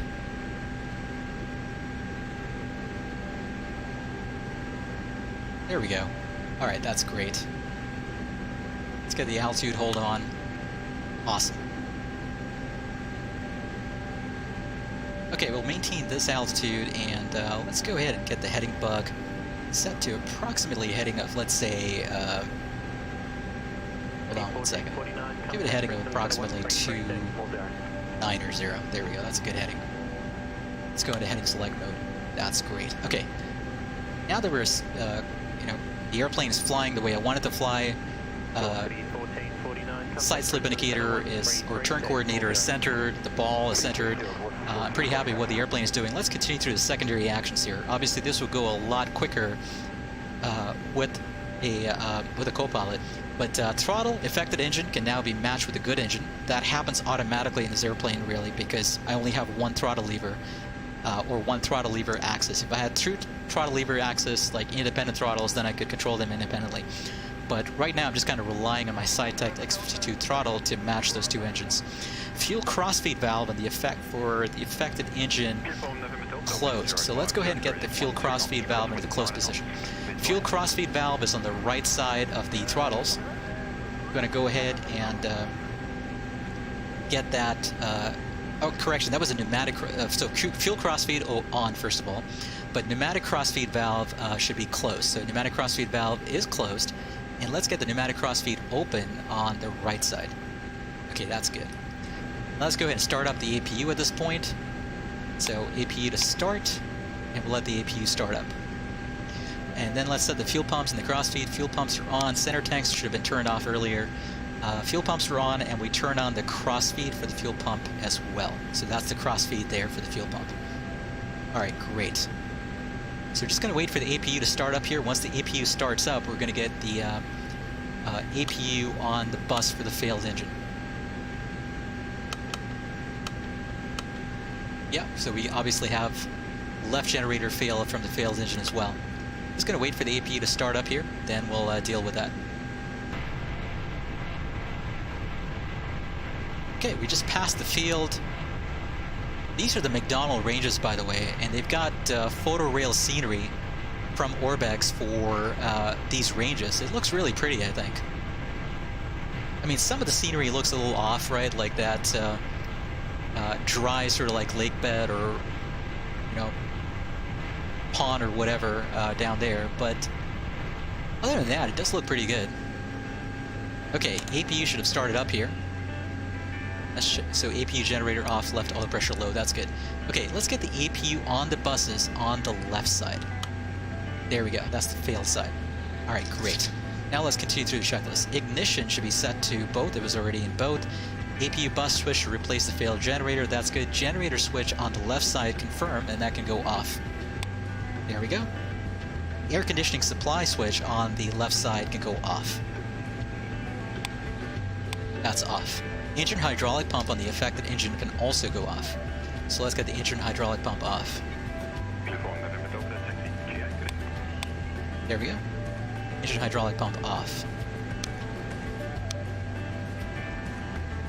Alright, that's good. Aux and alternate hydraulic pumps, affected engine, you know, again, I'm going to leave them on because I need sufficient hydraulic pressure. And then we're going to plan on a flaps 25 landing. Actually, let's turn back towards the field here to avoid the terrain up ahead. So we're going to turn back towards the field, heading of about 120. Cutting it a bit close here, but that's fine. So I need to set the GPWIS and flap override So ground proximity warning system is up here. Going to unguard the switch. And let's get this into the flap override position. So now we can do a flaps 25 landing. And that checklist is complete. That is awesome. Okay, let's go to the landing data card here, and let's aim for a flaps 25 landing. Approach feet, or VREF rather, is 137 at flaps 25. So we're going to aim for a final approach speed of, let's see what the winds are doing right now at Alice Springs. Winds are 090 at 13, so half the winds there, you know, we can aim for 137 plus, let's say 6. So 137 plus 6, that gives us 143. So final approach speed is going to be 143 knots at flaps 25. Okay, we're all set here to head back inbound and land.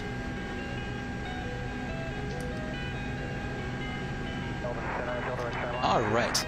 How's everybody in chat doing? Folks went super quiet. Hope you're all still with me. All right, so let's go ahead and turn inbound here. We're going to land with a failed engine. Now, obviously, you're only going to have reverse on one side. That's going to affect the way the airplane behaves on the ground. It's going to be a little interesting. Let's arm the speed brakes there. There we go. And we'll slow down as we turn inbound. I think I see the field off to the left there.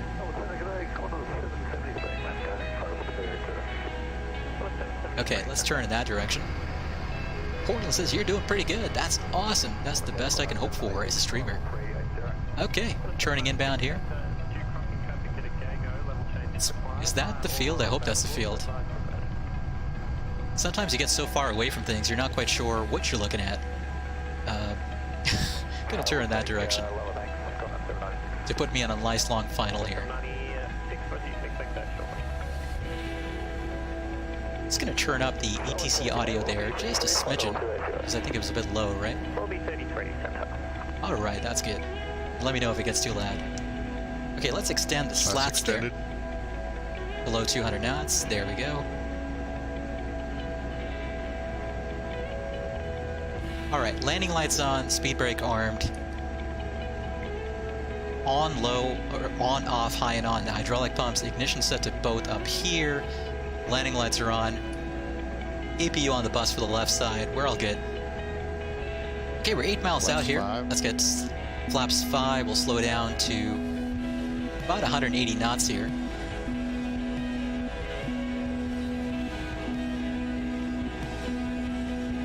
There's the runway over there. I got it in sight.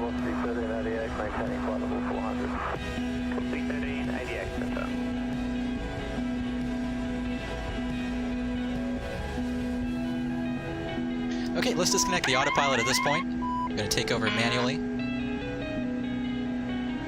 And as we turn inbound on final here, I'm going to start descending. Actually, wait a second. We're not yet ready to turn final. I'm on about a 45 here, actually. So not yet ready. So we're going to have a crosswind from the left, right? 09013. So pretty much almost identical conditions to what we had to deal with earlier. I'm going to descend down about 3,500 feet here. MSL, which should put me at... actually, you know what? Let's descend down to 3,200 feet MSL here. That should put me at about 1,500 feet AGL, if I'm not mistaken. That's a nice sort of like pattern altitude, if you will. Okay, let's continue slowing down here. And I gotta remember, as I make throttle changes there, that I need to adjust, rudder accordingly. Kick out trim if I need to, and just use my rudder pedals to keep the ball centered. Okay, let's get the landing gear down. There we go. About a turn final here. You're down and locked. By the way, has anybody figured out how to fly with a T-VASI yet? I hope somebody's figured it out, because I struggle with the T-VASI thing a lot. I really do struggle with T-VASIs. I'm never quite sure how to read a T-VASI there. At least I think that's a T-VASI, right? I'm going to turn off AI traffic there, because we had an airplane pull out onto the runway. Okay, let's go flaps 15. 1,000 feet. Final approach speed is going to be 143 knots. AJ, how's it going? Hope you're doing well, AJ.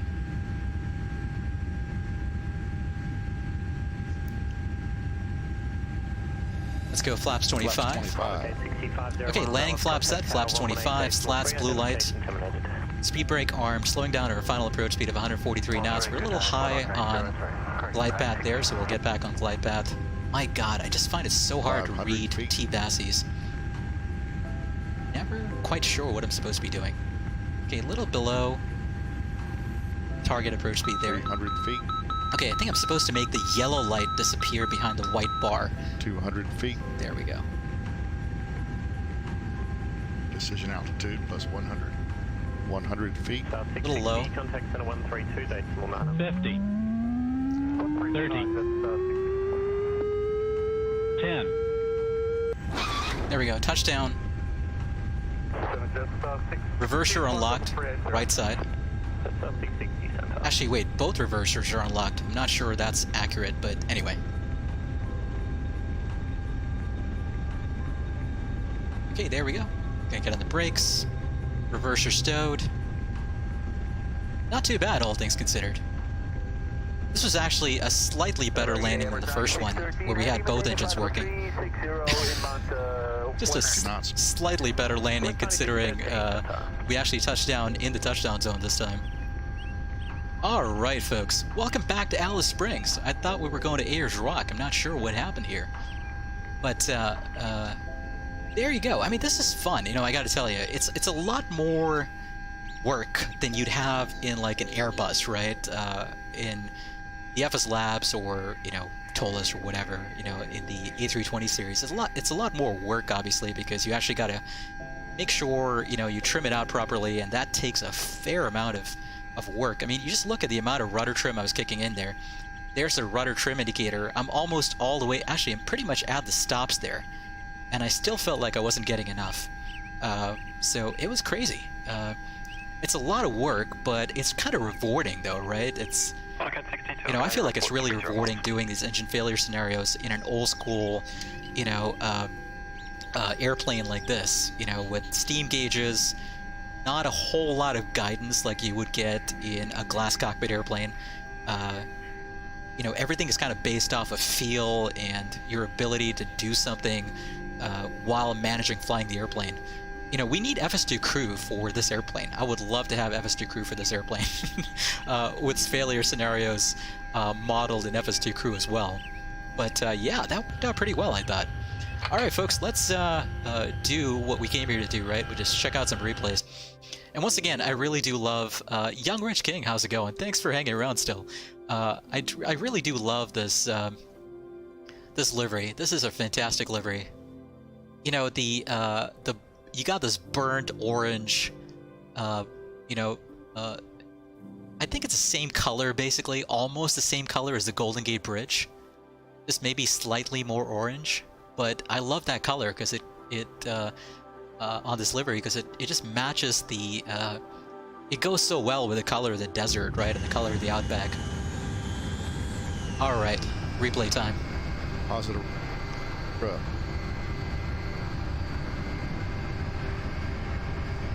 Ooh, that's interesting there, Young Rich King. Upgrading your 1/400th scale full airport. Is that like a model airport, like a physical model airport? If so, tell me more. By the way, that reminds me, Portland, if you're still on, I've been meaning to ask you this question forever. Every time you bring it up, something comes up and I forget to ask. I came in kind of low there. I came in kind of low and kind of slow, but that was a buttery smooth landing off center line due to the crosswind. Again, my fault, but all things considered, not too bad. Given I'm basically an hour 5 of what was intended to be a less than 3 hour long stream here. That worked out okay. All right, we'll do a tower view. But Portland, oh my God, I almost let myself get distracted from asking the question I wanted to ask again. You mentioned, I think in our prior streams, that you are developing sceneries. You've actually developed sceneries for MSFS. Do you mind letting us know which ones and where to find them? I've been meaning to ask this question forever, Portland. If you're still on, I'd love to know about your scenery, freeware scenery development efforts, and where we can find those sceneries. That'd be fantastic to know. It's one of these things that's been on my mind to ask. My God, that was almost like a carrier landing, with the benefit of it being a lot softer, of course. But that was like a carrier landing, right? I flew a fixed angle of attack, like a fixed pitch, almost all the way to touchdown. That was pretty impressive. You know that old Anchorman quote? I'm not even mad. I'm just really impressed. It was not supposed to go that way. I came in super low. I came in below glide path. 60 knots. And I was probably behind the power curve there. so that could have ended really badly, but it worked out pretty well. I'm not even mad. I'm impressed. Okay, we got to do a wing view, right? With a view of...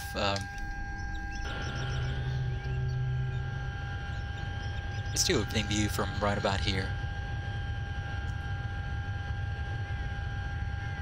I wanted to see that clamshell reverser in action there, so we'll bring it back. Portland says, yeah, you made a couple.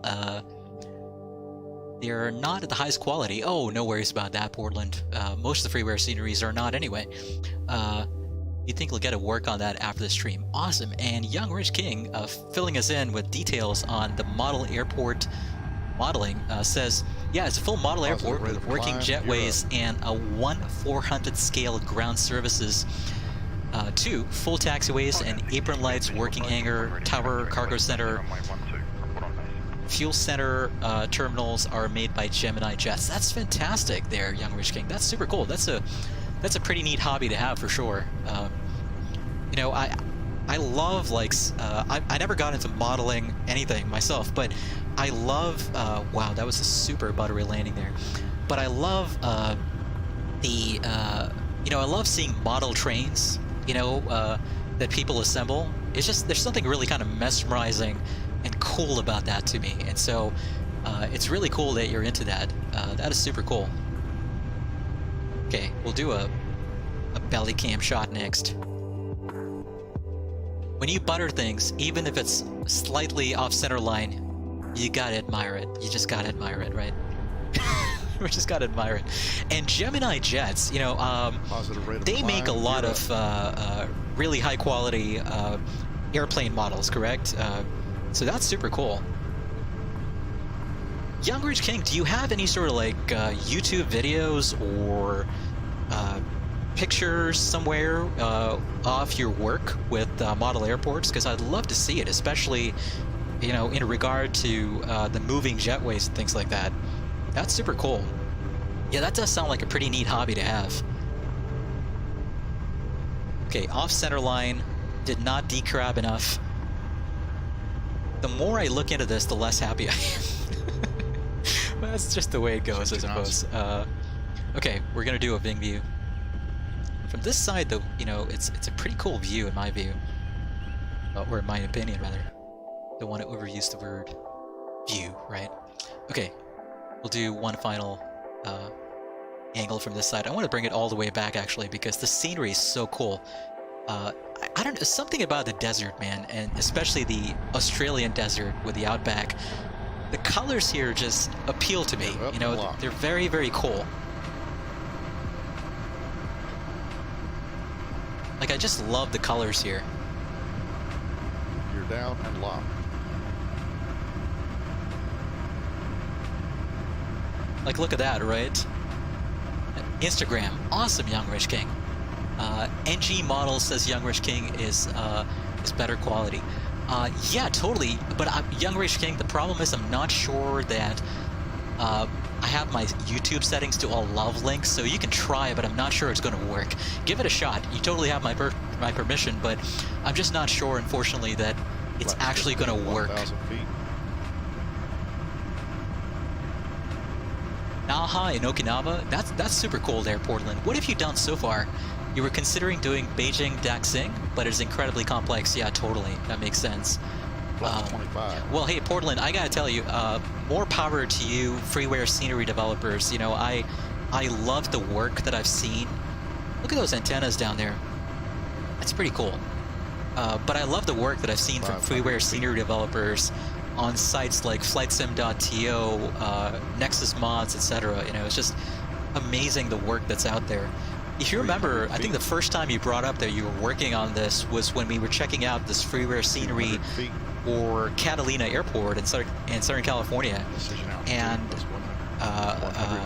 it's just amazing the work that went into that scenery. You know, completely freeware. It's payware level quality. 10. Oh my god, that was smooth. You know, it really does help with ground effect that you have these wings that sit super low to the ground. That really does help with ground effect a lot. And this is a pretty cool scenery, right? You got GA hangars over there. I had a little bit of a double pump action going on there with the spoilers. I'm not sure why. Not quite sure what that was about. 60 knots. Let's see. Is there any other view? Oh, let's do this view before we launch into one final set of replays. So this is going to be the final one that we do before the penultimate one before our actual ultimate one. You did Wonsan Kalma in the in North Korea. Not sure if the message went through. That's super cool, Portland. You said the URL of the site that starts with FlightSim and ends with TO. Awesome. Portland, what is your username, or, you know, not your username, the name that you have on FlightSim.to? Is it Portland Aviation or is it something else? Positive rate of climb. I'm going to look for it on there. And yeah, I do apologize, folks. I need to change my settings so that I can allow links. 25. See, the reason I don't do that, as you can imagine, is because it's very rare that I actually need to ask folks for links on streams. Most of the time, that's just an opening for spammers to, you know, post all kinds of weird Russian stuff, right? Links to God only knows what from Eastern Europe. You know what I'm talking about. You see a lot of this on Twitch, where really nice, awesome streamers get spammed by folks who you know, who try to mess with their streams. So that's the reason I have it turned off. I do apologize for that. Aiden McDougall, that's awesome. Portland, do you go by Aiden? Out of curiosity. I'm wondering if I'm allowed to call you Aiden going forward. Because, you know, on the far too frequent occasions when we fly in and out of the actual Portland International Airport, like we did on Wednesday, it starts to get confusing as to when I'm talking about you versus the location we're at, right? Okay, if you're okay with it, I'll just try and call you Aiden from now on. That's a nice name, by the way. It's not a super common name. I like that name. That's a nice name to have. 0 degrees, 12 knots, crosswinds 10 knots. All right. Clear to land, flight arc 8. Okay, folks, this was super fun. I really do appreciate all of you hanging out. I lied about the last replay. We're gonna do. Did we do a tower view yet? I don't think we did, right? I just wanted to see the nose wheel come down. This is a pretty neat angle. Because this is one of the things I always struggle with in Flight Sim is softly bringing the nose gear down. I feel like I often slam it down. Wow, that actually worked out super well. Usually, with this particular type, like the DC-9 MD-80, I'm always slamming the nose wheel down. I'm amazed that that went down so softly. Portland says it's pretty common in your generation. Oh, okay, that makes sense. Yeah, I didn't think of that actually. Yeah, so obviously baby naming habits changed significantly since my time. I was born in the mid-1980s, and so you know, you probably seen it on stream, right? Like the D in DJ stands for something super common. But at least super common back in the day. Okay, there we go. Alright, folks, we're gonna do one final replay, or we're gonna cue up some outro music, get some cinematic shots going. What was our touchdown time? Actually about 1 minute there on the clock. I'm just trying to figure out how long to let my replay run for. Alright, we'll bring back to about there. All right, folks. Hey, I really do appreciate all of you hanging out. My God, we've been streaming for nearly 4.5 hours here. This was crazy. I want to thank you all, first of all, for putting up with all the truly unexpected failures. You know, not the failures that I claim are unexpected, but really I'm just kind of, you know, I know exactly what's coming. Excuse me. We need to find a way. We need to find a way around that. In fact, one of our fantastic mods and a real-world A320 pilot in the UK, Ben Montgomery, him and I have been thinking about doing a dueling no failures anticipated stream. You know, we've been really eager to do this.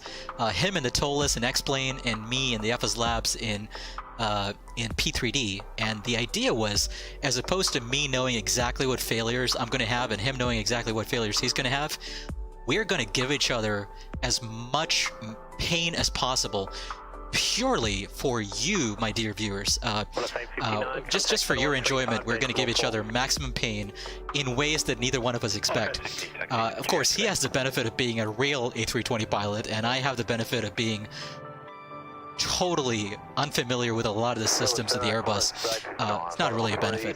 But anyway, we want to do that at some point, where, you know, that'll be an actually true-to-life, title-accurate no failures anticipated. So we're hoping to do that at some point. Exactly, Portland. You know, I'm sure Ben is gonna, if he follows up and watches the VOD of the stream later, I want to appreciate you for giving him that idea, because that's exactly what he's gonna do. Thank you very much, buddy. Thank you, Aiden. for giving Ben that idea. I kid. It's gonna be fun though. We got to do that sometime, hopefully in the next month. We've been talking about it for months, and primarily it was my fault that we couldn't do it before Christmas. And now, you know, we've got some other issues that interfere with scheduling, but I'm hoping we get that done in the next month, and that should be a ton of fun. But hey, I'm going to try and keep this below 4 hours and 30 minutes. I am going to try, despite the fact we've streamed so long, to stream again tomorrow. As I mentioned, we're going to be back in X-Plane 11. We're going to fly this fantastic thing. Let me pull up that picture once again. This is an amazing picture. We're going to fly this amazing airplane, the 727-100 from FlyJSim, and this amazing livery. It's probably somewhere in the Pacific Northwest. We'll do a quick short hop, and then we're going to hop back into MSFS. Tomorrow is my redemption stream, because I did not do either the FlyJSim 727 or the Carinata Waco Justice the last couple of streams that I featured those aircraft. So the redemption stream is tomorrow. We're going to fly the FlyJSim 727 for a quick short flight, and then we're going to fly the Carinata Waco, which was recently patched, and that really kind of fixes a lot of the problems that I discussed, or that I thought it had the last time we flew it. So that's probably going to be tomorrow, either sometime in the morning or afternoon Pacific time. So that's going to be our plan, folks. Let's go ahead and cue up some outro music. I guess we'll go with the trusty old Broke for Free to take us out tonight. I want to thank you all for hanging out. This was super fun. Hopefully we'll catch some of you tomorrow with the X-Plane 11 and MSFS dual stream. All right, folks, we'll catch you then. Have a great night. Have a great rest of your day. Have a great rest of your week if you don't catch it tomorrow. As usual, in these interesting times that we live in, I hope you all stay safe and healthy and all that stuff. And wear a mask, all that jazz. And we'll look forward to catching you in a very short little while. Y'all take care. Bye-bye.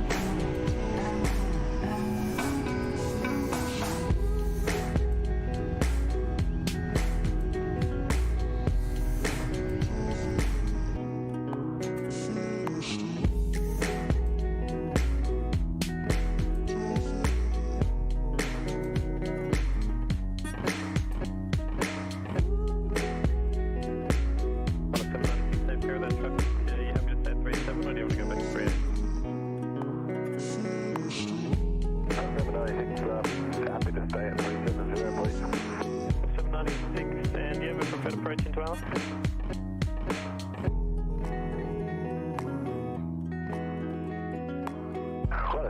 796 BRP Papa 5 Volks will be nice, please. 796.